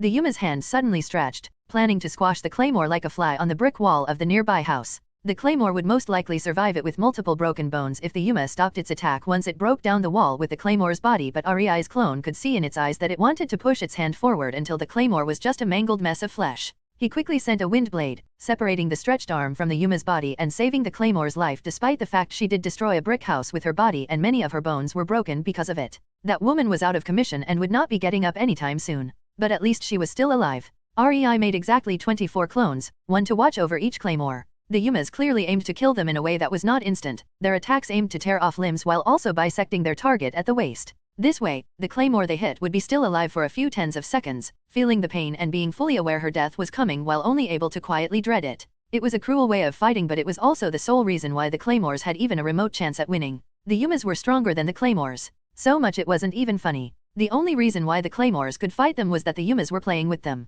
There were only 2 more claymores REI's clones saved from certain death. Others were doing pretty well for themselves even though they were slowly being pushed back as the Yumas started to surround them. Injuries slowly piled up, as REI's clones only saved those in deadly situations and things like a torn arm were completely within the acceptable range, and the longer the fight dragged on, the less claymores were able to properly fight. The revealed clones of REI didn't join the fray, they just sat on the nearest roof and watched the fight. The more desperate the situation became, the more Miria, the leader of the claymores and the strongest of the ones gathered in the town, was looking in the direction of REI's clones. REI saw Miria's looks but he wasn't about to interfere until he felt the claymores were sufficiently despairing. It took another half an hour and by now, the last remaining claymores capable of combat were gathered in a circle in the middle of the town square, surrounded by the Yumas who were having a lot of fun, while in the middle of the claymore encirclement were all their members too injured to continue fighting. The situation seemed hopeless enough for them, so one of REI's clones finally stood up while the remaining 4 revealed clones poofed out of existence, and smirked at Miria whose eyes outright begged for help. The clone spoke, giving her his ultimatum.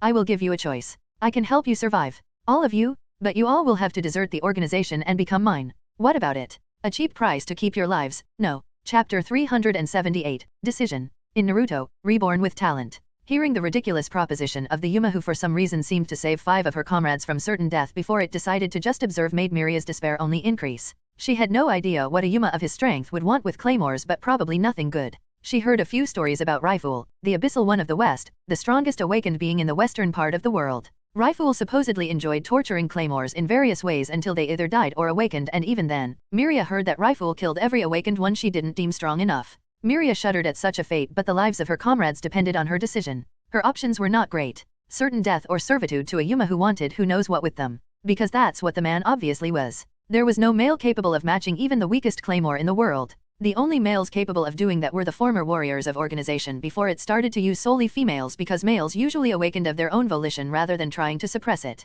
The problem with male awakened beings is that they are all centuries old at this point. Experienced and incredibly strong. They all were exceptional warriors even before they became Yumas too. The one in front of Miria, however, seemed to be even stronger than that. For all Miria knew, the man in front of her could be another abyssal one, Isley of the Northern Lands. She saw how easily he dispatched the other awakened beings that were all male themselves. She didn't really see what he did. She didn't see him moving, but he had to move to cut the Yumas. No, yet, Miria, one of the fastest claymores of the current generation, so much that it earned her the moniker of Phantom because she left after images of herself after moving, couldn't even perceive his movements. Not accepting his offer is certain death. Miria bitterly realized and gripped the handle of her sword tighter. We will either die to the Yumas surrounding us, or he will get bored and slaughter us all alongside the Yumas. Damn it! I didn't survive for so long to die like this. For years now, Miria survived one suicide mission after another. The organization clearly wanted her dead because she was half awakened, and then for trying to uncover the truth behind them, and the only reason why she was not yet declared rogue with multiple single-digit claymores hunting her was that she was the current number 6.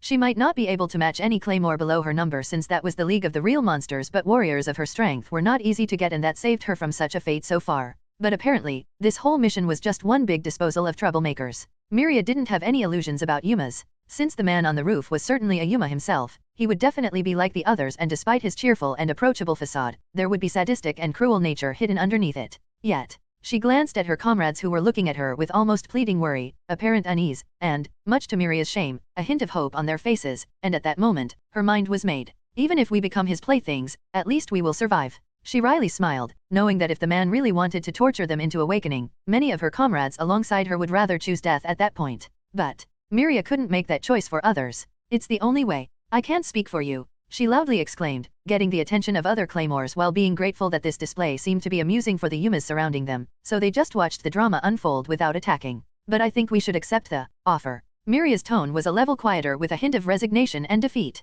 Usually, suggesting to surrender to a Yuma would quickly get her many cries of outrage. Doing that would be the quickest way to get on the hit list of the organization and be hunted down by numbers 1 to 5, the strongest claymores the organization currently had. The claymores around Miria clearly recognized that fact too, if the cynical and bitter smiles on their faces were any indication. There were only a few weaker claymores that seemed highly uncomfortable, but the higher-ranked ones understood her, in many cases already disillusioned with the organization after experiencing their own shares of hardship. After all, if they were not troublemakers, they would not be here. Heh, we are dead either way, so what does it matter if the organization hunts us or not? Helen exclaimed and grinned, breaking the pensive mood of the group. I'd rather take my chances with him. She gestured with her head towards the man on the roof, showing she supported Miria's decision. Miria was grateful for that, but she also knew she could count on Helen, Deneve, and Claire, as they also knew the organization wanted them dead from their past joint mission where they almost died because the organization accidentally didn't give them enough information and sent them to hunt a male awakened being far above their strength. Surviving that was frankly a miracle. I agree. Deneve also revealed her opinion in her usual reserved manner.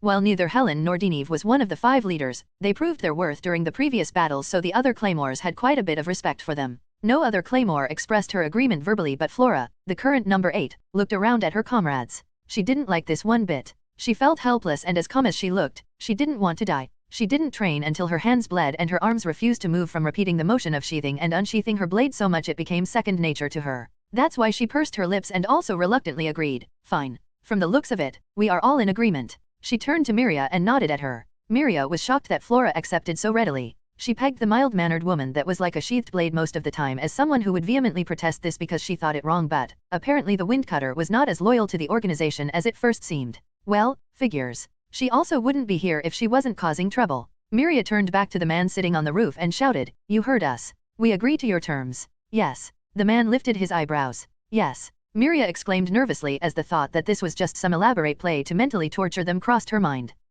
The man gave out a long thoughtful hum, and Miria suddenly remembered something she saw on one of her missions where a high-ranked noble hired her to deal with a Yuma. Swallowing her pride, she gritted her teeth. Yes, master. That seemed to work as the man stopped his thinking and looked at her, before he snorted and slowly started to get up. Oh, well. I guess I should do my part of the deal if you are willing to go that far, Miria-chan. Miria grimaced at that and tried to ignore the silent snickers of Helen behind her as the tips of her ears definitely turned red. One Yuma had clearly had enough of just observing and screamed in a tone that suggested it found this whole situation extremely entertaining. "Ha, you bitches think he can help, why dash?" It didn't finish its sentence because, suddenly, all the awakened beings in the surroundings stopped in their tracks and uncountable slash marks started appearing all over their bodies as their sadistic expressions full of enjoyment turned into bewildered ones, and suddenly they all burst like a balloon, smearing the town square with their purple blood and small bits that were previously their bodies. Watching the spectacle, the claymores couldn't believe their eyes as their jaws dropped from sheer shock, and Miria was certainly not an exception. Her feet betrayed her and she ended up dropping on her posterior, her legs folding next to her as she couldn't find words to describe her current feelings.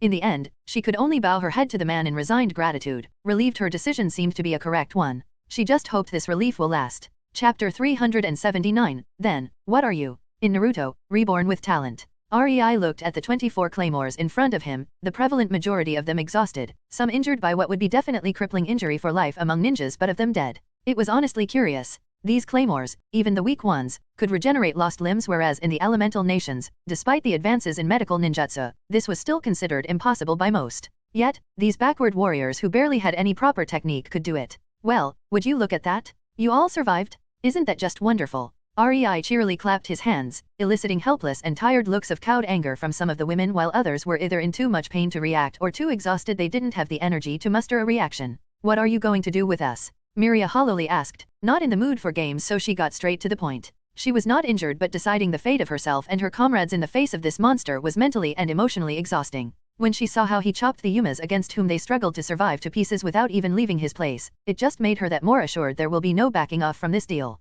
Rei lifted his eyebrow at her and looked over at the group of exhausted women who watched him with worry and almost scared expectations again. As I said, you are now mine. I will take you to my village and Rei stopped when he noticed the eyes of the girls abruptly widened in fright and their jaws dropped. What? He frowned. There is an entire village of. Miria trailed off, gulping nervously as the horror settled in. The situation was worse than she thought. A village full of Yumas? And he expected them to come there with him? Miria had no idea how to react to that. Rei got an inkling suspicion there was some misunderstanding going on from the looks he was receiving, but he couldn't seem to figure it out. Instead, he just curtly nodded. Yes. My village. Miria was too shocked to speak, and so, Flora decided to ask the next question, and what are we supposed to do in this village of yours? Rei looked at the small woman with wavy blonde hair and tried to reassuringly smile. It won't be all that different from what you do now. Many in my village are mercenaries dash. A village full of mercenary Yumas. Miria almost choked at that, having to take a few deep breaths to calm herself. But she wasn't discarding this chance in her mind. The organization wanted them dead, and this might very well be their only way to survive.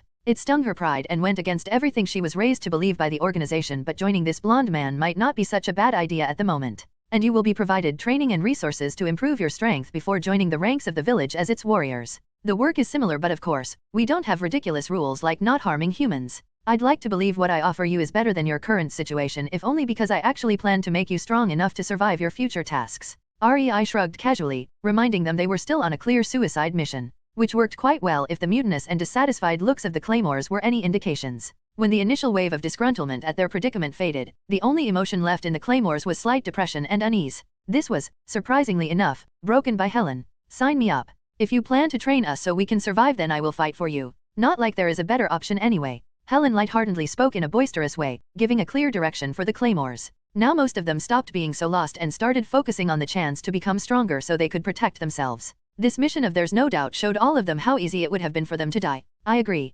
Flora said, more towards other claymores than REI, even if he is a Yuma dash. What now? REI lifted his eyebrow at her in speechless disbelief, the gears in his head instantly starting to turn in overdrive. He still saved us. Do you want to end up in a similar situation later on? In similar despair. Flora finished, and while her voice was soft, the effect it had on the claymores was staggering as soft muttering was heard from the group, and the mistrust and small hostility some individuals were previously showing REI lessened by a great deal. REI had to admit the woman was a natural leader. Unlike Miria, who was more of a fighter than a leader, Flora was capable of turning the opinion of the crowd with her words and natural charisma. A charisma that was not due to her status as a single-digit claymore. And the girl was apparently self-taught in this skill too. She didn't seem to have much idea what she was doing and about the small mistakes she was making. For REI, it felt more as if she was put into leadership positions in the past and somewhere along the line realized what worked and what did not and now was using it to her benefit. Miria was much the same, but she lacked Flora's natural grace and was much more rigid. REI remembered it was also Flora who first engaged the Scout Yuma during the very first fights, not letting it have a free hand while the other claymores fought the other two Yumas.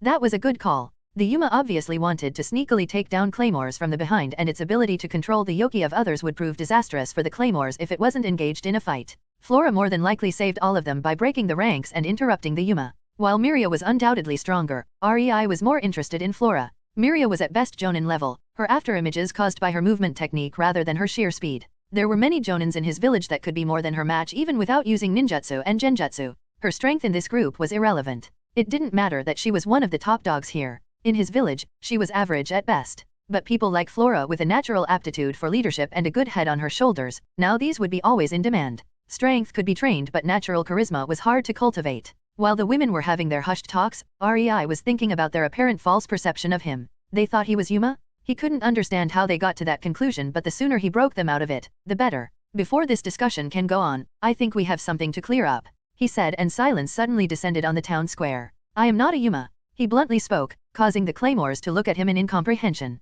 Deneve was the first to recollect her cool and carefully asked, You are not? From her tone it was obvious she didn't believe him, a sentiment shared by most of the claymores, but REI just plainly shook his head. No, it didn't matter to him if they believed him or not, but he had to say it. They would eventually realize the truth even if they currently didn't believe him, so trying to prove himself was just wasted effort. But, men cannot be so strong. A burly girl full of muscles with two swords on her back, Undine, exclaimed, and REI involuntarily snorted. He looked at Undine, causing her to defiantly stare at him with threatening body language, but her eyes were completely full of fright. It was hilarious, seeing that girl play tough. Especially when REI knew all these muscles were just a yoki manipulation technique. He could quite easily sense her real body shape, and she was actually even tinier than Flora, who was the most petite claymore in the group.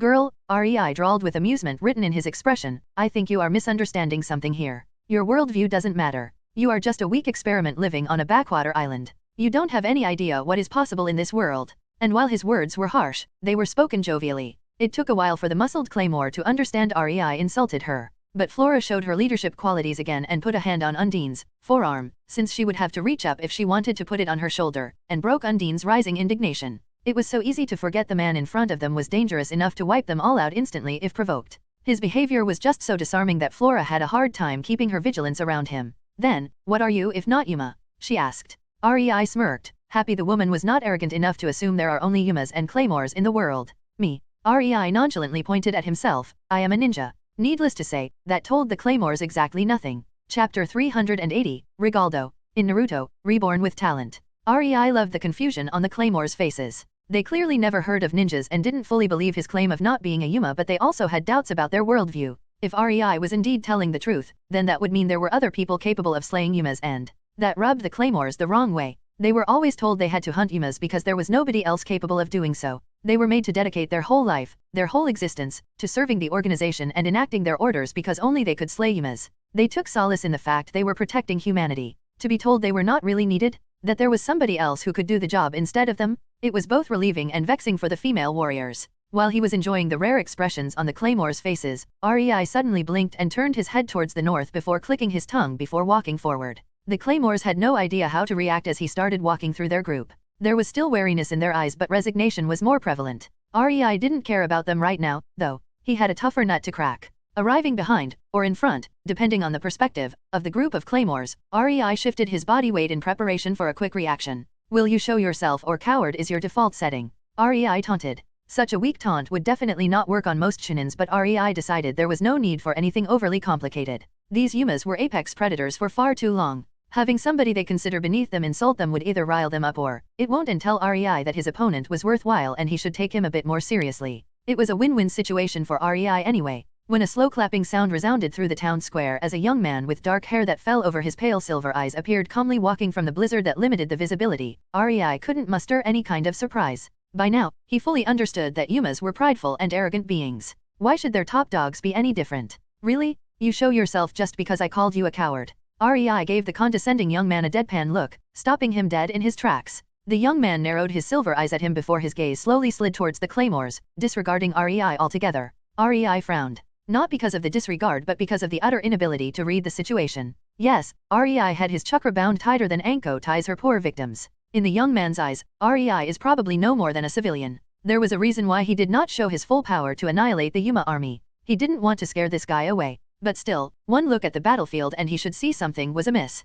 The guy just seemed to not care, judging his opponent's prowess only by their energy levels. This is a miracle. All of my awakened beings are dead, but of you died. You are fine warriors. If you had more time to grow, you might have posed a challenge. Unfortunately, I can't allow that to happen. The young man spoke before a massive discharge of yoki erupted from him. A vortex of crimson energy emerged around the young man, ferociously swirling and lighting the surroundings with a blood-red hue as his body started to shift. It slightly reminded REI of werewolf shapeshifting, and for the first time, he actually appreciated the shape of a Yuma. From what he saw up till now, Yumas were ugly motherfuckers. This dude however had it a bit better aesthetically. When he was completely shifted, he resembled a silver-eyed, humanoid lion creature with a wolf's elongated snout, bulging muscles, proper six-pack, and was around 3 meters in height. Frankly, if REI saw such a monster in his previous life, he would probably shit himself and reincarnate from the sheer fright. Unfortunately for the lion wolfie, REI saw much more dangerous monsters than him. When Miria saw the transformation, she instantly shook in fright. Impossible. She exclaimed in a quiet voice, trying to keep her fear out of it for the benefit of her comrades.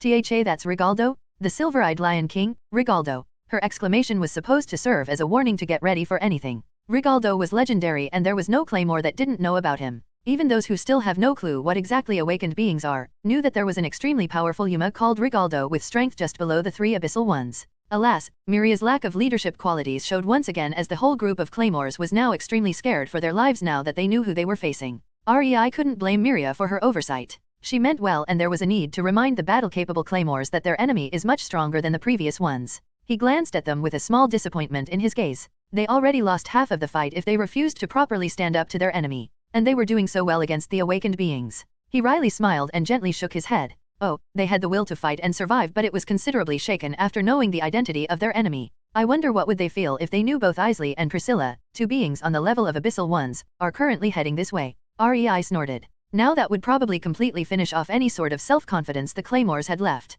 Calm down. Flora suddenly firmly spoke, focus on surviving, not on your fear. You will die that way. Her words were simple and plain, but they certainly hit home. REI's lips twitched upwards when he saw the Claymores settle down and the battleable ones prepared for a fight to the bitter end. They rallied behind Miria, depending on her strength, but Flora's words gave them the necessary final push to gain resolve. REI thought it was adorable. He wondered when was the last time he faced a life and death battle. Obviously, it was just an idle curiosity of his. The whole goal for him in this life was being smart enough to avoid such a thing. If one had to fight, he should first get strong enough to win the battle easily. Depending on some on-spot mid-fight boosts and strength level breakthrough, now that was totally retarded. In the real world, if one is not strong enough, he should not engage. Period. Running headfirst into an avoidable fight one was not certain to win was stupid beyond words. Granted, there were some unavoidable fights, and giving your all even if it looked lost from the start was exactly the thing that could pave the path to victory, but the point still stood. Now that the Claymores were ready for a fight REI was not willing to let them participate in, he refocused on the lion wolfie.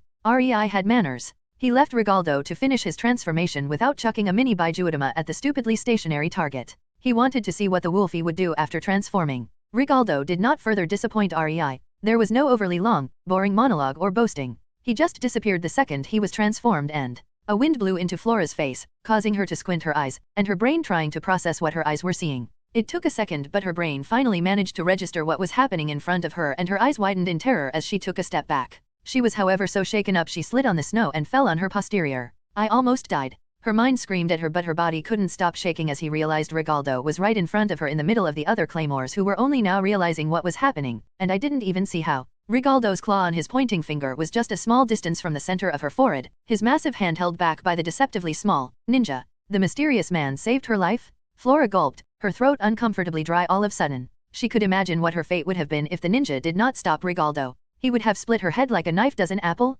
Flora shuddered at the thought and how close she was to death. She was straight out hyperventilating and felt the same fear as a rookie who was on her first Yuma hunt. Rigaldo wordlessly looked at the small hand, preventing him from killing his first prey, before his silver eyes slowly relocated towards the owner of said hand and found the civilian. If it surprised him, he didn't show it. Instead, he asked, "Who are you, weakling?" Rei almost face-faulted. Yes, he was still suppressing his energy levels, but wasn't him stopping his hand enough proof of, "You know what? Fuck it." He dryly thought and spoke, "Me? I am Rei Yatsuba, the new owner of these claymores. Trying to harm something that is mine, now that was where you fucked up." And with that, Rei released his chakra suppression, exactly matching Rigaldo's own energy levels and putting yet another scare through the group of claymores, who subconsciously started to put their hopes for survival in his hands, and with that, seeing Rei as someone important. Before Rigaldo could comprehend what was going on, he received a snap kick between his legs courtesy of annoyed Rei, and flew to the nearby building, demolishing it with his body while his brain was overloaded by pain from smashed eggs. And who knows?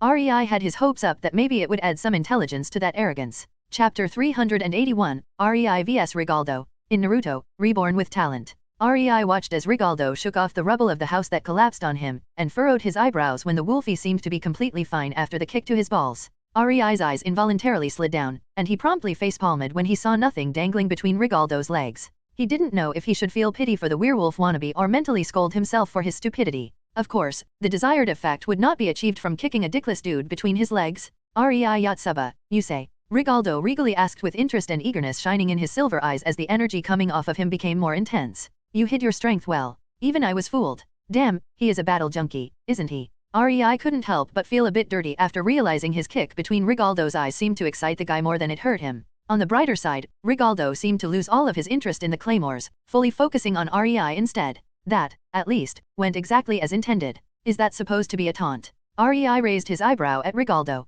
You know what? Let's just fight. I doubt you could give me an intelligent conversation, animal. I was praising you. Rigaldo dryly stated, and your taunting skills are quite bad too. He deadpanned. Rei blinked at him, shocked that his taunt didn't work.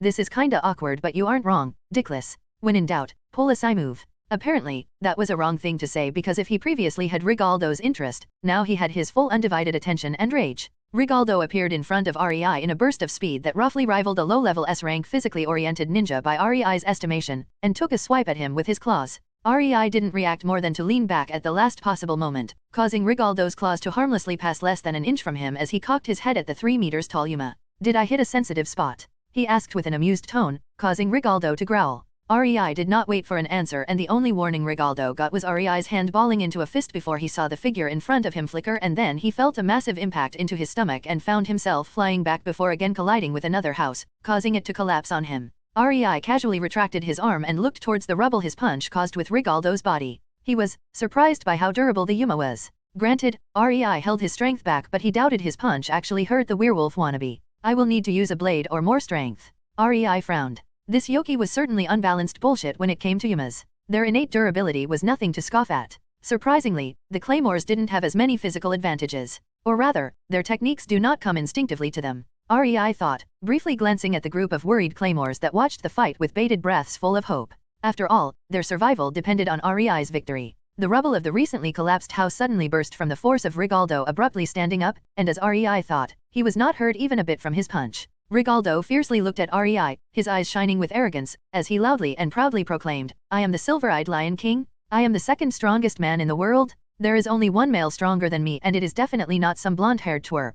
He then gave a long roaring bellow, the crimson yoki erupting all around him as his muscles bulged and the aura around him became more fierce and primal. Rei just watched it with a curious mind and deadpan look. He couldn't believe this was really happening and wondered when his life became an anime. So this is the fabled power-up during a fight. Rei dryly thought. What's next? Will the next boss come after I deal with this one? REI wanted to scoff at that notion. He really did. But the two S-rank Yoki signatures approaching Pieta did not inspire much confidence in him. He really couldn't laugh it off as usual. Rigaldo didn't care about REI's unamused mood. He rushed at him at a speed that far surpassed his previous one and punched in REI's direction, aiming at his head with ferocious and murderous determination shining on his broadly grinning expression. REI sidestepped. This caused Rigaldo to overreach and trip, his body starting to involuntarily somersault until yet another house stopped him. REI chuckled at that. Rigaldo clearly had trouble controlling this new strength of his. He was not used to this kind of speed, but it was extremely curious. His previous low-level S-rank physical strength increased to high-level S-rank 1 in one big rise.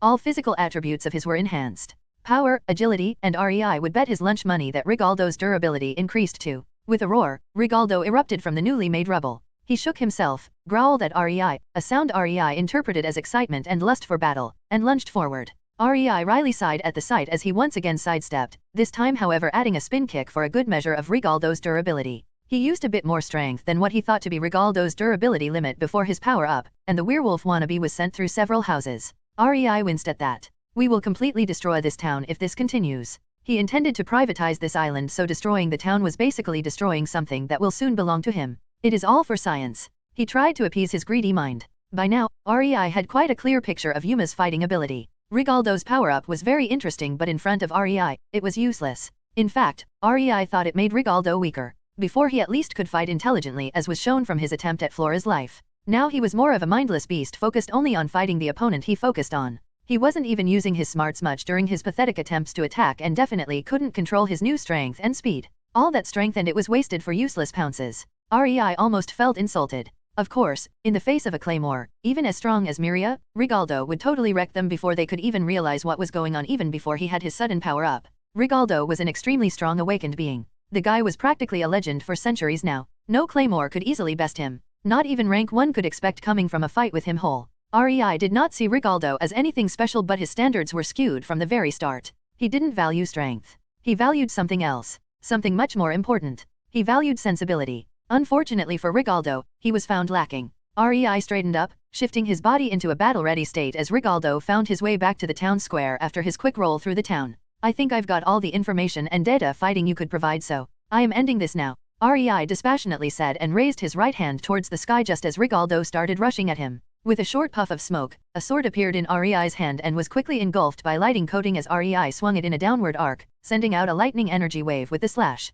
Rigaldo appeared in front of REI in a burst of speed, the kinetic force of his dash carrying him forward. Just as the tip of REI's sword reached the lowest point, the slash finished, and Rigaldo's body vertically separated into two pieces in the middle, falling around REI, who calmly stood in between them as they were on their way towards the ground. The battle finished, REI turned towards the claymores only to notice them gape at him with wide eyes full of speechless wonder and admiration. Most of them couldn't even see the clashes between REI and Rigaldo. They were too fast. All they saw was a blur, and then houses started collapsing. The claymores felt extremely relieved that they were under REI's protection. REI could only wryly smile at the degree of adoration in their eyes, deciding to leave, setting the girls straight to Konan. No way was he doing something so troublesome. Chapter 382, Last Bosses. In Naruto, Reborn with Talent. REI looked towards the north where he felt the two massive Yoki signatures coming towards Pieta, one of them seemingly distressed that Rigaldo's Yoki disappeared, while the other was oozing satisfaction, most likely due to the weak third signature of a normal human without unlocked chakra pathways that was near her and gave of the feeling of worry. Surprisingly, it wasn't a worry for his own life.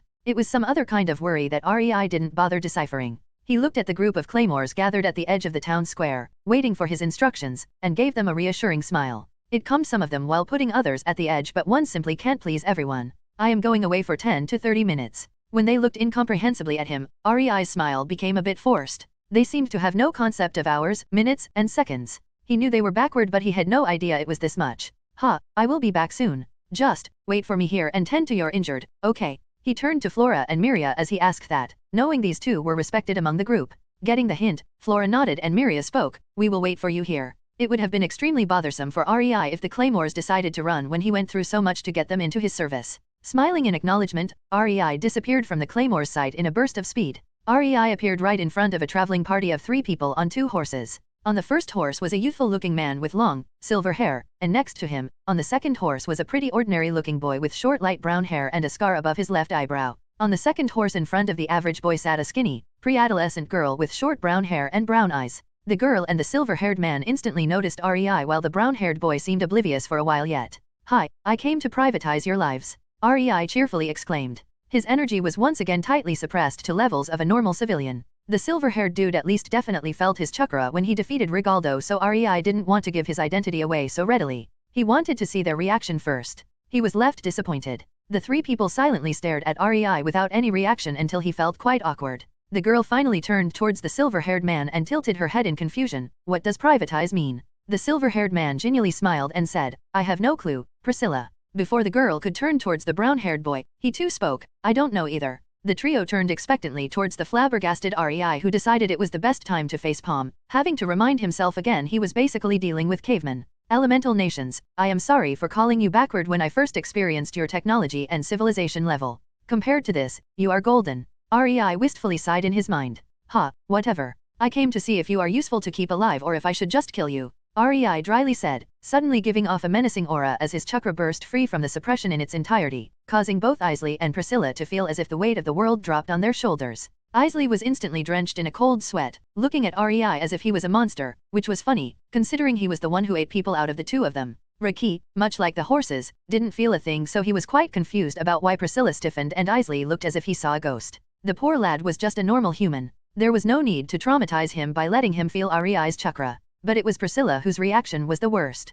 At first, she stiffened, staring at REI with wide eyes full of terror. Then she slowly whispered, "Yuma," in a scared voice, before her eyes turned gold. That was the only warning REI got before she blurred and he was forced to jump back to dodge the axe kick from the now transformed Priscilla. When the kick impacted the ground, it created web-like cracks all around the zone of impact. REI steadied himself, quite impressed with the sheer physical power displayed, and looked at the transformed girl. Her awakened form was a winged humanoid about 2 meters tall with a single horn on her forehead and a pair of wings on her back. It wasn't bad, as far as a Yuma appearance went, but the most human part of her was her face. Her body reminded REI of dryads from games whose limbs were made of several branches, just in Priscilla's case it was all flesh and purple. She was humanoid but she did not resemble a human. REI saw how the horned girl glared at him with hate, causing him to lift his eyebrow at her and wonder what was her problem. "Oi, I said I am going to kill you if I deem you useless, but you don't have to make the decision so easy for me," REI amusedly started. Yeah, he could admit that attacking a dude who comes and threatens your life was a smart thing to do, but that only applied if the dude was on the same level as you.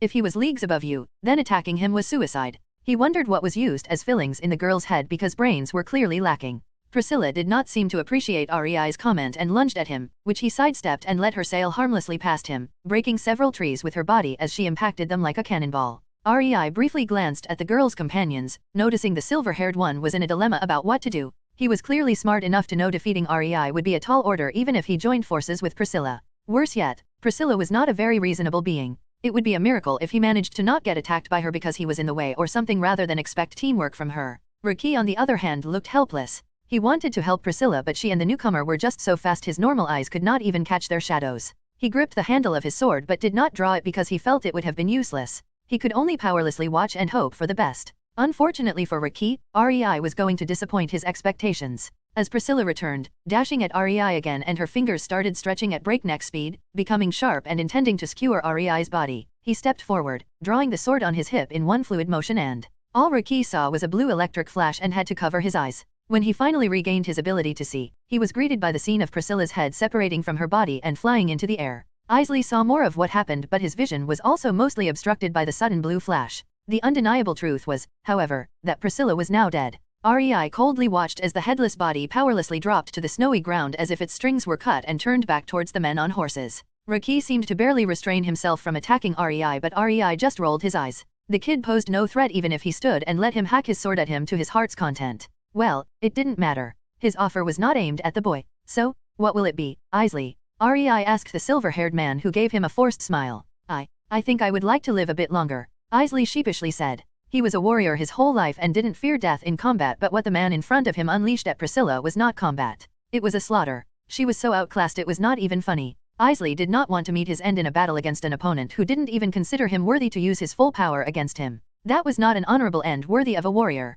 That was a pathetic end. "Well, good for you?" REI nodded in acknowledgement. Isley seemed a bit smarter and calmer than Rigaldo. Well, it didn't matter. REI gave them his offer because he wanted to see the differences between Yuma and Claymore after some training. He was also sure Tsunade would like the opportunity to research both of these species. and since he was going to subordinate an awakened being anyway, why not go for one of the strongest of the lot? Now, take the kid into your arms, Rei gestured towards Riki, and come with me. I am sure you will be able to keep up. With that, he started to run back towards Pieta at a moderately slow pace. Huh? As if I let the last bosses show up in the town where they could try taking my new group of subordinates as hostages? I'd rather cheat and bring the fight to them instead. Rules of conduct between villains and heroes do not apply in real life. Chapter 383, Kagaya's First Subordinate. In Naruto, Reborn with Talent. Rei arrived back at the town square in less than 15 minutes and the claymores were almost done bandaging up their injured comrades. In hindsight, he realized they would have not been able to run even if they wanted unless they abandoned most of their injured since he wasn't away for long enough for that. Now, that made Rei feel like an asshole for warning them. Several claymores finally realized he was back and were about to greet him when Isley appeared next to him, carrying Dizzy Riki on his back which made the claymores stiffen. They correctly guessed the man was a Yuma and that put them on guard. Well, except for one claymore who stood frozen as her eyes landed on the boy who shakily climbed down from Isley's back. Riki! Claire exclaimed and rushed towards him. Hearing his name being called out by a familiar voice, Riki stiffened for a second before his eyes went wide and his expression beamed in happiness as he realized to whom that voice belonged. He barely managed to turn in the voice's direction before he was engulfed into a tight hug. Rei winced, hearing the thud as Riki's forehead collided with Claire's chest. The woman most likely forgot her strength was a few magnitudes higher than a normal human in her rush and Riki would have a bump on his head for the foreseeable future because of that. Rei decided to ignore the reunion between the two as he was not interested in Claire's fussing over Riki and the boy's childish embarrassment. Rei would have been happiest if the two finally got a room and shagged their petty issues into existence. It was obvious they wanted from the way they looked at each other but they pussyfooted around it to a cringeworthy degree. Well, no skin off Rei's nose. At least the boy would have something else to focus on rather than his pathetic grudge against him for killing Priscilla. Rei didn't give him enough time to act upon it but he could plainly see the boy's agitation from his body language. Noticing the wary looks both Miria and Flora were giving Isley, Rei decided to clear up any possibility of future problems. By the way, this is Isley. He decided to join me rather than die, he casually said and shrugged. Suddenly, the wary looks thrown in Isley's direction increased, causing him to sheepishly chuckle. The claymores realized this was the motherfucker who sent the army of awakened beings at them but they were also aware of the fact they were too weak to do anything to him. While this could damage the loyalty of some claymores, in the long run, it would show them they were not really all that special. Maybe it would push them to train themselves harder. Or not. Rei was honestly more interested in getting Tsunade someone to experiment with and Isley was quite a good specimen. He was one of the strongest awakened beings in existence and there was certainly the usual arrogance and cruelty of Yuma ingrained in him but he still had a big part of his human personality. The soft pretty boy persona of his was not entirely a facade and his quick surrender proved he had a good head on his shoulders. And who knows? Maybe Tsunade would be capable of restoring more of his humanity and stopping his need for human intestines. Rei definitely wanted her to look at claymores and their genetic makeup while trying to finish their mutation in the most optimal way. There was no reason to leave them in this unawakened stage, always on the edge between becoming Yuma and being half human. It was unstable and that meant it was an unfinished, crude, shitty experiment. Even Orochimaru's cursed seal had more finesse than the method of creating claymores. At least the cursed seal bearers could transform at will and learn to control it rather than this half-human bull the girls had to learn to live with and be in constant fear of being turned into a man-eating monster.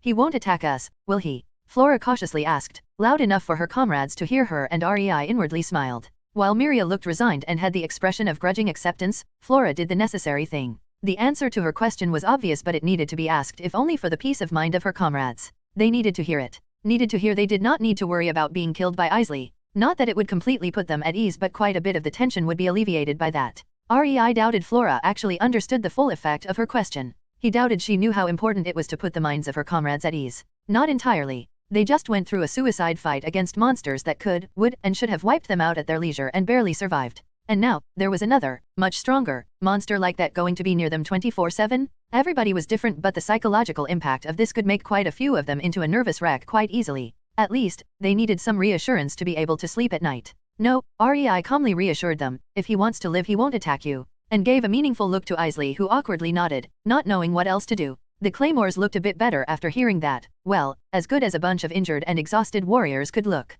Now that these matters were dealt with, Rei focused inwardly on the mental connection he had with Kagaya. Despite her being out of the seal, their connection for some reason didn't disappear when the seal was destroyed. Rei had no idea why as it was basically just a connection to her mind through the seal that no longer existed. As for Kagaya, asking her for the reason was like asking a 5-year-old child why the sky was blue. She had no clue. It was one of these mysteries that were unsolvable for Rei with his current knowledge but since it caused no harm to either of them, he decided to just shrug it off and be glad it remained. I am done. What about you? He asked. There was silence for a while but he could feel Kagaya felt, aggravated and mildly frustrated. Before REI could start to wonder why, a swirl in the air appeared in front of him and Kagaya appeared there with a, "Is that Rifle?" REI thought in baffled surprise. "Yes. How did you know?" Kagaya curiously replied, reminding REI that their mental connection was still open.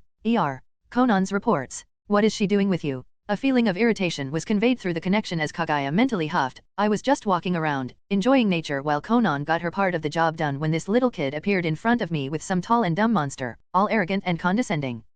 You probably didn't have your chakra suppressed enough and she felt a smidge of it. REI nodded, totally able to see something like that happening. "So I naturally had to teach them a lesson," Kagaya indignantly proclaimed. Now that REI looked closer at Rifle, she did seem torn in places. The tall guy died quite fast though. He couldn't even withstand having his head cut off. "What a weakling."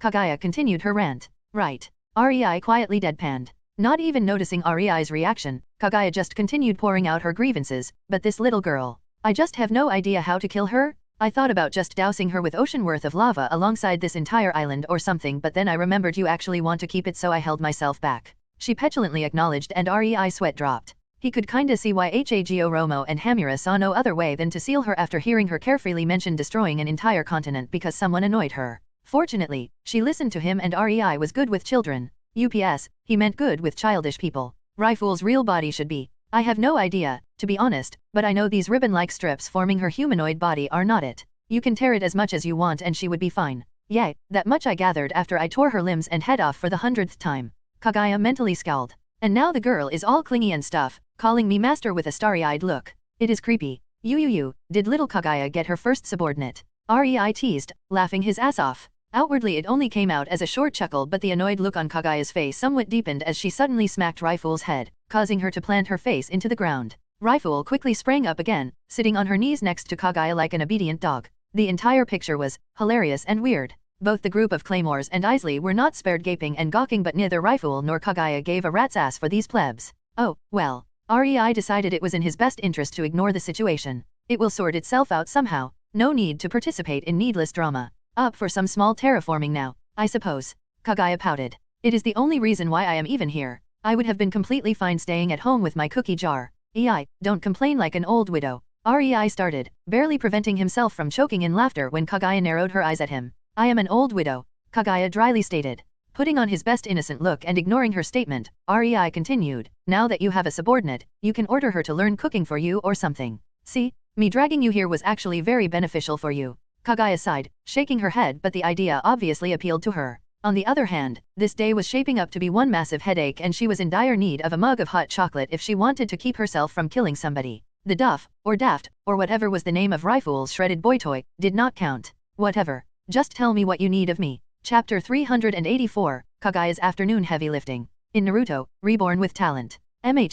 What about transferring this island closer to the north of the elemental nations? REI casually spoke. Why not make use of overpowered Waifu when he spent so much time trying to free her from her prison? Hearing him, Kagaya shrugged as if he was just asking her something extremely mundane, and her body started to be lifted into the air. All the Claymores and Isley gaped at the sight while Rifle's worshipful gaze increased in intensity. Flying was rare even among Yumas, and flying without wings looked more like a miracle to them. Frankly, REI knew most ninjas would have reacted in much the same way, so he couldn't really fault them. What is she going to do? Flora gathered her courage and asked, bringing Rifle's, Isley's, and other Claymores' attention to REI.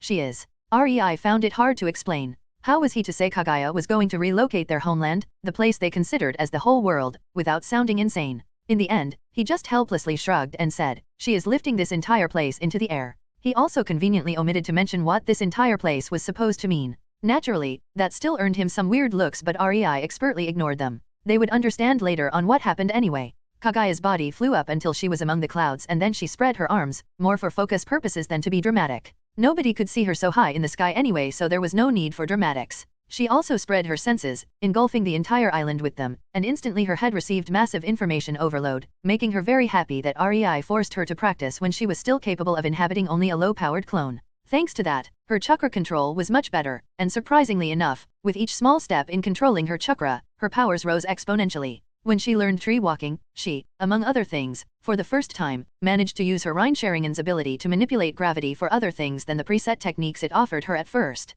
REI told her that it was not her powers that were increasing, just that she had more access to them now that she had at least a small idea of what exactly she was doing. But that didn't matter. Kagaya felt much more powerful than even when she fought her sons, and it brought her joy. With each power-up, she felt less and less worried about other Zetsu kiss. The practice sessions were hellish and hard. Kagaya never complained as much in her life, but at first, she stubbornly kept practicing because she wanted to be praised by Rei. Then when she found out just how much it was helping her with her powers, Kagaya happily suffered, only becoming much more vocal with her complaining to annoy Konan or Tsunade or whoever was training her for the moment. It was surprisingly fun. Kagaya started pushing her chakra into the island below her, flooding it with her energy as if it was an invisible tsunami in much the same way Earth Jutsu practitioners were using their chakra. The biggest difference was the scale and amount of power. Kagaya's chakra filled the whole island to the brim, making nature bloom no matter the climate, and sick people suddenly started to get better simply because of the overabundance of nature energy present in Kagaya's chakra, and yet, Kagaya barely felt the drain on her reserves. It was another thing that astonished her. The vastness of her real energy reserves. She never managed to feel all of it. That was what overinflated her ego previously. She could never reach her limit, so she thought she did not have one. She thought her reserves were infinite, which was not true. In the end, this arrogance led to her being sealed. She thought she could resist the sealing because of her chakra, so she let her sons touch her with those blasted sealing marks. Contrary to the uneducated belief, a strong entity needed an extremely strong seal, otherwise even Kyuubi could be sealed in a storage scroll for Konaus. Once a sealing process starts, it is like a tug of war between the chakra of the being that is being sealed and the seal trying to withstand its energy volume. If the seal holds, the being is sealed.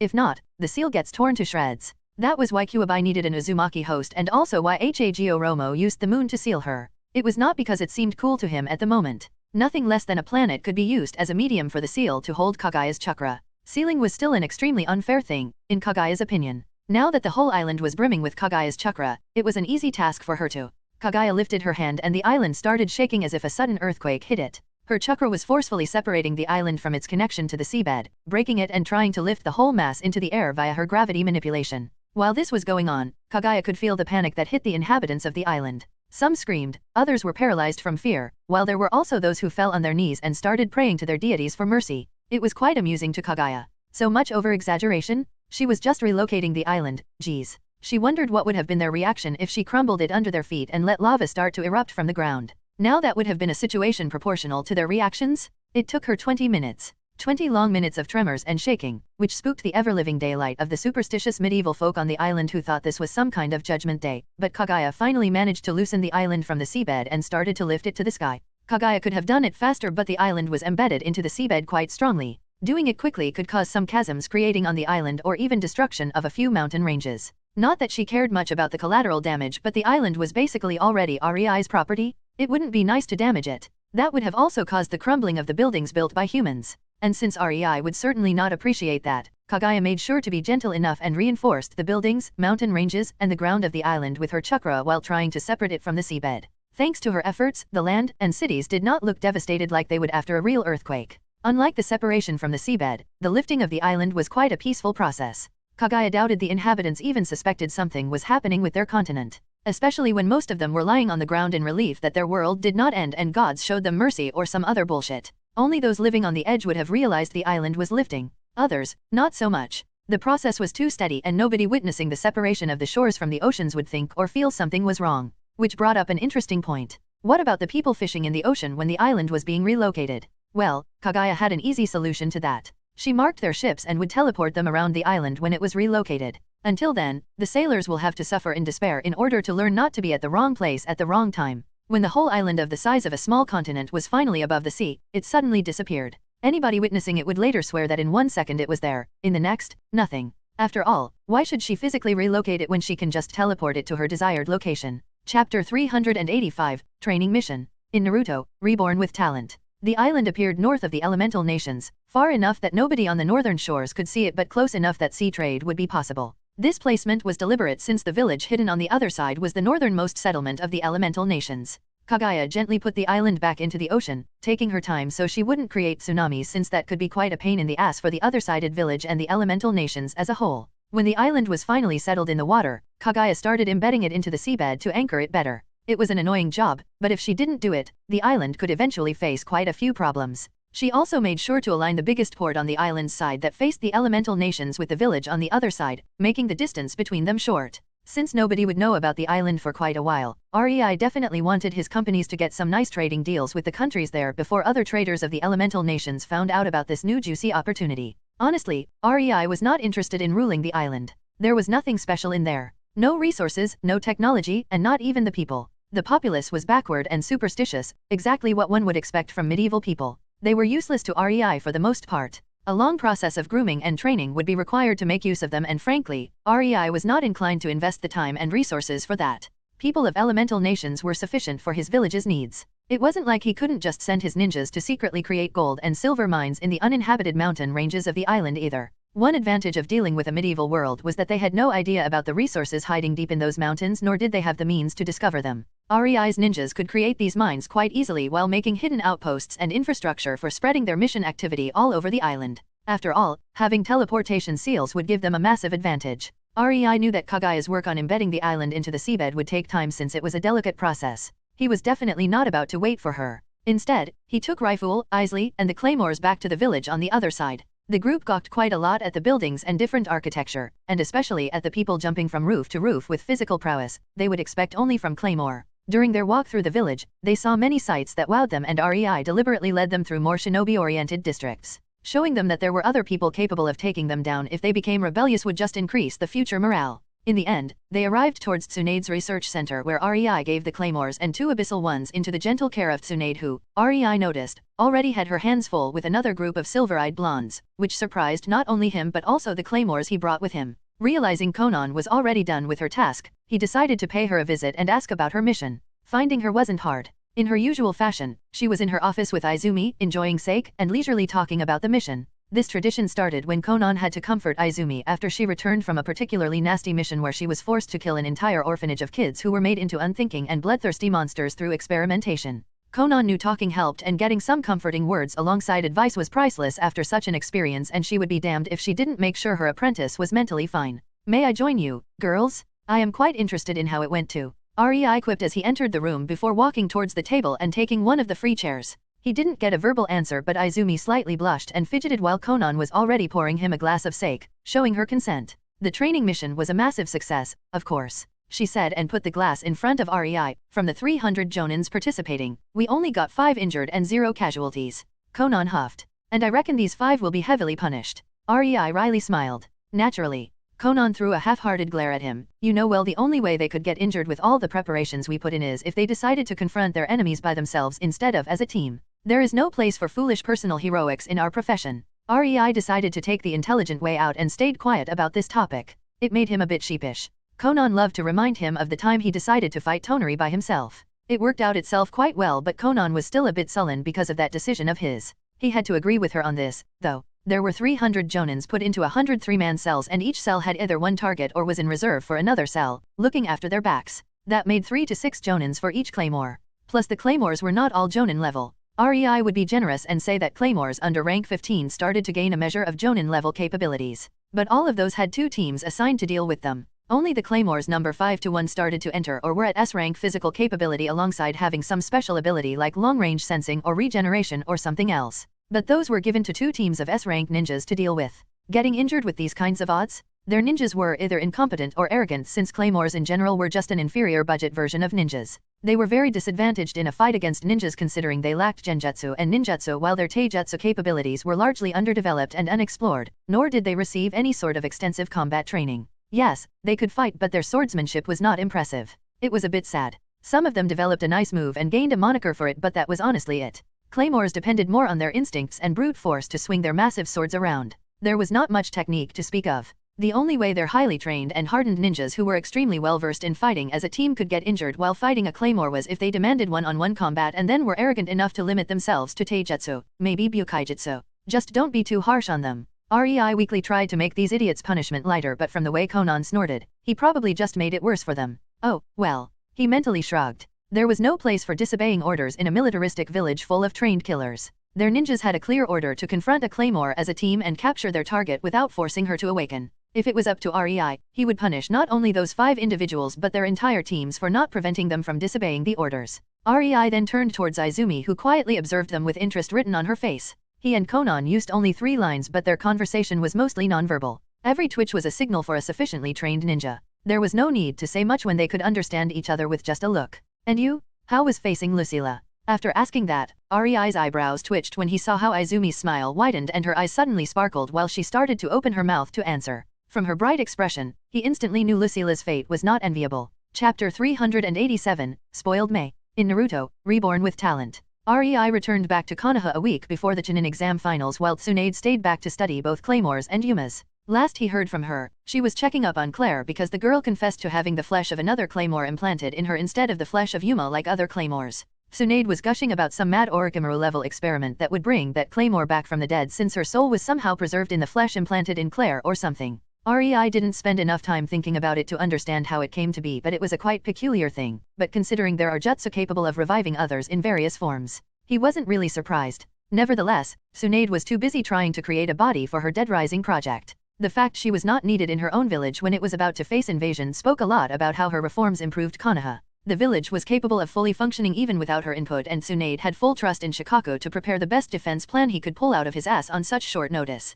It didn't matter that they only got to know about the invasion a month prior. Konoha was ready, be it for invasion or war. Tsunade survived 2 wars in her lifetime, and in both Konoha was scrambling to get everything ready even after the war had already broken out. She didn't want her village to suffer from something similar, and as such, she hoarded a lot of supplies, just in case. It really helped that with her position as the CEO of the Biribiri company, she could have these purchases off the books so nobody got alarmed because Konoha was arming up. Because of the upcoming invasion, everybody was more or less busy. Tamary was training for the Chunin exam finals, which meant she was making sure that Tsunade was ready for their own role in the conflict, using the time and the excuse of training to not be missed by anyone.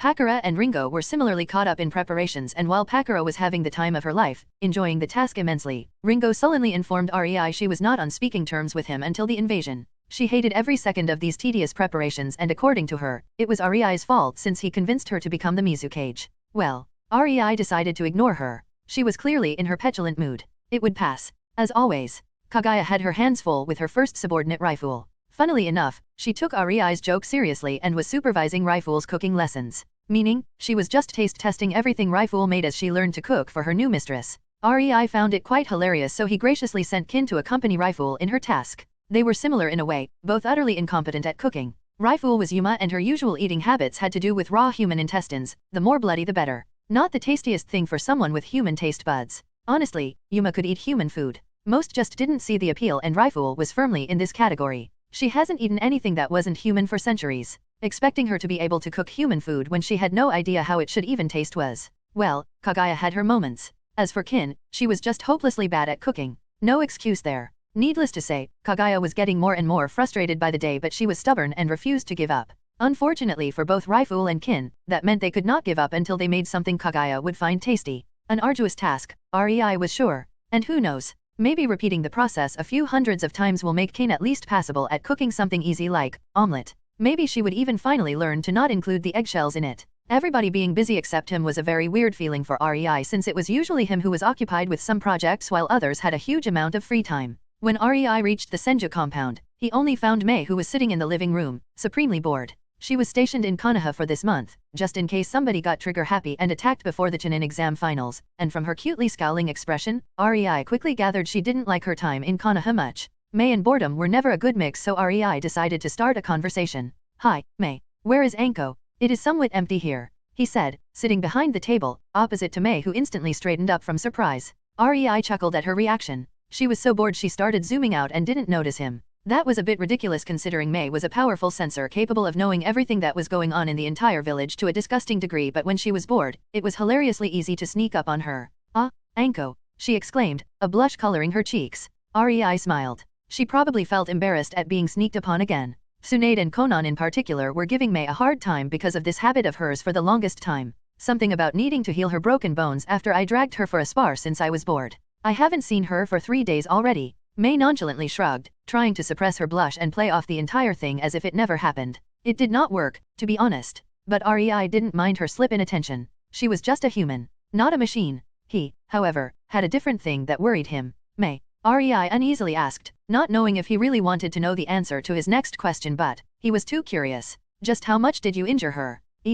Let's see." Mei put her pointing finger on her chin and scrunched her nose in concentration. There were 4 breaks in her spine. She nodded to herself in silent praise at remembering that while Rei promptly face-palmed. That already sounded quite fatal, and she was starting with it? Did he even want to know what was to follow? Mei did not notice Rei's inner turmoil and continued. Then her left shin was shattered and her pelvis cracked. That one was an accident though. She innocently smiled. For some reason, Rei was really not buying it. And then her right arm had 7 clean breaks and her left shoulder. Okay, I get it. You totally wrecked her. No wonder she is not here, telling one dirty joke after another. The poor woman is probably making a nuisance out of herself in the hospital. Rei sighed, stopping her explanation. Now that he thought about it, he didn't want to know. Mew, Mei pouted. She was supposed to be Tsunade's apprentice, so I was a bit rougher with her. She then beamed and hit her chest with her fist in a reassuring and confident manner. No worries, though. She will heal, and I went a bit easier on her teammate. Rei's lips twitched. Teammate. Anko was not the only casualty? Yup. Some spiky white-haired dude wearing a face mask.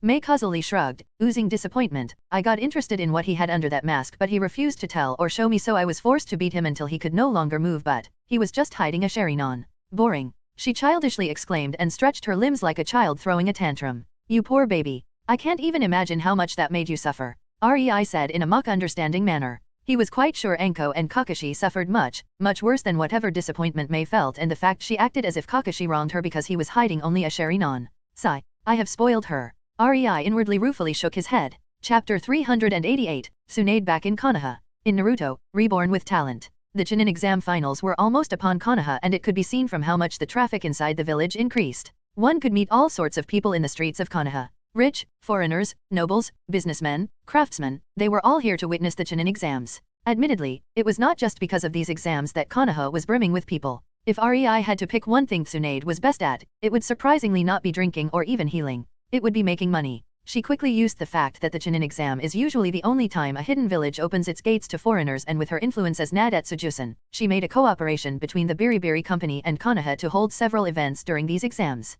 She had set up several auctions, theater plays, invited many renowned craftsmen from both the Land of Fire and countries affiliated with the Biribiri Company, hired the best chefs to cook food in the best restaurants in Konoha during these events. Heck, even brothels were better decorated than usual and prepared for a large influx of customers. Of course, this was Tsunade, and that meant Konoha gained several gambling dens just for this occasion. There was a lot of preparation, and all of it was geared to ensure Konoha would immensely financially profit from the fact many foreigners, of which most were important nobles or merchants, were in the village. The Chunin exams were simply the best opportunity for such a thing. It was a wonder why no Kage tried this approach. After all, this one event could bring more money to the village than a year-long effort on missions. The funny thing was, the deal was signed between Naruto Jusen and Tsunade Senjo. From an outside perspective, it all seemed good and legit. Two leaders made a deal, right? But Rei could only facepalm when he was informed about it. The deal was legal and nobody could gainsay it, but, sigh, it wouldn't be Tsunade if she didn't find a legal loophole to earn herself some gambling money. Naturally, the deal was beneficial for both Konoha and the Biribiri Company, but it was even more beneficial for both Naruto Jusen and Tsunade Senju,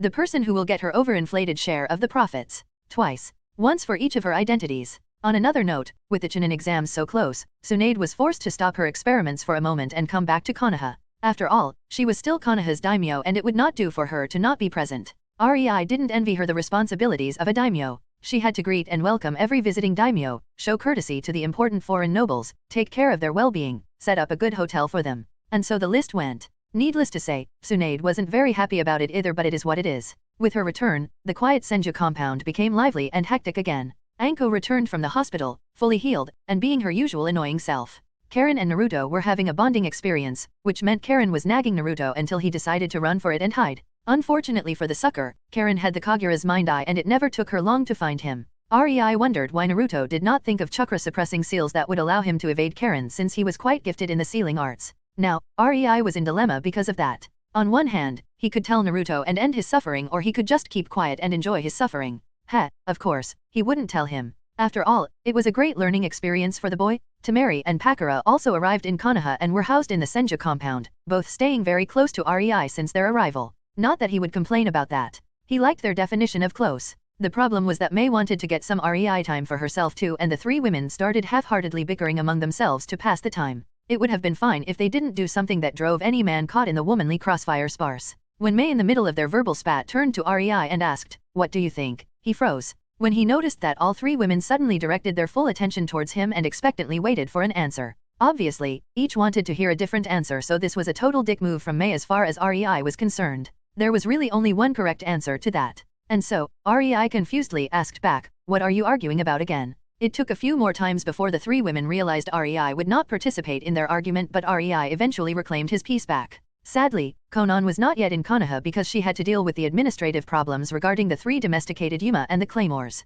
If she was present, Rei had no doubt she would have protected him from the emotional bullies. She knew how to smack them just right to get her point across. Rei sorely missed this ability of hers, especially when it came to his women. As such, he had to resort to ignoring them until they got bored. The one difference in the Senju compound was the presence of Tsunade's newest experiment. Her name was Teresa and she was the claymore whose flesh was used to mutate Claire into claymore. Honestly, the fact Tsunade managed to revive her in under a week and a half was mind-boggling, but here she was, alive and breathing again. That said, the woman didn't look good. She was akin to a starved rat. Her limbs were twig-like and thin, her stomach was as sunken as her cheeks and eyes, and she was always gritting her teeth because of the perpetual pain she was feeling. Being dead for well over a decade had its consequences, and since Tsunade did not sacrifice anything to bring Teresa back, the claymore was more like a walking corpse at the moment. It was fine though. Tsunade reassured everyone that Teresa would eventually regain her physical fitness. Her body simply needed time and healing. Her mind, however, was worse. Her mind was fractured and she didn't remember much from her past life. When Claire first met her, she tried to hug her and that made Teresa freak out because she had no idea who Claire was.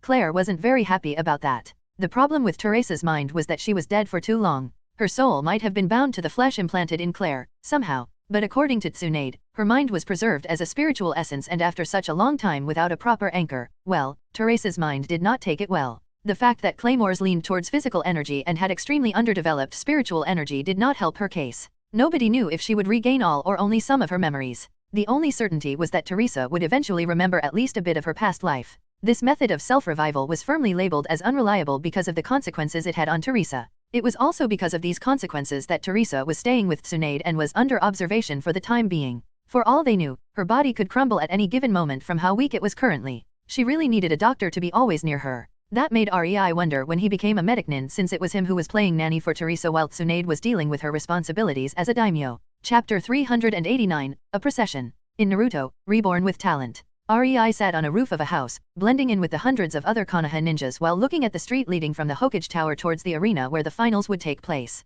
The street was full of civilians standing on the left and right sides, eagerly watching the procession that was currently going on. This was Tsunade's idea on how to properly greet the foreign cages and show them and their villages respect. Doing it separately for each of them when they arrived in Konoha would have been a bother, so this way, everybody would be announced and introduced to the crowd while walking from the Hokage Tower towards the arena. It did wonders for the cage's feelings of self-importance. The rakage. Rei had to sigh and shake his head in exasperation as the massive muscle head soaked the attention of the crowd, visibly feeling smug all the while Killer Bee was beside him, rapping and dancing his way through the procession. Rei had no idea which one of them was the bigger clown. Sure, the civilians were finding them cool, but he wondered why the two were not feeling even a shred of embarrassment. From what Rei heard, Tsunade had to let him go first in the procession because he wouldn't have it any other way. Fortunately, the Tsuchikage had a bit more political understanding and that made him reserved about this procession, so he didn't demand to go first too. The midget Tsuchikage walked silently, not bothering to greet the crowd, but Rei noticed he was a bit straighter and his nose was just a tad bit held higher than usual as he strutted through the street alongside his guards. The next leader was a shock for everyone gathered who didn't have previous intel. The man who came out of the Hokage Tower next, walking like a snake stalking his prey with a smirk on his face as the crowd booed and jeered, was Orochimaru in his role as the Otokage. Because of the laws that safeguarded the visiting cages, he couldn't really be touched despite his status as a rogue ninja. It would have brought a lot of problems for Konoha if he died inside of the village during this event. Tsunade found it funny that he had the balls to show up in his capacity as Otokage, but since he did, she would welcome him with open arms and a promise of removing his manhood if he tried something. Both just cordially smiled at each other, both knowing Orochimaru showed up only because he wanted to try something. But at least his arrival was peaceful because neither wanted to break the appearances. As such, here he was, walking through the crowd of angry people and seeming to enjoy every second of it. To be fair, Orochimaru mostly ignored the crowd and with the corner of his eyes looked towards the balcony where Konoha clan heads were gathered. There, Hiruzen Sarutobi was trying to combust him with his gaze with the sheer rage it conveyed. No wonder the Snake Sunin had the time of his life. There was a reason why Tsunade let these three go first, and the reason became apparent when the next group appeared from the Hokage Tower. Pakura with Grumpy Sasori beside her, acting as her guard, Ringo with Reiga, and Shikako, guarded by no one since there were hundreds of Konoha shinobi all around, walked out side by side. The crowd raged in excitement, applauding the loudest simply because this was Konoha, so most of them were Konoha's civilians and the Hokage was walking in front of them. Shikako was surprisingly a very well-liked Hokage by both ninjas and civilians. A part of it was Tsunade's reforms and the bit of credit he got for enacting them as his daimyo wanted, but other than that, Shikako really tried to be a good leader and it was felt by Konoha's inhabitants. Neither of these three cages showed any visible reaction to the crowd's loud cheering though. Ringo looked fed up, barely holding herself from scowling as Reiga boredly followed her. Pakura was too serious for her own good, showing a strong front for the crowd while Sasori was visibly annoyed, and Shikaka, he just sluggishly walked forward, his head dropping low every so often as if he was about to fall asleep. It was the ninjas, especially the experienced veterans who understood how politics worked and how they affected their work and the dynamics between the villages, that looked shocked when the three leaders appeared side by side. It was a clear message of their upcoming alliance and that spelled future conflict. And if the majority of Konoha ninjas were shocked, the other foreign ninjas were pale as snow and shitting their pants. Rei inwardly snickered, knowing exactly which civilians were just infiltrators from Kumo and IWA. Their expressions were priceless as they realized they might be fucked. Unfortunately for them, it was too late to call off their plan and their respective leaders were already almost near the arena. Even if Tsuchikage and Reikage were informed of this and got spooked, they had to attend the Chunin exam finals. They had no time scrambling in order to change the plan, much less fully call it off at this stage. Naturally, the entire procession was just one big farce. Tsunade simply wanted to show that Konoha is the bigger man and can show respect to the other cages. No other village had such a grand welcome for the visiting cages during their own Chunin exams either. In short, it was also a flex. Tsunade was subtly showing to foreigners that Konoha was better than them, that it was a good village. Considering she was currently seated on a balcony belonging to a luxurious restaurant with many visiting daimyos as they watched the procession, there certainly was merit in keeping up these appearances. Unsurprisingly, neither the daimyo of lightning nor the daimyo of earth showed up.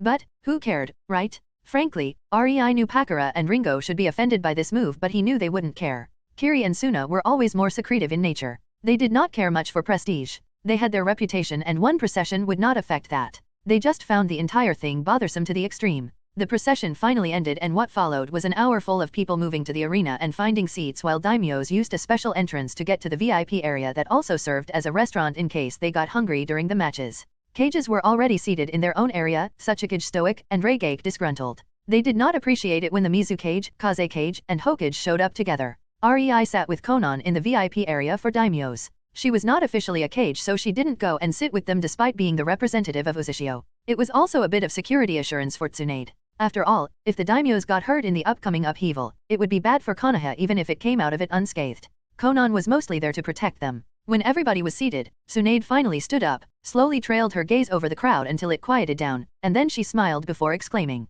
"Let the Konoha's Chunin exam finals begin." Chapter 390, The Finalists. In Naruto, Reborn with Talent. Rei watched as the proctor stepped inside of the arena, followed by the Chunin wannabes. The proctor was surprisingly Heiate Gecko. Since Suna was not going to invade, there was nobody to kill the guy so he got the position. Of course, with how tight the security was in Konoha and with the number of seals strewn around the village, if any Konoha ninja was attacked in Konoha, the place would be teeming with Konoha ninjas a few seconds later. Rei really had no idea how Beiki could kill Heiate in the middle of Konoha with no one the wiser as to what happened. Konoha was supposed to be a freaking ninja village and they had no one and nothing watching over foreign ninjas in their territory? They allowed a murder of their ninja to happen inside of their village right after Orochimaru killed a team from Taki, inside of their village? When he saw that scene in his past life, Rei didn't really care or think about it but now he had a bit more knowledge about how hidden villages worked, or rather, how they should work. He couldn't comprehend how incompetent Konoha's higher UPS must have been to allow for that to happen twice in a row. Once would have been understandable, especially if the killer was Orochimaru. The problem still was that no one knew about him, which meant there was no sufficient revamp of security after his defection, but it was understandable. But after that, Konoha's umbu should have been everywhere. How could a guy die in the middle of the village with no one witnessing it? Rei awkwardly smiled and decided to forego that trail of thoughts as it led to nowhere. He still threw a glance at Hiruzen who seemed frustrated, trying not to glare at Orochimaru sitting in the cage area. Looking back towards the arena, Rei noticed the finalists were finally gathered. There was the entire Team 7 composed of Hinata Hyuga, Naruto Uzumaki, and Suzuki Uchiha. This made Tsunade smug and gleeful. The kids had no chance against half of the contestants but the fact they all made it to the finals with this kind of competition was enough for their promotion. They did not know it yet but they would be becoming Shunins after this no matter what. Not because they deserved it but because they pleased their superior.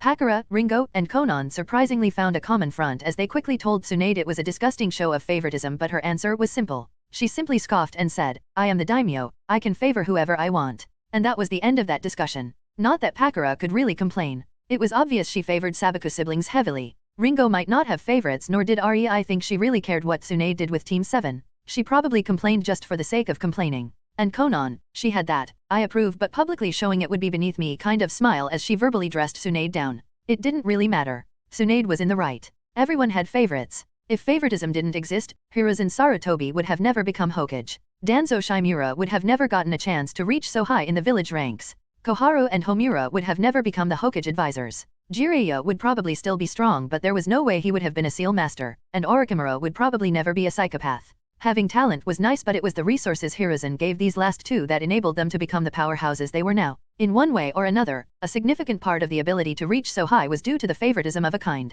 But nobody wanted to be called out on it, and in some cases, some people love to use "I can't favor anyone because of my high position" as a good excuse for the naive folk who actually believed such bullshit. Next to Team 7 stood Yakumo Kurama as the only finalist from Team 8. From what Rei heard from Tsunade, Kurane was a bit disgruntled her boys did not pass, but she was equally delighted her favorite student got into finals. This past month, Yakumo was having an intense training schedule, probably making her berate her past self for passing. After all, Kurane did learn some extreme yet effective training methods from her apprenticeship under Tsunade. The last Konoha finalist was Shikamaru Nara, who boredly stared at the clouds. Shikako couldn't have been prouder when he saw the expression of utter boredom and disinterest on his son's face. He was a true Nara indeed. Then there were the two finalists from Kirigakure, Hakuyuki and Kojuro. Kojuro had a bountiful month under Reiga's not-so-tender care because Ringo could not be bothered to train her genins even if she really wanted to win the bets against Rei's other girls. As for a cage training a genin, Ringo was the last person to bother with the opinion of others. Haku, however, got a teacher in the form of Yuriko Yukimai, so there was a chance he would learn Snow Sage mode from her if he impressed her enough.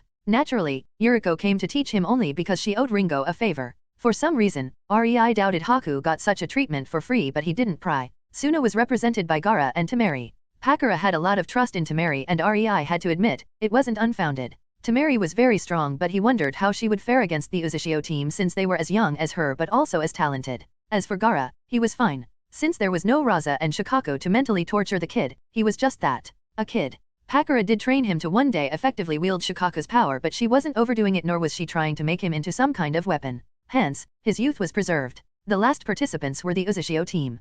Kimimaro was stoic, Taeweo was arrogantly smirking, thinking this would be a breeze, and Karen was nervous because she knew well neither of Rei's girls were nice people. She totally expected some kind of screw you from this tournament since she doubted Tsunade would allow S ranks facing genins from her village. Especially since from what she has seen, the Konoha kids were exactly that. Talented but still genins who at best were Chunin level. And while Karen had no idea how Tsunade would deal with this problem, her gut feelings were telling her she would not like it. Neither Kumo nor Iwa were represented in the tournament, but both Tsuchikage and Reikage got invitations to the event because tradition dictated so. Nobody expected them to show up for obvious reasons, but, since they did come, Tsunade welcomed them. If she didn't know their scheme, she would have been nervous, but since Konan was such a good spy, there was nothing to worry about. Rei wondered what face they would show after seeing these young talents. He looked back at the teens in the arena and smirked. Some were indifferent, some nervous, others looked resigned, a few were all fired up, and one or two simply did not care. Neither of them knew who they would fight. During the past month, they had to scramble to gather intel on every participant and prepare accordingly for every eventuality. It was an impossible task, which was supposed to put them under a lot of pressure and stress while simulating a situation before a true battle to the death in the field. The Chunin exam finals started the second the preliminaries ended. The participants were just not told. Author note. I am sorry if some of you might know this chapter was just one useless filler, but I have to think about those who do not keep what happened previously in the story in their brain. I thought reintroducing the participants would be best for the start of the Chunin exams arc. Chapter 391, the first fifth one. In Naruto, Reborn with Talent. Heiei approached the finalists and coughed. The first match will be between Hyuga Hinata and Kurama Yakumo. The two participants, please prepare yourself for the fight. The others please proceed to the waiting area. The arena cleared out except for Hayato, Hinata, and Yakumo, and Rei raised his eyebrows at this matchup.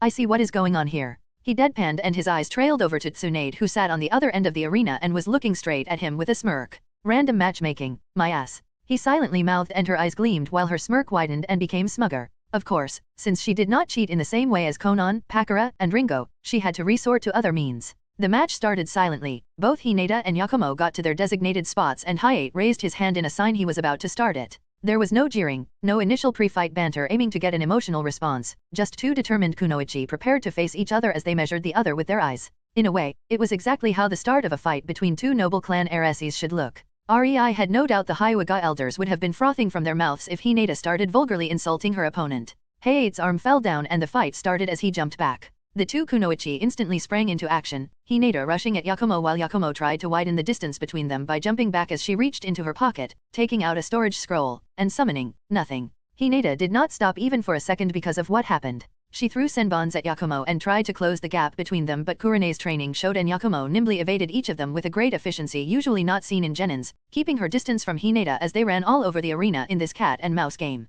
A genjutsu?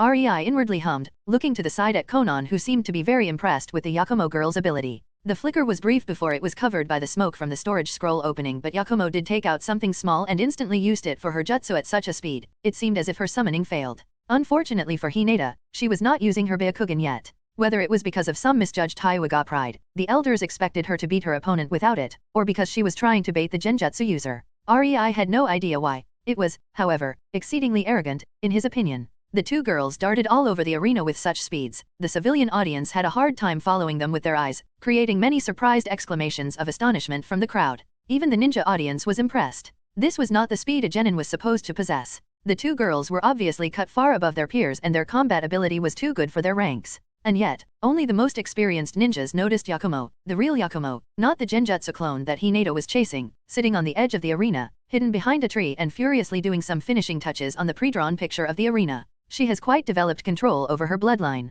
I doubt that Hyuga girl could see through this particular genjutsu even if she was using her Byakugan. Konan suddenly spoke as she observed the match. Obviously, the perfect genjutsu of the Kurama clan had some flaws since the clan was never well known. If it was as unbeatable as it was hyped up to be in rumors, it wouldn't have been Uchihas who dominated the genjutsu field in Konoha. But since Hyugas depended on their eyes entirely too much, Kurama clansmen were their hard counter, considering their use of sight as the main medium for their genjutsu that was simply too subtle for a Hyuga to detect just with eyesight, no matter how good it was. The trick was using more senses in tandem to beat this level of genjutsu, but that was a technique far above genin or chunin levels of ability. Then again, the girl was just a genin and Rei could see even some jonin affected by her wide area genjutsu covering the entire arena. Her skill with her bloodline was more than just praiseworthy. Rei doubted Hinata would be able to see through Yakumo's genjutsu even with her Byakugan. Yakumo was not trying to influence Hinata with her chakra. Instead, she was directly creating illusions over the surrounding area through her bloodline. At best, a skilled Byakugan user could see the area being a bit richer in ambient chakra. Kurane definitely showed the girl how to fight a Byakugan user with genjutsu. Considering Yakumo's bloodline is genjutsu-based and counters their bloodline, Rei shrugged. It was obvious Yakumo was far too well prepared for facing the best genjutsu detection bloodline in the village. He wondered if Kurane prepared Yakumo for all participants to such a degree in hopes the girl would win. Ha, Konan chuckled, what a blatant show of favoritism. From her tone it was obvious she meant it as praise. A jonin instructor was supposed to train their charges and Yakumo clearly hit jackpot with how willing Kurane was to train her. Well, considering Anko is Kurane's best friend and she thinks of Hinata as her apprentice, Kurane most likely knew Anko would blab about Yakumo's abilities and strengths, maybe even help Hinata develop a way to fight it. Rei added with a wry smile.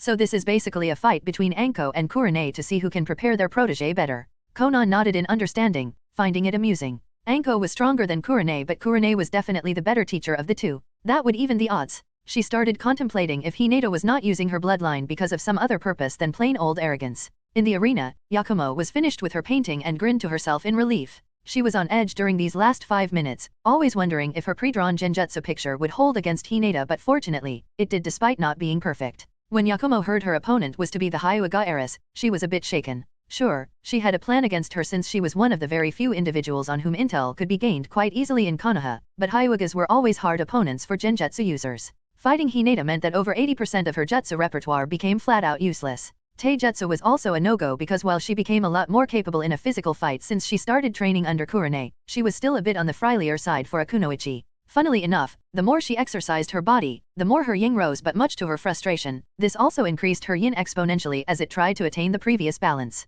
Hence, the more she tried to get physically better, the more potent her genjutsu became and her body improved only very slightly. It was driving Yakumo mad. There was no way she would have won against a trained Hyuga in a physical fight unless the Hyuga in question missed both eyes, at least one arm, and one leg. It was sad, but that was the truth and she had to deal with it. That didn't mean she could not send a heated glare at her genjutsu projection Hinata was chasing. Being fit enough to have that kind of speed, a girl could dream. On the other hand, Hinata had that kind of speed. The second she saw that, Yakumo huffed and decided to be extra vindictive with her next move, resulting in her picture being a bit more dangerous. The only effective thing Yakumo had left was her bloodline. She was never so glad she listened to Kurane and experimented to what degree she could pre-draw a picture for it to be still usable in a fight. Knowing she would be fighting in Konoha's arena was a very big help. I'd like to see some burning fit person, she thought, and started channeling her chakra into the picture with the arena up in flames, using her bloodline to weave an intricate and realistic illusion all over the surroundings. The second Yakumo's chakra flared, Hinata's entire body jerked to a halt, her eyes widening as she realized the Yakumo in front of her was not real. Before she could do anything, however, heat engulfed her. Chapter 392, The First Fig 2. In Naruto, Reborn with Talent. REI watched as roaring flames suddenly engulfed the whole arena, flames that someone with Yakumo's chakra reserves would be never able to use. It frankly reminded him a bit about Madara's Great Fire Annihilation. Sure, the flames were a lot weaker, had a lot less chakra in them, but their volume was astonishing. His mind started going a mile a minute, thinking about how this ability could be used to its best potential. Holy shit. He dryly stated after a while, the flames still going wild in the arena, stunning the audience into horrified silence. The Kurama girl is basically using the first principle of the creation of all things. She is instinctively turning spiritual energy and giving it a form. Yin created a form and Yang gave life to said form. That was the creation of all things in a nutshell. It was obviously much more complicated than that, but this was simply ridiculous. Nobody knew what exactly made the Kurama clan's bloodline so special. Now, REI discovered the truth and even he was flabbergasted. No wonder their genjutsu is rumored to be unbreakable. Konan wryly smiled.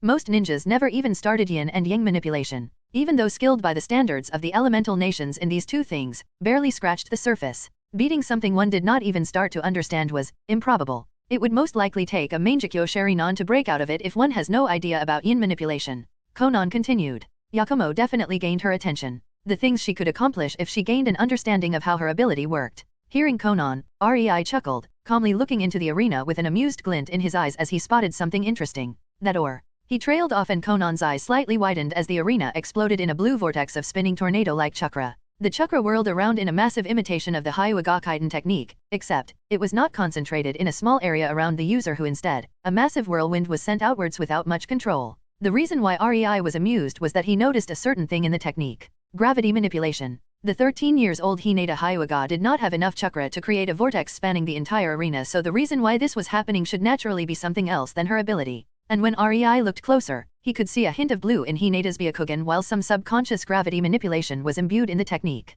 Really interesting. I wonder if this is the result of Tsunade's special training regime she was giving the girl through Anko. REI mumbled to himself with amusement lacing his voice. The one person with the most knowledge in evolving bloodlines was Tsunade, and considering who was the teacher of Hinata's teacher, the culprit for this situation was obvious. I really envy her. Konan suddenly spoke as she watched the heavy chakra-powered wind swirl in the arena, causing the audience to hold tightly to their seats because of how windy it was all around. REI looked at Konan, who gave him a small awkward smile. I just thought about what we were doing at her age. 13 and already creating a spectacle like this? The girl is gonna be famous. You of all people are going to complain about the power of a bloodline. REI dryly deadpanned. Hush you? Konan giggled. Just because my bloodline is strong doesn't mean I can't envy others. REI rolled his eyes at her and redirected his attention back to the match since the whirlwind of winds and chakra was finally calming down. The arena was devastated. The tree inside was uprooted and the ground sported shallow gashes. In the middle of this devastation was Hinata, standing and supporting her body with her hands on her knees as she panted from exertion. Her body sported slight burns all over, as did her clothes, and the girl was obviously wincing from the pain.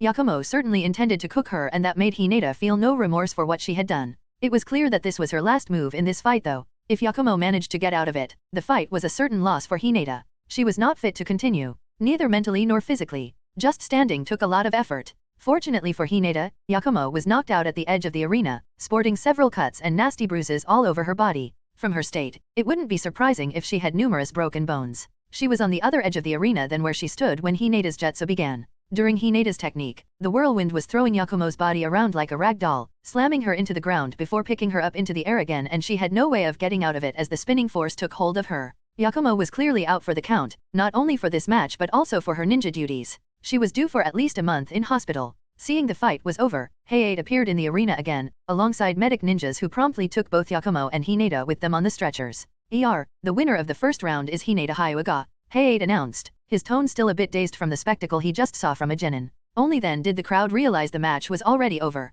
Hinata's technique literally took their breath away and dazed them into their seats. Both ninjas and civilians were astonished by what they just witnessed. Civilians were easy to impress. Contrary to popular belief, ninjas did not go around showing off their moves. Civilians were really ignorant of what power ninjas really wielded. They had a rough idea, but, honestly, that didn't mean much. Seeing firsthand the entire arena being devastated by one technique from genin, naturally, they were speechless. Even daimyos, who had the best idea about ninjas' prowess, couldn't help but feel shaken by the spectacle. Ninjas, on the other hand, couldn't believe a 13-year-old girl managed to produce such a technique when most jonins would struggle with chakra requirements of that. In their minds, Konoha gained a new prodigy. And while pride bloomed in the minds of the Konoha ninjas as they inwardly celebrated the birth of new genius, the Tsukage and Reikage in the cage box had sour expressions. Especially the Reikage, who realized who the Hyuga girl was. the situation would have quietly passed with no conflict whatsoever. At most, the two leaders would have silently started to plot and scheme how to get rid of or kidnap Hinata. But, so, what do you think about my Hyuga girl, Reikage?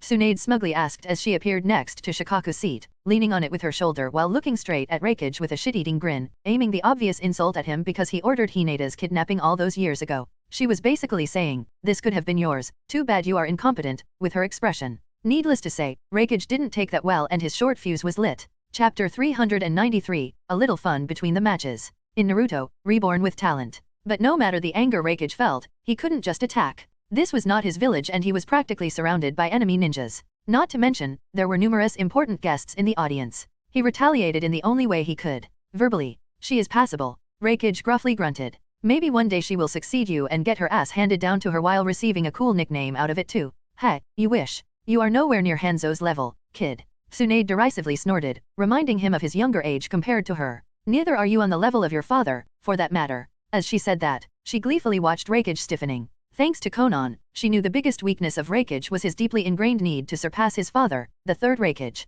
Considering the guy could fight Haxabi to draw and the only wound he received from it was self-inflicted, that was quite a tall order. May I offer you some refreshments? Shikaku quickly butted in, forcing a smile on his face as he gave Tsunade a brief and subtle pleading look while also discreetly signaling the Umbu hidden nearby to bring some drinks. The Umbu didn't really want to. Presenting something to these legendary ninjas would mean getting near them when they are somewhat pissed off. Unfortunately, his cage ordered him. Tsunade and A stared at each other for a few long seconds, and Shikaku started to think his distraction failed when Tsunade turned towards him, completely disregarding Reikage who continued to attempt setting her on fire with his glare. Sake would be nice, thank you, she pleasantly spoke, causing Shikaku's lips to twitch at the 180 she did on the moment's notice. Even Ringo, who mostly broodily sat in her chair and boredly waited for this useless event to end, couldn't help but smile at the display. I will have water. Hakura spoke with a smile, despite knowing Shikaku was simply wanting to break the conflict between the two. Can I have some dango? Orochimaru asked with an amused smile, his eyes hovering over Tsunade with curious glint as if he was trying to solve a complicated puzzle. At any other time, he would like nothing else more than the conflict to escalate to blows, but now was not the time. His plans depended on timing, and if Reikage decided to just go YOLO at Tsunade, everything would have instantly gone to hell. Orochimaru had no desire to make all these months of planning and preparation go to waste because of one lightning-clad musclehead with anger issues. Nor did he appreciate his former teammate being her usual dickish spoiled self. Tsunade was an acquired taste that tasted sour or bitter even after acquiring, depending on if she wanted to tease or straight up piss you off. He was not a fan. There was a reason why he never approached her after his defection, even though he knew she would not really fight him for Konoha. Her expertise would have been invaluable for his experiments, but Tsunade was one of the rare few people who could piss him off on a daily basis because of how well she knew his tells. There was no way Orochimaru was recruiting her unless he had no other choice. As expected, Konoha's hospitality is as always questionable. And here I had my hopes up from the earlier showing during the procession. Tsuchikage spoke, looking at Tsunade with contempt. At least when the monkey ruled, there was order. Kids these days. He feigned a sigh with fake disappointment lacing his tone. Zip it. This is a talk between grown UPS, midget. Be a good boy and return to your fence sitting until you at least reach our shoulders. Tsunade clicked her tongue at him. Tsuchikage alongside with other cages were momentarily stunned by how direct and blunt Tsunade was. Her insult to Reikage was at least veiled, but this. It took a few moments for Tsuchikage's mind to reboot before he went beep red. He did not represent only himself but also his entire village. Insulting him meant insulting the entirety of IWA. Veiled insults were one thing, but this could not be tolerated. How dare he started, but Tsunade promptly interrupted him. No, how dare you speak to a daimyo like that? She dryly asked in a firm tone that left no room for defiance. That shut Oniki up as he gritted his teeth upon realizing that Tsunade was not just some 2-bit high-ranking ninja anymore. She was bona fide daimyo, and that meant she was officially higher on the proverbial social ladder than him. It was so easy to forget this fact when Shikaku was the Hokage.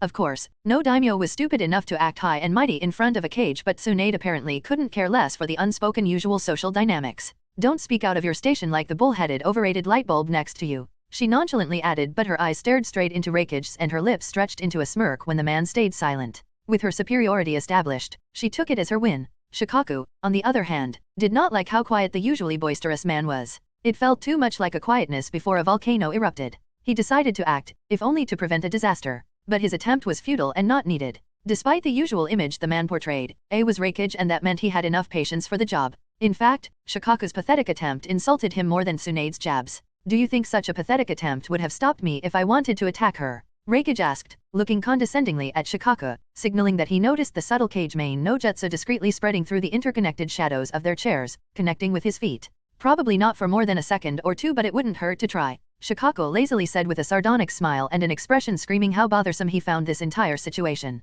Would you mind calming down, please? We wouldn't want to cause a scene in front of all these important people, now, would we? Before Reikage could react, Shikako turned towards Tsunade. He knew how to defuse the situation. No matter how one looked at it, Tsunade started it, so he had to end it with her in a manner that would satisfy all parties and offend no one. Diplomacy was such a drag. Could you please stop teasing our guests, Lady Tsunade? Shikako politely asked, a great deal of annoyance present in his tone. This is why spoiled brats should not be in leadership positions, Shikako thought, his half-lidded eyes sluggishly trailing from Tsunade to Reikage and back. Tsunade pouted in response, knowing her fun was over, since making things any more difficult for Shikako than this would have been a dick move, while Reikage scoffed at the light-hearted reprimand. Teasing his ass? She was blatantly insulting him and they all knew it. But causing a scene in front of so many daimyos and important merchants from all over the elemental nations wouldn't do. Not yet. He could only let it go. For now. Shikako resignedly sighed as Tsunade shunshined away and he was left with two indifferent and two disgruntled cages. Oh, and there was also the clearly irritated but curious Orochimaru too.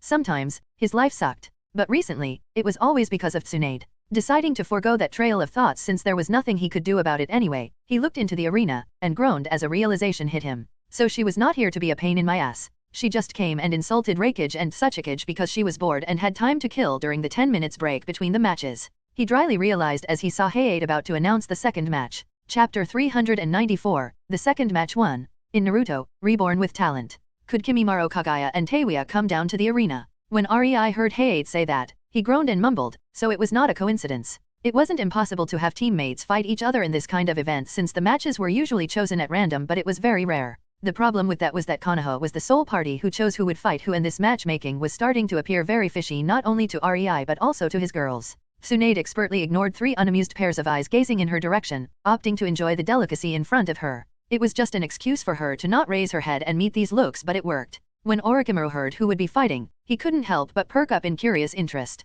He definitely had a bone to pick with Teiuya for deserting, but when he found out that she was included as a genin from Uzushio, he couldn't help but find it funny. That feeling left him the second he attacked the Uzushio team in the Forest of Death. He briefly scowled remembering that encounter. It should have gone entirely his way, but the Uzushio brats were strong and he wondered how Teiuya became so strong in such a short while. But Teiuya didn't seem like her usual self-assured mocking self right now. Considering that the Kagaya kid was in a team with her, that could mean only one thing. She was not sure of her victory. Interesting. Orochimaru subtly licked his lips. After all, he was very interested in a survivor from the Kagaya clan, and in the fight against him, Kimimaro did not do much. His prowess was mystery and Orochimaru did not like mysteries. If nothing else, Teiuya could prove as a tool to test the boy's skill before Orochimaru deals with her in the invasion. The last time the girl was lucky to have teammates around her, but no matter her improved prowess, Orochimaru was certain he could take her on in 1 versus 1. After all, strength was not everything in the ninja world.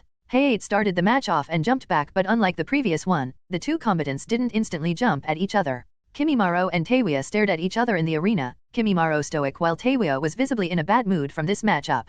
As part of the same team, they sparred with each other on a regular basis, so they knew how the other fought, and needless to say, Kimimaro was not Teiuya's favorite opponent. Oi, Bone Riyad. I am gonna wipe that indifferent mug of yours out of your face. Teiuya scowled as she saw Kimimaro's perpetually unbothered expression. Most of it was because Kimimaro's uninterested facade was pissing her off though. Surprisingly, they were honestly quite evenly matched most of the time. That's also why Rei suspected foul play with this matchmaking. So many match UPS would have been a total curb stomp for one of the participants, yet, 2 matches already were quite evenly matched. Coincidence? He thought not. You are welcome to try. Kimimaro indifferently spoke, not rising up to her insult. He was focusing too much on shifting his bones to create a layer of chakra-reinforced bone armor under his skin. Honestly, they fought so many times already, he wondered when Teiuya realized the trick in beating him in the most efficient way was to strike fast and not give him time to create this armor layer. Teiuya, on the other hand, thought that he had his armor up since they entered the arena, so she didn't bother stopping the initial banter. The slitted yellow eyes of a certain pale shithead boring a hole into the back of her head were creeping the funk out of her.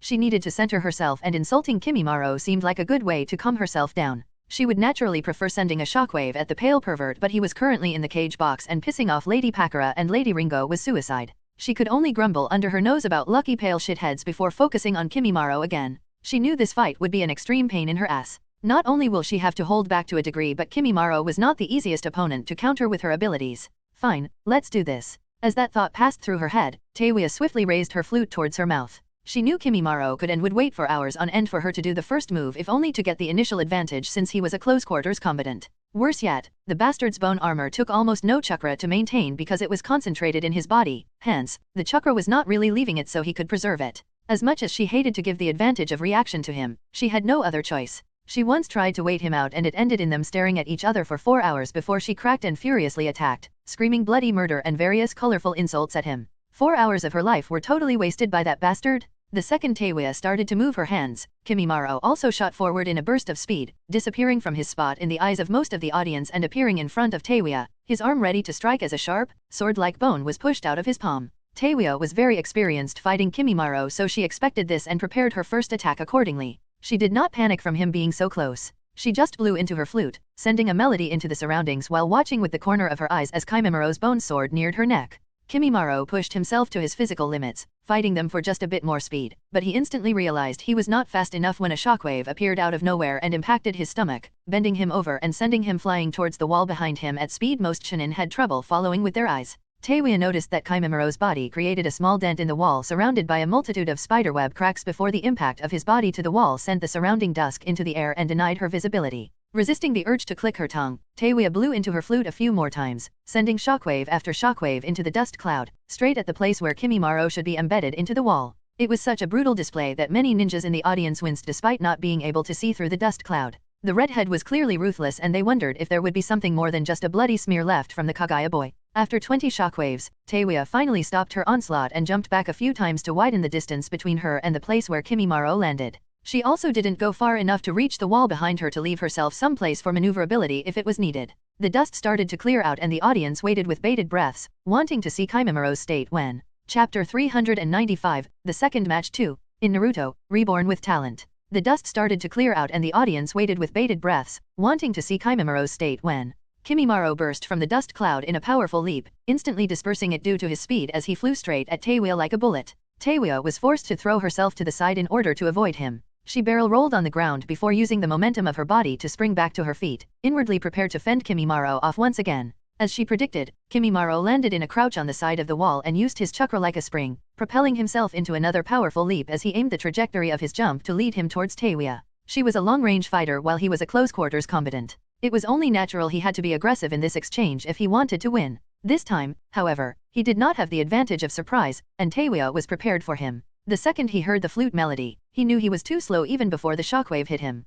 Taewya watched as Kimimaro twisted midair, kicking straight at her shockwave, in a way absorbing it with his kick. Friggin' bone armor. Taewya inwardly groaned. Any normal person would have their muscles shredded by such a shockwave but not Kimimaro. He just had to have an ability that could completely counter her jutsu. Kimimaro finished kicking the shockwave, which completely stopped his momentum and made him fall back onto the ground. He wasn't given enough time to start rushing at Taewya again. Instead, he had to spin and punch forward, intercepting another shockwave sent at him by Taewya. Taewya started to create an onslaught of shockwaves with her flute, sending them at Kimimaro from all around him, forcing him to spin and twist, sometimes intercepting them, other times weaving in between them, but he was avoiding almost all of the damage, which was definitely pissing Taewya off. The shockwaves were pretty much invisible and Kimimaro had to depend on his chakra sensing to locate the direction from which Taewya would attack. To the audience it seemed as if he was fighting some invisible foe and some civilians looked at him funny as they thought he simply went mad. The ninjas suspected genjutsu for the most part, mostly because of Taewya's weapon of choice. Only very few noticed a hint of what she was doing. Orochimaru, on the other hand, couldn't help but frown as he witnessed the technique to make shockwaves with chakra in the sound waves. This was the reason why he so quickly retreated when he tried to attack Taewya's team. The jutsu was very interesting but he had a hard time coming up with a way to replicate it. Hence, the frown. Poor guy, there was no way he would realize he first had to learn sound-based genjutsu and then alter it into ninjutsu. After all, most ninjas believed that genjutsu and ninjutsu were not mixable. It didn't help that he was successfully misdirected into thinking Taewya needed her flute for her jutsu. Down in the arena, Kimimaro had had enough of this irritating workout but he had a hard time finding a way out without showing more of his abilities than he was allowed. He knew causing this level of shockwaves was effortless for Taewya and she could continue for hours on end. During their spars in the village on the other side, she usually leveled a small forest from the collateral damage of all her shockwaves. These shockwaves had the power to barely crack the ground, there was no way they could affect his body through his bone armor. Taewya clearly knew that Chunin was only trying to annoy him. She knew full well that he hated moving around more than necessary during fights, yet, here she was forcing him to dance with her attacks in order to not give away an indication of just how durable his body is.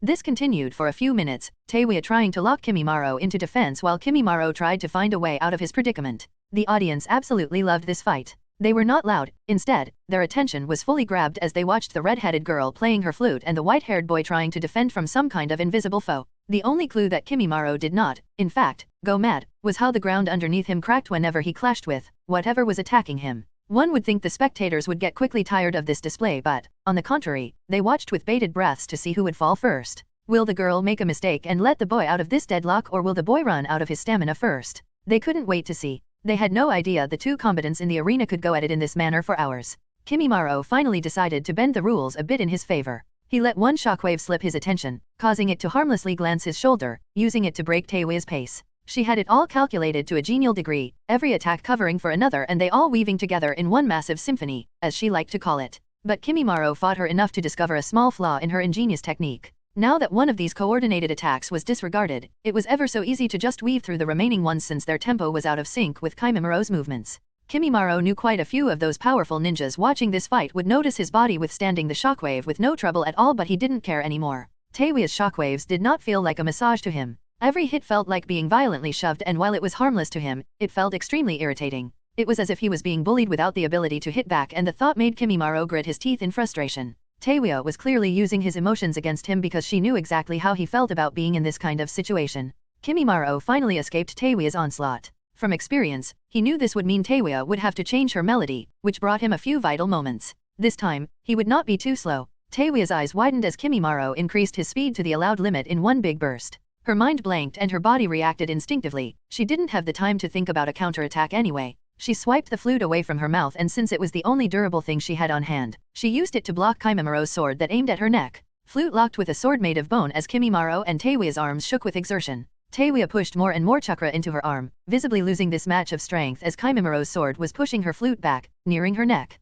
She snarled in frustration and shock at how bad her situation suddenly became. Escaping backward would hinder her movements, give Kimimaro the much-needed advantage, and would most likely end the match. Evading right was no option because of the strength she had to exert on her right arm. If she tried, Kimimaro's sword would simply cleave through her. Trying to flee underground would be a gamble. In any way, she would need to stop pushing against Kimimaro's sword for a second, and there was the chance a part of her head would get chopped off. Fleeing upward, that required more skill than she was allowed to show in this match. Frankly, if she could show her full power, this deadlock would be an easily solvable inconvenience at best. But she was not. Her only feasible escape route was to the left, but she couldn't really jump to that side because her opponent was clearly expecting it, if not outright welcoming that outcome. Only a bone bullet would await her if she tried, and she liked her body without unnecessary holes. Fine. She discontentedly grumbled through her gritted teeth with annoyance written all over her expression. I give up. It was ever so obvious she hated to say these words, but there was nothing she could do. She couldn't use her flute, and she had orders to not show too much of her abilities. Showing a strong jutsu dependent on her flute was acceptable.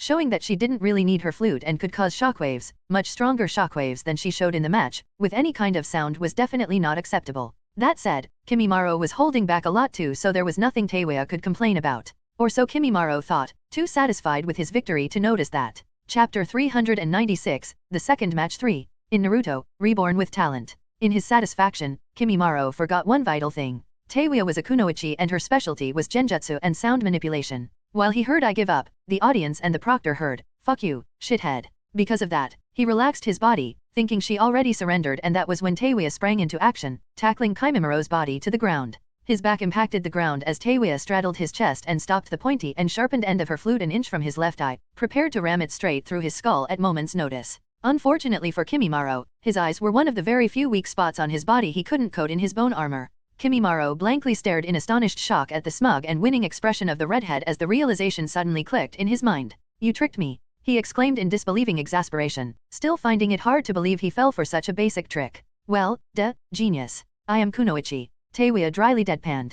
She was genjutsu mistress. Most of her jutsu were based on tricking people. It was laughable how ninjas were always wary of high-level genjutsu, yet, they would fall for a few simple words simply because they expected her to say them. After all, who would have thought the brash and crass girl with raging temper would be cunning, right? Do you give up? Taewia gleefully asked, enjoying the situation immensely, even letting the sharp point of her flute to near Kimimaro's eye enough to make it extremely uncomfortable for him. He tried to back away, but under his head was hard ground which prevented this course of action. He couldn't even turn his head in fear of damaging his eye anymore. Gulping down, Kimimaro realized he could easily skewer her boy. She was straddling his chest and he could eject his sharpened ribs. But this would definitely make her ram the flute through his skull. Taewia was an experienced kunoichi and knew he could do that. She angled her flute in a way that the shock from being skewered would jerk her hand down, and Kimimaro shuddered at the picture of what would be left of his brain after that. Basically, he could either give up or suicide while hoping to kill her in the process. What a scary bitch, he bitterly thought. Inwardly sighing, he accepted that this was his loss. I give up, he emotionlessly said, and a smirk appeared on Taewi's face for some reason. Kimimaro instantly knew she would not let him live it down for months on end. His immediate future seemed very bleak indeed. Quite impressive, wouldn't you say, Lord Otokage? Pakura shrewdly looked at Orochimaru with the corner of her eyes while a teasing smirk was plastered on her lips. Yes, very curious indeed. Orochimaru spoke with unveiled interest, his eyes not leaving Taewi. Not giving Pakura his full attention was quite impolite in this situation, but Orochimaru couldn't bring himself to care about diplomacy. Not when he saw something interesting. Pakura, however, took this as the green light to subtly retaliate. I heard the girl was once your kunoichi, she uttered with a barely veiled glee noticeable in her tone. This naturally made Hokage, Reikage, and Tsuchikage interested in the topic, causing them to try to subtly eavesdrop. Pakura did not care and just continued. Who would have thought the girl would get so much stronger in such a little time after leaving your service, huh?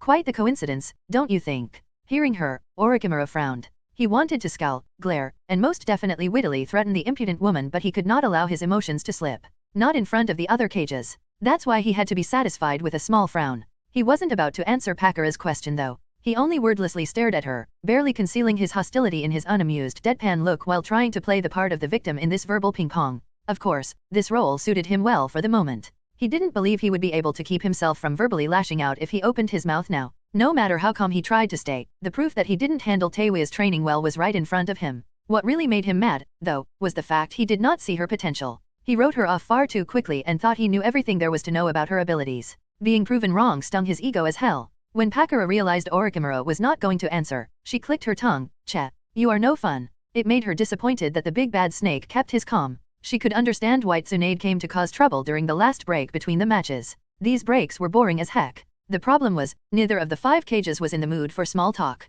The tension between them was palpable even if they pretended it didn't exist and acted as if nothing was wrong. Only a total moron would not notice the discontent, though. Unfortunately, Ringo was seated on the other side of the cage box, so that was also not the solution to Pakura's boredom. Fortunately, Shikaku unknowingly came to her rescue. I thought the girl is Genin from Uzushio. Do you say she worked for Orochimaru in the past? Isn't Uzushio concerned about betrayal? He curiously asked. His voice betrayed nothing of his intentions. Neither was there accusation nor disapproval. Just pure curiosity. Oh, no, from what I know, Uzushio is fine with her past. They are fully certain her past loyalties are the thing of the past. Pakura exclaimed, too happy to explain while ignoring Orochimaru's stormy and disgruntled look. He even had to incline his head downward to hide it under his hat. Pakura revealed a slight smile at that and continued, honestly, Suna has some trade agreements with Uzushio, so that's how I know about the girl. She was apparently a diamond in the rough. Only an utterly brainless idiot would waste her potential. She dismissively waved her hand left and right in front of her. Ringo snorted at Pakura's sunny disposition as she uttered those words.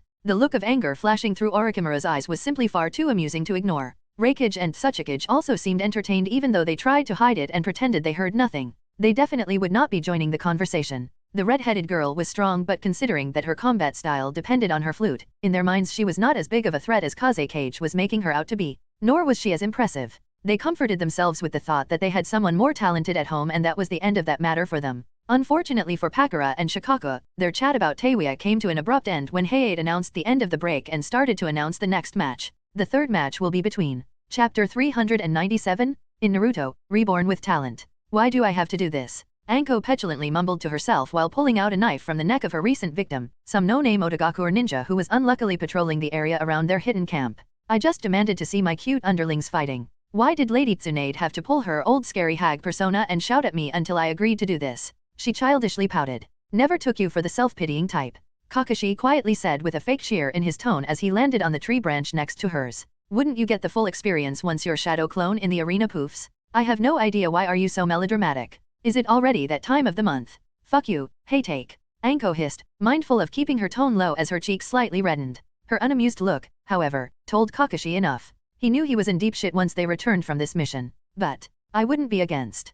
Kakashi victoriously smiled at her. Since they were sneaking towards the enemy camp, Anko couldn't beat him up or scream at him. He had to milk the situation for all it was worth, consequences be damned. No, he at least had enough presence of mind to jump away from her, not waiting for her reply. Taunting Anko was already ridiculously dangerous for his continued good health. There was no need to overdo it. Anko watched with her narrowed eyes Kakashi's retreating back, before she smirked. The bastard was indeed deserving of his rank. He had balls of steel. Even after so many beatings from her, he was still not cowed and from time to time showed it. Well, I guess working with him wouldn't be interesting otherwise, she thought and suppressed her urge to shake her head. I'll ignore it for now. Her group still had to destroy 2 hidden camps to finish off all of her assigned 7. She wondered how would Orochimaru's expression look when he realized there would be no reinforcements coming from outside of Konoha. The only thing he can depend on once Lady Tsunade's and Shikaku's plan succeeds will be the Oto ninjas who sneaked inside of Konoha in the guise of civilians, but there was a plan for that too. Sometimes Anko wondered if the real snake of the Sunin team was not Lady Tsunade. She definitely did not use her cunningness a lot, but when she started,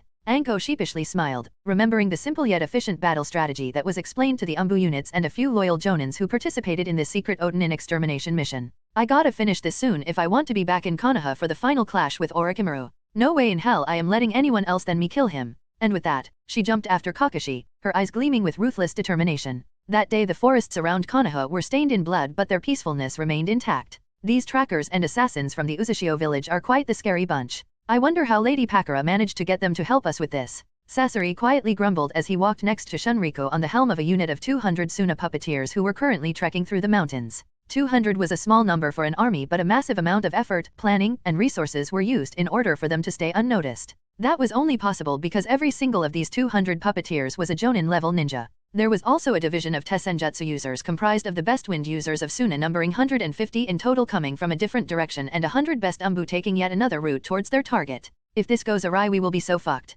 Sasori mentally groaned. They were deep in the enemy territory with numbers not reaching even 500. Direct confrontation was definitely not on the table, but if everything went as planned, their victory was assured. He thought getting to their target unnoticed would be the hard part, but does it even matter? Shunriko smirked. We can barely notice their presence, and even then it is because we know they are here, killing every nearby patrol. They are doing a scarily good job considering the terrain. And here I thought it is Kirigakure that focuses on this kind of thing. It is good they are only escorting our force and helping us stay unnoticed. Letting them fight our battles too much would be a blow to our pride as Suna ninjas.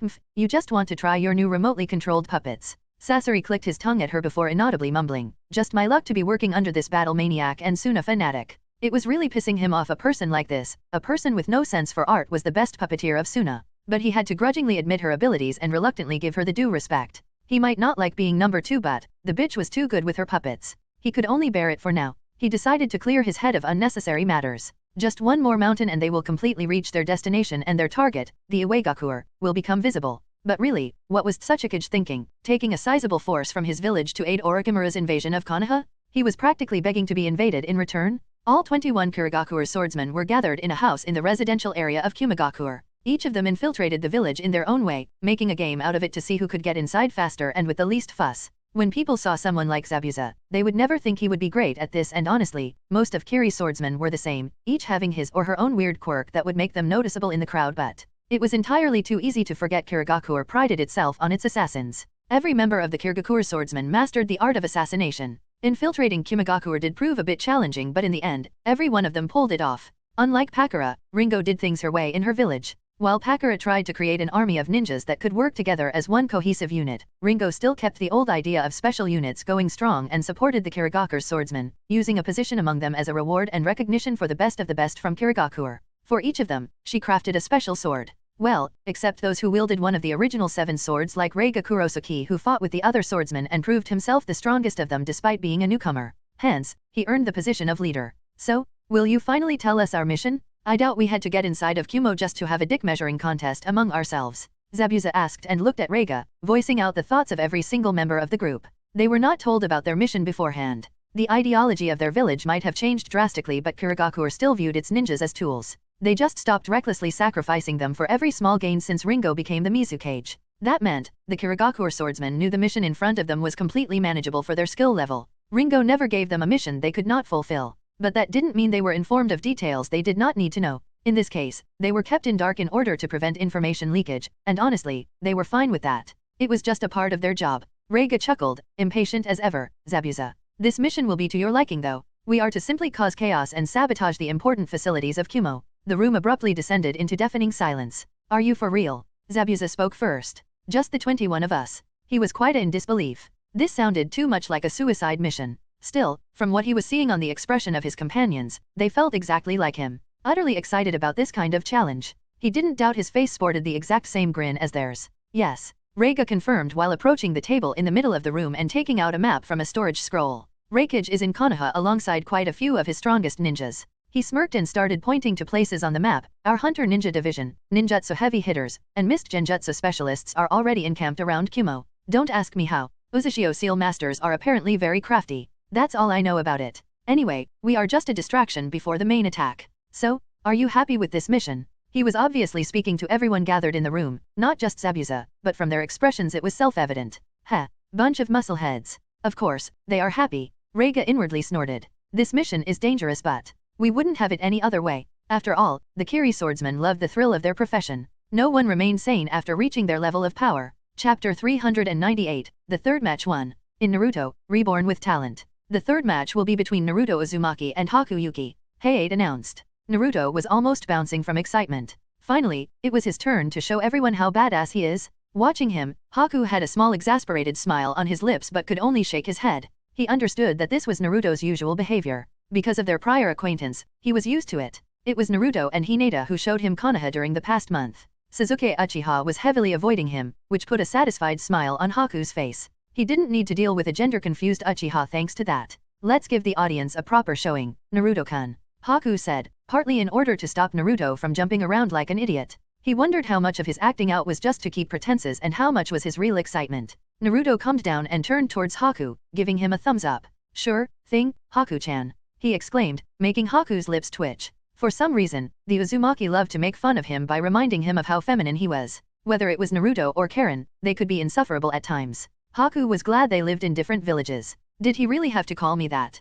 Haku inwardly sweat dropped as he noticed several males in the audience showing infatuated looks as they stared at him. He deeply sighed in depression. Why did I have to be born with this kind of face? If he didn't know Naruto, he would have suspected this to be a proper emotional attack, but Haku was sure the orange-clad Uzumaki had no idea what he had just done. Ahem, Hayate cleared his throat, attracting the attention of the two combatants, causing them to realize they should get ready for the fight. When he was sure they were prepared, he raised his arm. Fight. He dropped his arm and jumped back. The first charge naturally belonged to Naruto, who didn't wait for even a second and rushed at Haku while creating several shadow clones around him. The creation of those clones came with a copious amount of smoke that perfectly covered the surroundings for a few seconds and gave Naruto the chance to do some secret planning of his own. Haku pulled out a few senbons from his long sleeves and took a combat-ready stance. The second the first Naruto clone appeared from the smokescreen, a senbon was sent hurling his way. Before the clone could react, he was stopped in his tracks because the senbon embedded itself into his shoulder, causing him to briefly fly backward from the force of the impact before he popped out of existence.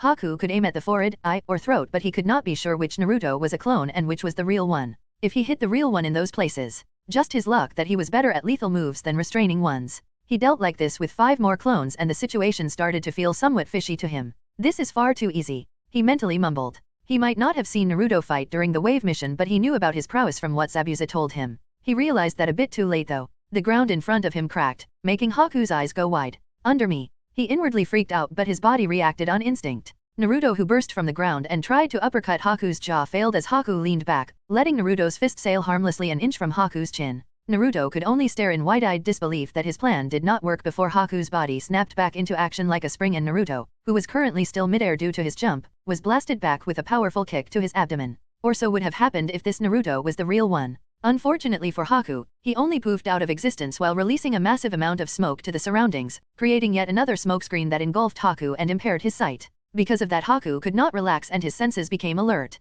A split of a second later, he noticed a kunai flying towards him from behind. He spun around, senbon appearing in his hand as he swung it in an attempt to block the kunai, but before the senbon could clash with the kunai was substituted with another Naruto who spun midair, redirecting his trajectory and avoiding Haku's swing with the senbon while attempting to deliver a kick to Haku's face. Haku ducked his head and spun on his right foot while driving his left leg up, delivering a kick to the Naruto who attacked him, only for him to pop out of existence followed by another wave of smoke. Haku angrily huffed, but his body tensed a moment later before he snappily leaned back, letting a kunai sail through the place where his shoulder was just a moment ago. And then again. And again.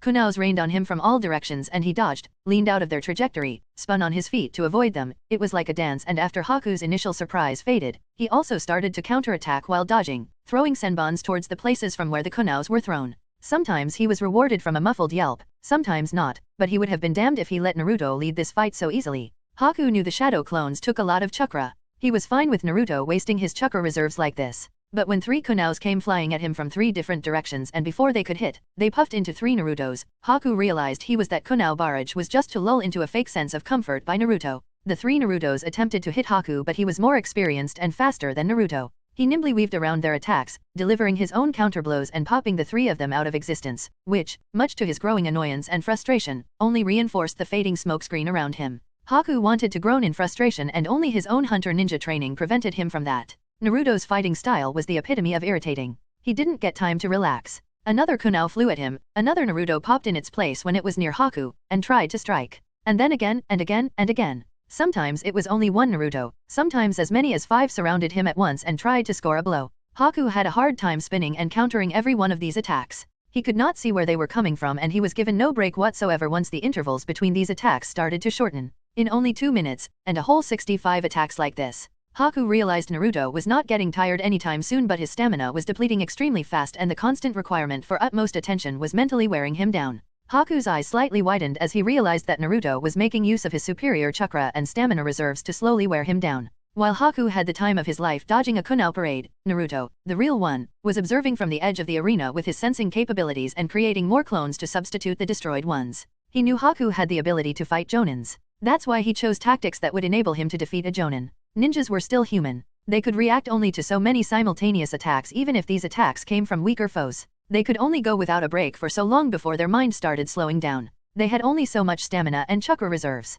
With his tactics, Naruto already wasted at the very least 10% of Haku's chakra reserves and 30% of his stamina reserves, bringing a massive advantage to himself even if Haku somehow disrupted his strategy right now. Don't blame me for fighting dirty, Haku-chan. Naruto thought with a foxy grin, you should be glad I am not using my extra spicy Uzumaki pepper bomb combo on you. The fight against Gurren made Naruto think a lot, and he ultimately decided to widen his repertoire, making some of his prank items more dangerous and integrating them into his fighting style. But Haku was his friend and he would never use them on his free. Chakra suddenly erupted from the center of the arena, and Naruto's clones were instantly frozen, disintegrating into icy dust instead of poofing into smoke. The smoke all around the arena also froze and disintegrated into icy mist, causing the entire arena to glitter like a reflection of the sun's rays on a water surface. The real Naruto evaded the full blast of this icy chakra thanks to his position on the edge of the arena, but even then, his body was involuntarily shivering. He was used to cold, but this was positively arctic. In the middle of the arena, Haku suddenly turned straight towards the place where Naruto was located. His complexion was unhealthily pale and his usually dark eyes glowed bright blue while his black hair turned snow white.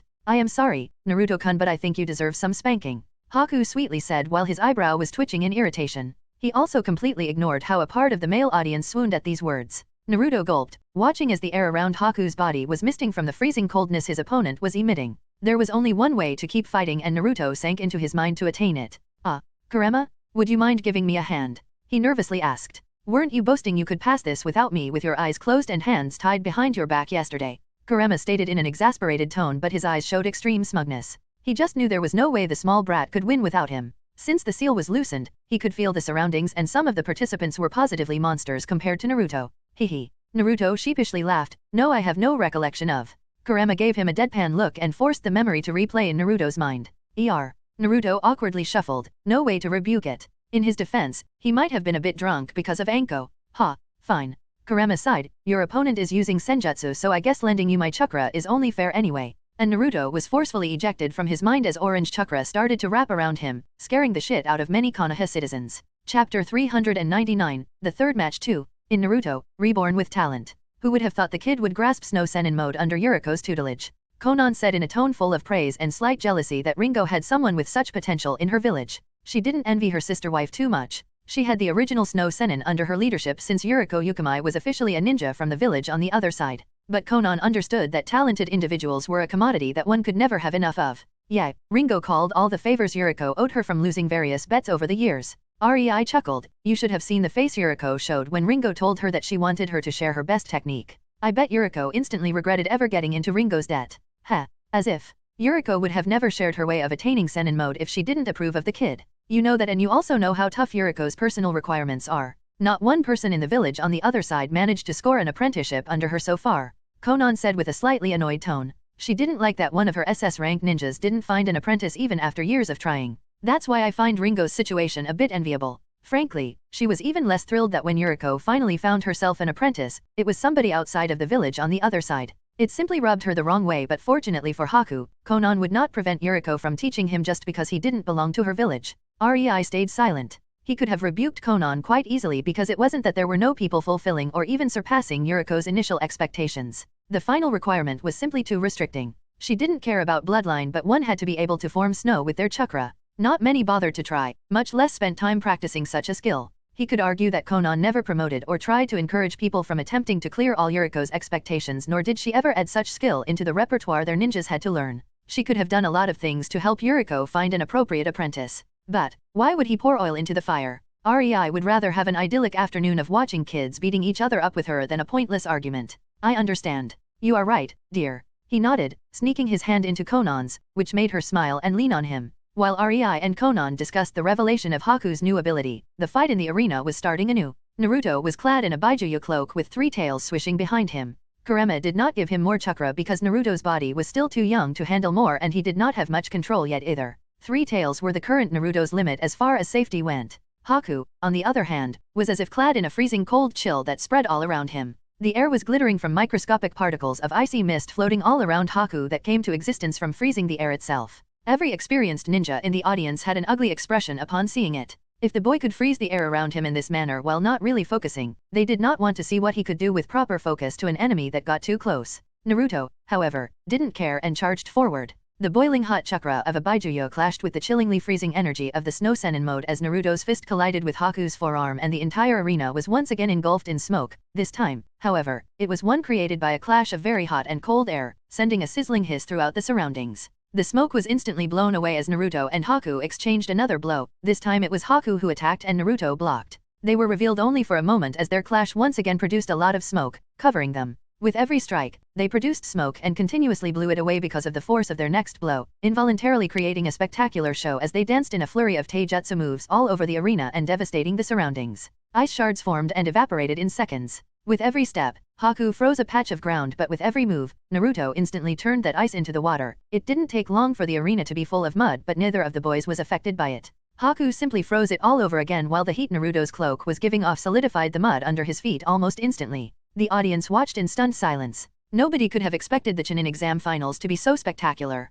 The matches before this one were special in their own ways, but here civilians and ninjas alike saw raw power clashing against raw power. They saw how monstrous a fight between two ninjas could be. The ground cracked with every step of the two combatants. The surroundings froze and heated up constantly, so much so it was obvious any unfortunate civilian bystanders that got too close would be either frozen or evaporated, or both at the same time. Even some Chunins would have a hard time surviving in such a clash. The sounds of fists continuously meeting flesh resounded throughout the arena with the intensity of thunder and force enough to create a wave of air strong enough to generate powerful winds capable of blowing out the ever-generated steam from the drastic temperature changes in the arena. The fight was brutal and Naruto was as always more of a brawler while Haku was nimble and relied more on technique than the power of his fists. Unfortunately for Naruto, Haku's shortcoming of raw power was covered by the Senjutsu chakra augmentation, and unfortunately for Haku, Naruto's over-reliance on tanking enemy blows was compensated by the sturdiness of his Baijuyu chakra cloak. The two boys were at a stalemate, neither capable of delivering the decisive blow. REI watched the clash and understood why the two boys were unable to prevail over the other.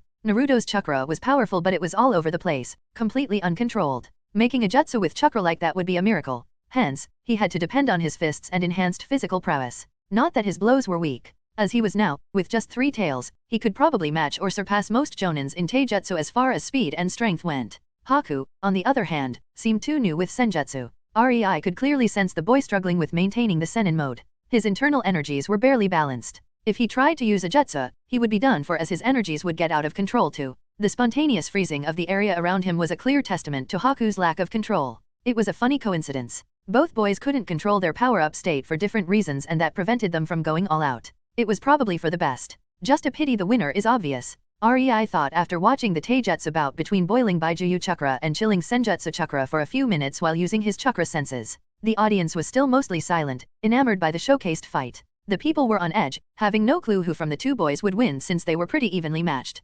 Naruto could not score a proper hit on Haku, and Haku could not damage Naruto through his Baijuyu cloak. Around an hour passed like that, and this fight was officially the longest one in these Chunin exams finals so far, yet, it seemed to also be the most interesting one for the audience. For the entirety of its duration, the fight was fast-paced, neither of the combatants slowing down even slightly. In fact, its intensity only increased with time. Alas, it had to come to an end. As Naruto was about to strike Haku, his Baijuyu chakra cloak suddenly completely vanished, leaving him totally open and frozen in shock when Kurama retracted his chakra back into the seal. A second later, Naruto's body was engulfed in excruciating pain, causing his eyes to widen.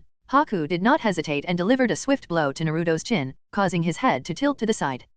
His face showed a disbelieving incomprehension as he fell unconscious and his knees crumbled under his weight, causing him to sprawl onto the ground. Haku gave the unconscious Naruto a small respectful smile. I am sorry, Naruto-kun. This is my win. He promptly fell onto his knees as he deactivated the Senin mode, gasping for breath. The winner of this fight was Haku. Chapter 400, the fourth match. In Naruto, Reborn with Talent. The audience was going wild, loudly cheering and clapping in congratulation for Haku's victory. The fight they witnessed seldom happened even among the top ninjas, and that's why not only civilians, who had mostly no clue how rare the spectacle they just witnessed was, but also ninjas praised the two boys. Even if it was a bit unfair, Naruto was expected to be powerful since he was a Jinchuriki. But Haku's victory after Naruto used the power of his inner demon. Now that has impressed many veteran ninjas. Looks like your village was hiding some extraordinary talents, Mizukage. Suchikage grumpily said. Inwardly he was comparing his own Jinchuriki and the kid in the horrendous orange jumpsuit. More precisely, he was comparing the odds of his Jinchuriki winning or at least performing as well as Minato's brat, because it was ever so obvious whose the kid was, against the Kirigakure's prodigy.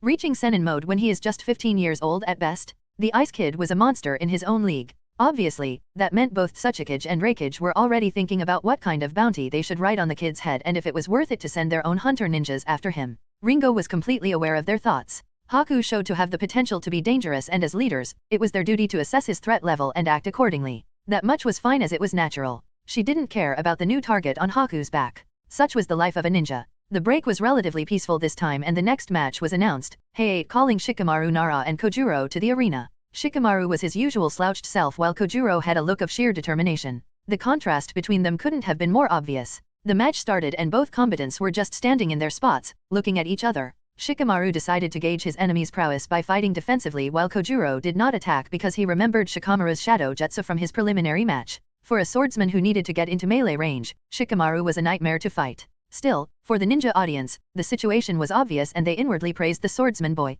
The Naras were famous for being lazy bums, so Shikamaru being unmotivated and passive was normal. But they were also known to be the natural counter to melee fighters because getting close to them almost certainly meant being caught by their shadow. Kojuro not being reckless and just charging forward as a genin usually would, was already commendable. Nobody would fault him even if he gave up at this point because his opponent was his exact counter. The normal approach to this situation in a field would be a retreat, after all. The civilian audience didn't understand this, however. They got bored of the two boys standing and staring at each other really fast, and then the booing and jeering started as they tried to urge them to finally fight. Not that it moved either boy, but Kojuro was not a candidate for a spot among the Kiri swordsmen for nothing. He might not have been able to use Kirigakure no jutsu yet, but Lady Ringo trusted in him enough to order Reiga to train him for the month. Kojuro could not just give up. Taking a deep breath, Kojuro's fidgety behavior shifted into a complete focus as he unsheathed his katana and took a stance. Despite looking utterly bored, Shikamaru's half-lidded eyes did not leave Kojuro even for a second. He knew this fight would be fast as their respective skill sets would drive his opponent to go for a single decisive blow, so either Shikamaru would prevent it and win or he wouldn't. Fortunately, the previous fights messed up the arena quite a lot and now it was uneven, filled with small obstacles, and muddy in some places. There was even the hole Naruto dug to try ambushing Haku, but Kojuro clearly took note of it and stayed away from it. Shikamaru didn't idle. He tried to subtly redistribute his shadow and hide it behind these small obstacles around him like cracks in the ground or uneven surface where Kojuro could not Shikamaru's shadow from his position. Kojuro finally finished his preparations. The atmosphere in the arena briefly tensed for a moment before he dashed straight at Shikamaru. He was almost at the place where Shikamaru hid a part of his shadow, just a step away from a good place to ambush him when he abruptly stopped and put his sword into a slashing position. Shikamaru wondered what he was doing while inwardly cursing that he didn't take one more step forward and step directly into the range of his shadow. He quickly focused and got his shadow moving towards Kojuro's feet, but then he noticed as Kojuro's sword gleamed with chakra. Kojuro slashed forward, gathering chakra in his blade, and as his slash was about to end, he released it towards Shikamaru in an arc of energy, before he found himself paralyzed as Shikamaru's shadow possession technique caught him not a split second after he managed to release his slash. Shikamaru's eyes widened and he quickly threw himself to the side, only barely evading the chakra slash that was gouging a small ravine in the ground as it flew. It was enough to break his focus and Kojuro found himself free. He used the fact Shikamaru was still distracted to try getting into melee range since the energy slash took a lot of his chakra, and unfortunately, it was his only mid-range move for now. Shikamaru stood up, only to notice with the corner of his eye that Kojuro was almost upon him. He inwardly cursed, knowing he was not fast enough to evade the approaching sword.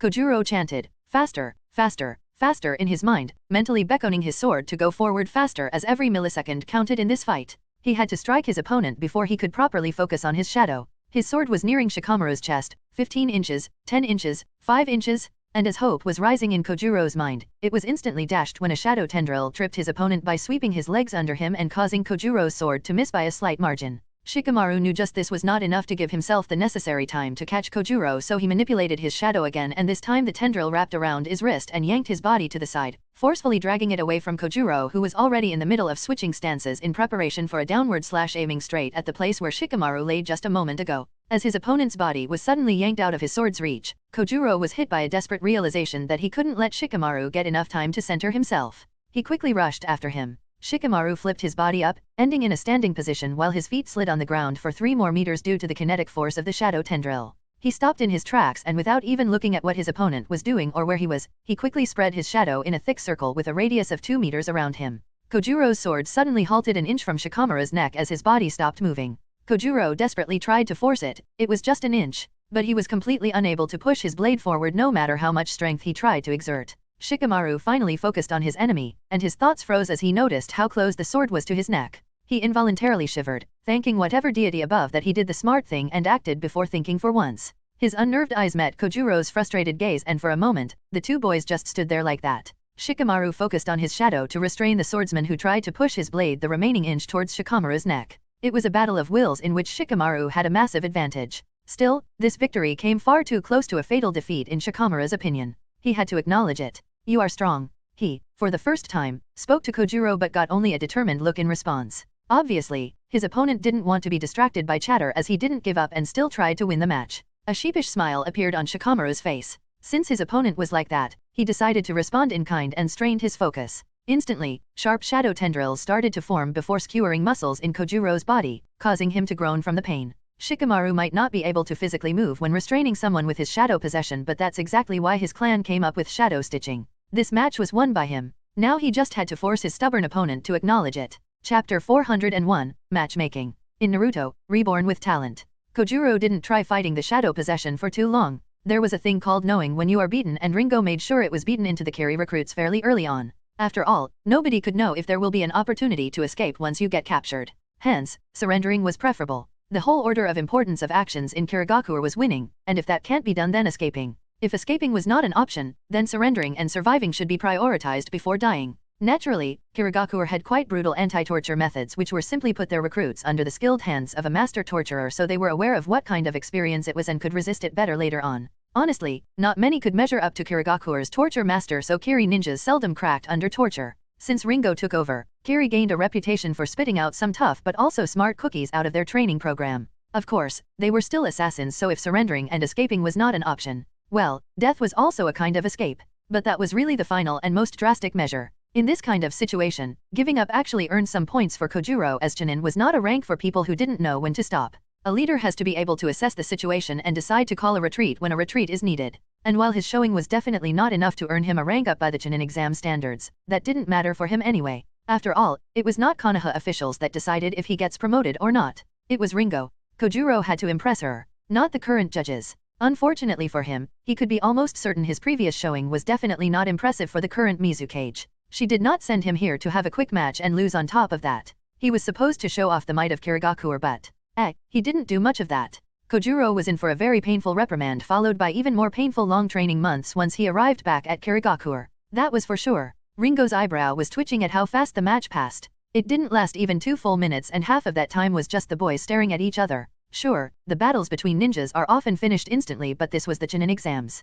This was the platform where ninjas had to show off. She even ordered Reiga to train the kid, and this was the result? After all that annoying complaining Reiga put up in hope she would get fed up and stop that order? It was simply beyond disappointing. Well, this match passed certainly quickly. Shikaku tried to start a conversation with Ringo, whose eyebrow was visibly twitching. He felt it was his duty not just as the current Hokage but also as the father of the boy who, unknowingly humiliated the Kiri contestant and by that probably pissed off the extremely dangerous woman sitting next to him. Shikaku doubted the red-headed Mizukage would be so petty and put a high bounty on a genin. Especially not on a son of the Hokage. But she was a former member of the 7 swordsmen of Kirigakure, and these were almost in every case extreme nut jobs. One could never be sure with them. So, just in case, Shikaku wanted to make sure while attempting to calm down any ruffled feathers. But I guess it is natural. The boy from your village was certainly at a disadvantage. I apologize for that. The match UPS are random. Shikaku continued and smiled apologetically at Ringo, only for her to snort when she heard that. My mood swings are more random than these match UPS. She grumbled under her nose, loud enough for every present cage to hear her, which made Shikaku's smile freeze as the other cages chuckled. But don't worry. I am not mad at your boy. He fought well and I am certainly not gonna kill him just because Tsunade is a bitch who rigged the matches in her village's favor. Ha, every cage does it, so there is no problem with that. She rolled her eyes and instantly killed any follow-up conversation that might have occurred. The other cages did not even try to give some childish and subtly insulting remark on how easily Kojuro lost after hearing that. Mostly because what she said was the truth. Every cage tried to give the participants from his village an edge. And if the Chunin exam happened to be in their villages, well, naturally they would reflect that desire. It was just natural. Not having Konoha Ninja win Chunin exams occurring in Konoha was humiliating enough. If no Konoha Ninja got past the first match of the finals, what message would that send to the future potential clients? Still, that didn't mean she had to state the reality so bluntly. Some secrets should stay discreet even if everybody knows them. Heh, she is definitely pissed. Pakura inwardly noted with a small smile gracing her lips. She stayed quiet as the other cages, not seeing the point in stirring up this particular conversation even if she could. With how the odds were stacked against Tsunade's village in these exams, nobody could fault her for giving the Konoha participants a bit of a push by matching them against someone they either had a chance to beat or could counter with their skill set. But even then she could not have been sure her participants would win. The competition was just that hard. Winning the whole thing? Tsunade could forget about that with people like Karen Uzumaki and Tamary participating, and she definitely knew it too. Hence, the uneven match UPS. She at least made sure to pit people of similar prowess against each other so the matches are not utter curb stomping. So far, in every match, both combatants had a chance to win. That would not have happened if someone like Hinata fought Teiwa, for example. The matchmaking was not that terrible. Honestly, the show of power to civilians was one of the best Chunin exams ever had. Granted, that was more because of the quality of the current contestants than anything else. Speaking of quality, the next match will be between Sabaku no Tamary and Karen Uzumaki. Hey-Aid announced, and Pakura wryly smiled as she glanced at the smug-looking Tsunade. Of course, she just had to put the two strongest against each other. Shrewd shrew. Chapter 402, Womanly Spat. In Naruto, Reborn with Talent. The two women walked into the arena, and from the first moment, it was obvious the hostility in the air skyrocketed. Hey-Aid shuddered as he suddenly found himself right in the middle of the two glaring and approaching women. He had no idea why it reminded him of Danzo's bloodlust when he once coughed right into his face by coincidence, but aren't they supposed to be genins? Why does their bloodlust match something a jonin would be capable of releasing? He inwardly sweat dropped and took a few subtle steps back to not be in their direct line of sight in fear they would start to fling jutsu at each other without him even starting the match. Fortunately for Hey-Aid, neither Karen nor Tamary had any intention of fighting outside of the official match, as they knew such behavior would not be appreciated by the, special few people among the audience they would not dare to piss off. Well, they certainly had the guts to annoy them if only a little bit, and neither liked the woman standing opposite them, so they didn't intend to pretend to be all buddy-buddy even though they knew it would have been preferred. The one to start the trouble was, as REI expected, Tamary. While Karen had a temper worthy of an Uzumaki, Tamary's personality could be very provocative against those she both loved and didn't like. Just for both of those categories, she was provocative in a different way. REI enjoyed and appreciated her provocative side, but he doubted Karen would feel the same way about it simply because of how Tamary felt about Karen. If you have something to say it. Pipsqueak. Tamary uttered with a grin, smugly staring at Karen, who silently glared at her in a very reserved manner for an Uzumaki. If a look could kill, Karen would have won the exams already. Seeing how much the redhead held herself back, Tamary's grin widened. She knew exactly what would provoke the redhead enough to get her temper rolling. She raised her nose upward just enough that only a trained ninja could notice the gesture. But even to those observant enough, it would have meant nothing. For Karen, who knew Tamary well, though. Karen grit her teeth as she saw the subtle condescending and gloating look in her opponent's eyes. She hated those teal eyes full of mockery. She hated it even more than the words Tamary uttered. Considering that her temper would usually not be able to handle even those words without giving a very strong retort back. Karen had no way of holding her emotions at bay once she noticed Tamary's expression. Just because you are a vulgar harlot that likes to spread her legs where they don't belong, doesn't mean I gotta be vocal about it. Karen shouted back in anger, baring her teeth at Tamary with her hands balled into fists. She really thought she looked menacing, but half of the audience, mostly the male part, found her act very cute. The red-headed girl looked like an angry, harmless ginger squirrel to them. Tamary raised an eyebrow at Karen when she heard her words. It prompted her to cross her arms on her chest and smirk in victory. What do you care for whom I spread my legs? Just because I am able to get the man I want to pound me into the sheets, while you can't, is not a reason to be so pathetically unreasonable, she said, her tone laced with sweet derision. Tamary had the time of her life taunting Karen, especially since she saw it was very effective because of how Karen's expression twisted. Karen angrily huffed, but she didn't refute Tamary's words. The redhead was inwardly baffled that the Suna bitch was so blunt about it. It took quite a lot from Karen to prevent herself from flushing red from both immense rage and dumbstruck embarrassment as she heard Tamary so brashly admitting about her love life in the middle of Konoha's arena. And she says it with such smugness? The bitch. Karen inwardly seethed as the flashes of the loathsome harlot in front of her having sex with the man she loved passed through her mind. Why couldn't it have been me? Grr. Of course, her reason for being angry was not really that Tamary had sex with Rei. It was mostly that Karen didn't, and Tamary loved to smugly remind her of that at every opportunity. After Karen did not react for a few seconds, Tamary decided to throw another jab at her. At least you know how to listen to a reason and know when to be silent like a good girl. Who knew it could learn?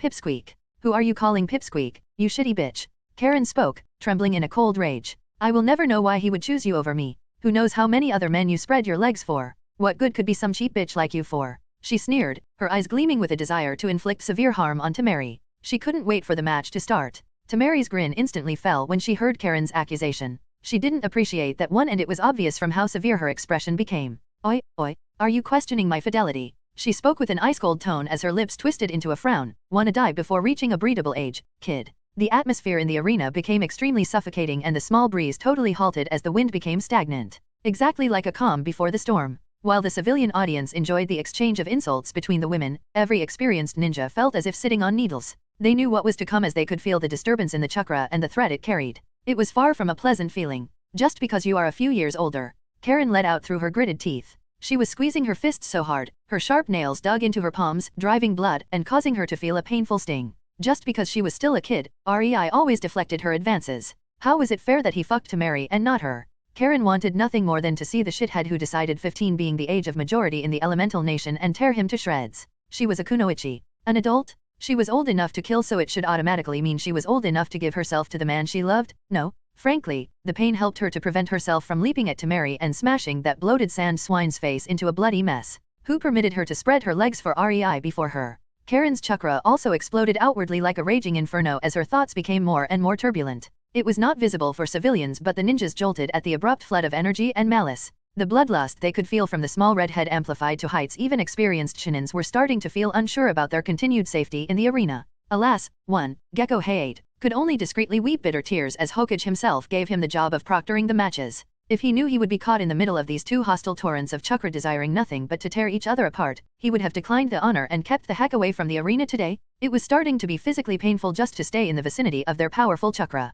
Genin's, his ass. Chapter 403, Tamary vs Karen 1. In Naruto, Reborn with Talent. Hayate decided it would be unprofessional of him to delay the beginning of the match any longer when the combatants were in such high spirits. The match between Uzumaki Karen and Sabaku no Tamary start. He exclaimed and jumped, not to the edge of the arena as during the previous matches, but he outright jumped out of the arena in fear of getting caught up in between the two outraged Genins who could put most elite Jonins to shame with the potency and volume of their chakra. What could a poor special Jonin like him do against children like these? How was he supposed to proctor this match? Stopping it when they go overboard? Him? Really? With what army? Now I know why Lord Hokage looked at me with such a pity when he handed me this honor. Hayate bitterly thought with an inward sigh and outward cough. Oh well, it was no longer in his power to intervene. What should happen will happen no matter if he pointlessly puts his life on the line or not. That's why he decided he would rather keep his life and body intact. The two not Genins could tear each other apart for all he cared. Down in the arena, the second Hayate started the match, both women moved. Tamary fully opened her war fan in one swing, sending a gust of powerful wind at Karen while two chakra chains burst out of Karen's sleeves, snapping in Tamary's direction. The gust of wind and chains, both supercharged on chakra, met in the middle, creating a powerful shockwave that dispelled the wind and deflected the chakra chains while forcing Tamary to shield herself with her war fan and Karen to create an earth wall to avoid said shockwave reaching them. Because of the shockwave, the inside of the arena felt as if a ferocious storm was passing through it. The hair of both girls flailed wildly in the uncontrollable winds that sprang forth from the impacts of the shockwave with the walls of the arena. Cracks were left on every place the shockwave impacted a surface, and soon enough, the whole arena was covered in them. It was incredible to think only their chakra clashing could do this much damage to the environment. On the same note, the cages instantly realized a small problem. The women were far too strong for the restricted space of the arena. At this rate, the fight would surely spill out of it and the audience would be caught up in it. Fortunately for them and the unknowing civilians, Tsunade would not pit Karen against Tamary in a place where they could massacre half the village just as collateral damage without sufficient preparation. Seals started to spread at breakneck speeds all over the cracked walls of the arena, visibly repairing them and covering them in a layer of chakra barrier. The barrier continued to spread until all walls were covered in it and a translucent dome was created above the arena to enclose the barrier. The amount of chakra funneled to this barrier surprised many ninjas, especially the foreign cages and Orikimura. Kaha definitely did not possess anything like this during the last war, as they could see numerous ways of how to use such a barrier in a war, but Kaha never did. This barrier had enough chakra to withstand a Baijuodama. For some reason, that only hammered down their confidence in the upcoming invasion. Tsuchikage even started to regret his decision to join a pathetic snake like Orochimaru now. Once the shockwaves were over, Tamary hoisted up her war fan and started to wildly swing it from left to right, sending chakra-enhanced wind slash after wind slash at Karen, hoping to catch her off guard because her visibility was impaired by the huge earth wall in front of her. Karen, however, didn't need her eyes to see, especially not when chakra was involved. Her mind's eye of Kagura warned her about the incoming attacks the second they left Tamary's war fan. She put her palm on the back of her earth wall and focused, drawing a sequence of seals from her memory, inscribing it onto the wall with just her chakra. If the current seal masters saw a girl of her age doing this, they would puke blood, thinking their lifelong efforts were just a waste of time since even a small girl could replicate it. Tamary's wind slashes splashed onto Karen's earth wall, but unlike Tamary expected, they did not go through it like a knife through butter. Instead, their force was mostly deflected, sending the inside of the arena into yet another windy storm that increased in ferocity with each slash that hit Karen's wall. Deep gashes formed all around the ground in a show of just how much power each slash contained, and while some of these deflected slashes reached the walls, the chakra barrier held firmly, only slightly shaking from the impact. This utterly shocked Karen. Her enhancing seals were strong enough to nullify B-rank ninjutsu head-on? The fact they had to deflect Tamary's attacks instead of nullifying them meant each slash contained power surpassing B-rank ninjutsu. Karen's smile uncomfortably twitched at that thought. Crazy bitch. She is really trying to kill me. Her smile widened, her red eyes gaining a gleeful malicious gleam. Hee, that just means I don't have to feel bad about going for the kill from the get-go. On the other side of the arena, Tamary was having the time of her life. She didn't care if her attacks were deflected. Just spamming them on that red-headed banshee was enough to relieve her pent-up stress. Hit Karen could really become one of the best stress relief activities for her. The fact the arena was drowned in sharp screeching winds was really relaxing for her too. It didn't matter that the visibility was becoming worse and worse, or that her extremely trained hearing sense was becoming really irrelevant because of the winds. She felt at home in this environment and it only made her inner elation skyrocket. Suddenly, her relaxing daze was interrupted as multiple chakra chains burst from the ground around her, snapping in her direction with brutal precision, every single one of them aiming to pierce an instantly lethal place. Tamary remembered the red-headed brat was a powerful sensor and frowned. It certainly complicated the matter. And here I thought I would be able to just relax and drown her in ranged attacks. Sigh, kids these days are troublesome. She distractedly lamented while twisting and spinning her body on her heels, just right to avoid the chains by inches. Her instincts and senses were trained to the extreme under Lady Pakura's tutelage. There was no way some Uzumaki upstart could kill her with such a pathetic attempt. Unknown to Tamary, Karen didn't aim to harm Tamary with her attack. The chains were all around Tamary. Because of their length, even if she avoided the attack of the sharp pointy end, their long body was still quite restricting to her movements. Tamary's eyes widened as she realized her area for evasion was shrinking. She clicked her tongue and reached for her fan with the intention to blast these pesky chains away. And that was what Karen waited for. Her chakra chains suddenly shifted, new chakra chains emerging from the body of her old chains in a similar fashion as Orochimaru's snakes burst out of his sleeves when he uses the formation of 10,000 snakes. A sense of danger invaded Tamary's mind as she found herself surrounded by sharp pointy ends of chains about to rush at her from all sides, and she didn't have enough time to reach for her war fan. The tomato brat hid her intentions well. Tamary grumpily thought, watching the threatening sharp chains approaching her body in slow motion. Even in her most absurd dreams she never thought Karen would be able to corner her like this.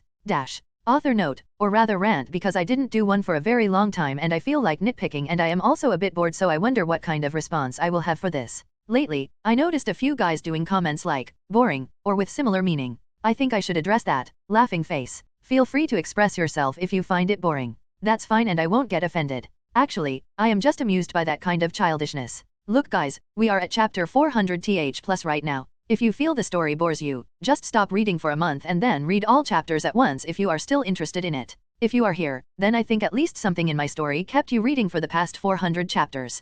Going through that experience, you should have noticed that I am not talented enough to make every single one of my chapters exciting and interesting. I try, but I am sorry for being blunt, but in the end, I don't write for you. I write because I like it and have fun doing it. I write what I want to write, and if you don't find that exciting enough for you, then I am sorry, but this is the best I can provide. Nothing will change by typing boring into comments. If you feel the need to express yourself, at least give me a reason why you find it boring. Describe which part was rubbing you the wrong way, which interaction was not well done, what did you not like. Give me that feedback, smiley face. If you need to roast me alive, feel free to do so, but state a reason for it. That would actually make me happy. Boring is discouraging. I don't let it get to me too much. I had tons of people trash-talking me in comments and reviews, so something like that is not enough to get to me, but it still brings the mood down when reading it. Getting proper feedback on why you think it is boring and maybe how it could have been done better would be a different case. Nevertheless, some of my chapters will still be boring. No way to go around that. And that's because I don't have a precise plan in my mind while writing each chapter. I vaguely know where it is heading, but when I write a chapter, I write what comes to mind and what I find interesting.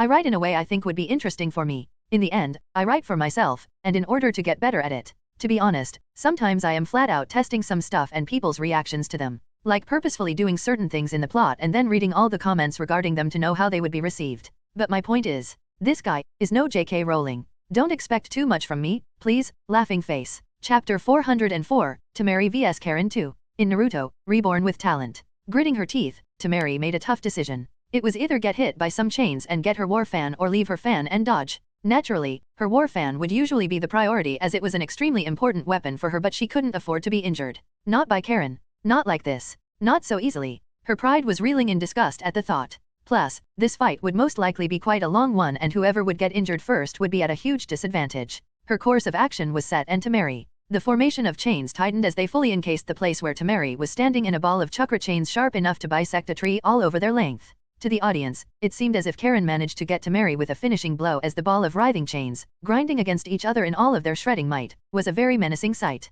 But Karen knew differently and stayed alert. Her sensing prowess caught something just before her chains struck. She was not certain what it meant, but she was not about to underestimate her foe. Her vigilance was rewarded 5 seconds later. The earth on the opposite side of the arena from the writhing ball of chains suddenly became sand and Tamary emerged from it with a very put-off face. Part of it was definitely the fact she had to leave her fan behind, but Karen realized the biggest reason why she seemed so discontent was that she realized a sneak attack would not work because of how focused Karen was. To appear on the other side of the arena, her route definitely led underneath Karen, and that meant the opportunity for a sneak attack was definitely there. Now, if only Karen could find out how Tamary evaded her senses when she was underground. That was quite a worrying ability. Nevertheless, Karen couldn't help but give Tamary a quick smirk. She one-upped the uppity bitch so well, her ego's ass would hurt for ages. Seeing Karen's smirk, Tamary frowned. Yes, she lost her war fan, but what's with that winning expression? Why was the Uzumaki brat grinning like a loon? As if she had already won? Did nobody teach her the fight is not over until your opponent doesn't breathe anymore? This is why kids are so. Tamary inwardly shook her head in exasperation. I can admit that was a well-planned assault. Tamary started speaking towards Karen. But it looks like I will have to teach you an important lesson in the ninja world. She sighed. How you can be so self-assured at this point is beyond me. Did nobody ever tell you that? Tamary paused and put her hand into her kunao pouch and took out a very harmless-looking storage scroll. Karen, who initially got on guard, looked at Tamary in bewilderment. Storage scroll? That was it? Was she hiding a second war fan or something? That is the reason for her confidence? What could a storage scroll contain? Kunaos? Shurikens? Pfft, as if such tools were useful in a fight of this level. Giving a glance at her deadly chains, Karen could not believe the Suna harlot could still maintain that condescending look. I will really have to cut her up real good to wipe that smug facade off of her face, won't I? Karen narrowed her eyes and prepared herself. She refused to believe a second war fan is what made Tamary so on top of her game despite her bad situation. Tamary's smirk widened as she noticed Karen getting focused, expecting some grand attack she would have to dodge or block. Expect the unexpected. Tamary leisurely said in a lecturing tone before she snorted and threw the scroll high into the air, right in the middle of where they both stood. Karen blinked, resisting the urge to follow the scroll with her eyes. She was not impressed. Misdirection was the oldest thing in the books. Trying to use an ordinary storage scroll to get her attention away from her opponent? Karen was not impressed. Her eyes stayed firmly on Tamary, giving her a deadpan look that conveyed, really? That's your big lesson? Bluffing. It seemed that Tamary's ploy failed as she stood awkwardly rooted in her place, her lips twitching when Karen's eyes refused to let her out of their sight while the small scroll spun in the air, reaching higher and higher. Path. Karen dryly started. She was however interrupted midway when the scroll burst open and an entire ocean of sand emerged above the arena, starting to fall down like an inescapable crushing waterfall. And while Karen was too stunned to do anything, taken off guard pretty heavily, Tamary just let out a pearl of laughter full of enjoyment and glee as her body seemingly turned to sand which then fell to the ground, forming a pile there. There was no time for Karen to react as the ocean of sand reached the ground, burying the arena alongside her in itself, creating a small desert of quicksand. The audience was utterly stunned at this usage of storage scroll. Many ninjas wondered what Tamary intended to do with a storage scroll in this kind of fight, but nobody could even begin to guess that she stored a desert in it. In hindsight, having so much sand dropped on one's head would be indeed unpleasant. The people wondered if the redhead was even alive at this point.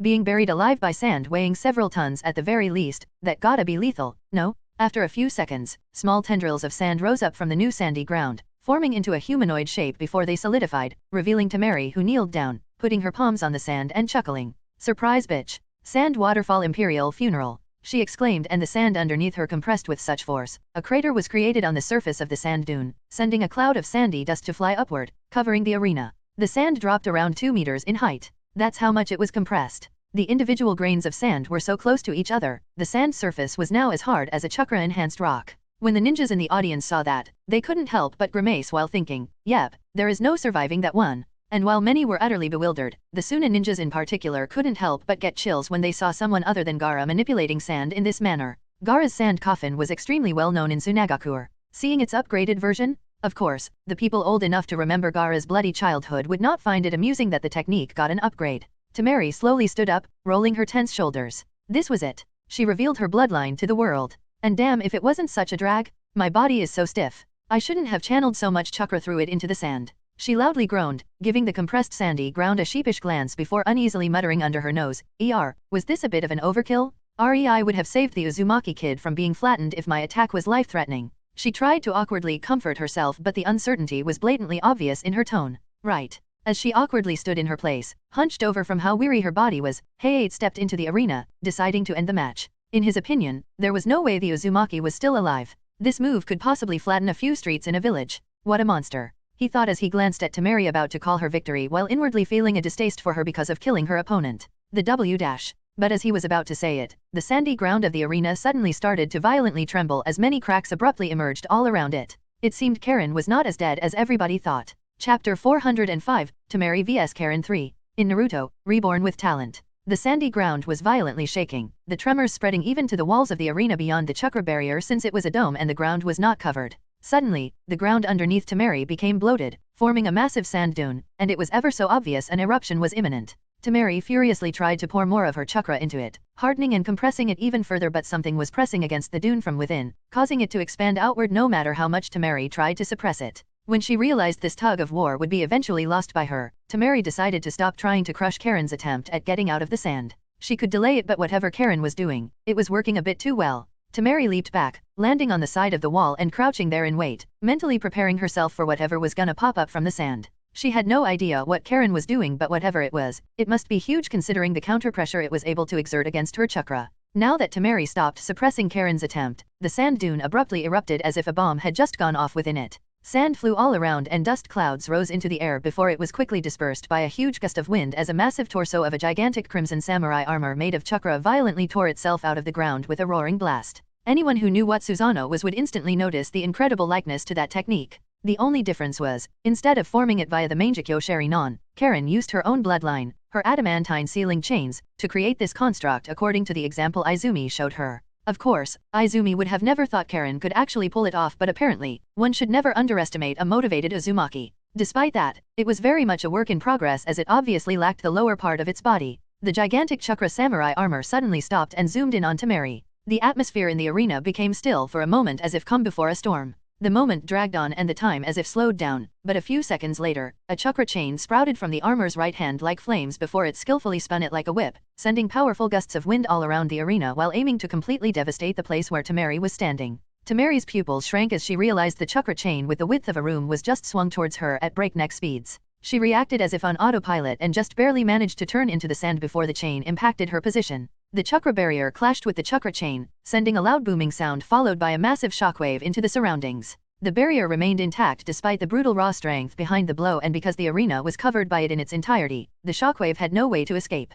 This caused the pressure from it to build up until the winds picked up and the grains of sand started to erratically fly in the air, creating a powerful sandstorm. Tamary's chakra only nudged that process a bit. Karen pulsed her chakra, controlling her chakra armor to spin the massive chakra chain it held around itself, creating another gust of wind, dispersing the sandstorm in an instant and revealing Tamary's position. Karen smirked at the wide-eyed Sunakunoichi and prepared to control her armor to strike again. Unfortunately for her, Tamary was not wide-eyed because she was caught completely off guard. She just couldn't believe how stupid the Uzumaki bint was to do this. Before Karen's crimson armor could brandish its massive chakra chain at Tamary again, the powerful winds created by Karen's previous swing rebounded on the barrier, engulfing the whole arena and picking up the sand upward to the air in yet another massive sandstorm, this time, one much more ferocious as the previous one. There was no need for Tamary to nudge this sandstorm with her chakra. Karen did all the work for her by being a mindless violent brute of an Uzumaki and thinking that punching a problem is the correct way to go. She clearly forgot they were in an enclosed space where the recoil of her swing will be rebounded right back at her in the form of strong winds.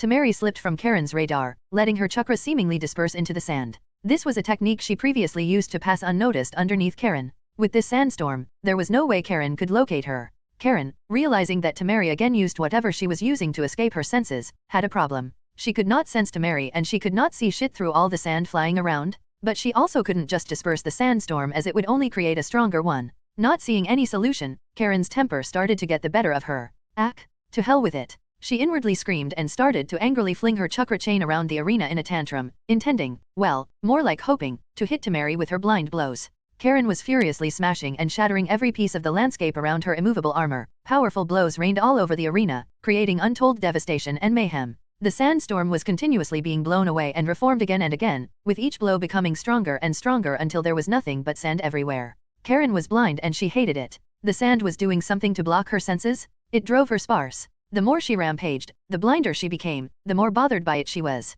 It was one vicious cycle. Many in the audience, civilians and ninjas alike, went deathly pale at the sight of such mindless violence perpetrated by a hulking mass of chakra of the size of Hokage Tower. So much so REI even regretted installing seals that allowed the audience to see what was happening despite all the visual obstacles such as the sandstorm. Karen was simply not giving any shit about appearances. She utterly wrecked everything around her with extreme prejudice, and the ninjas in the audience had their lives flashing in front of their eyes as they started picturing encountering that, during a war. The reluctance was almost palpable in the air. Both Reikage and Tsuchikage stared at the spectacle in mute horror, quickly abandoning their plans to deal with Uzushiagakuer after they dealt with Konoha. The massive chakra construct was causing craters with every blow. Hills were created and then demolished in an instant as the powerful force of the chakra chain terraformed the landscape in a mindlessly casual flick. Yes, Reikage could punch strong enough to pulverize a small mountain, but not with such ease. Yes, Tsuchikage's potential for destruction far outstripped what he was seeing, but he could not use his dust release so casually. This large-scale destruction was visibly not taking any toll on the girl. She was not thinking where to strike next.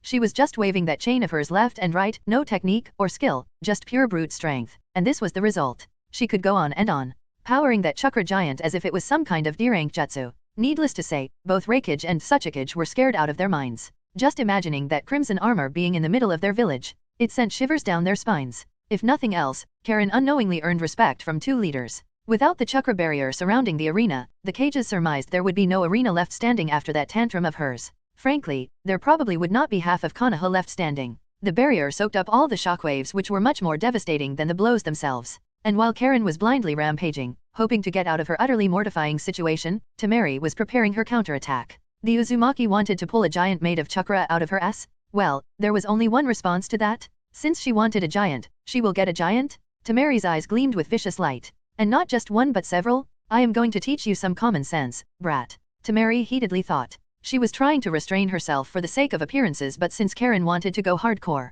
who told you to pull a village-ending move in a competition meant for genins? Ha, brat.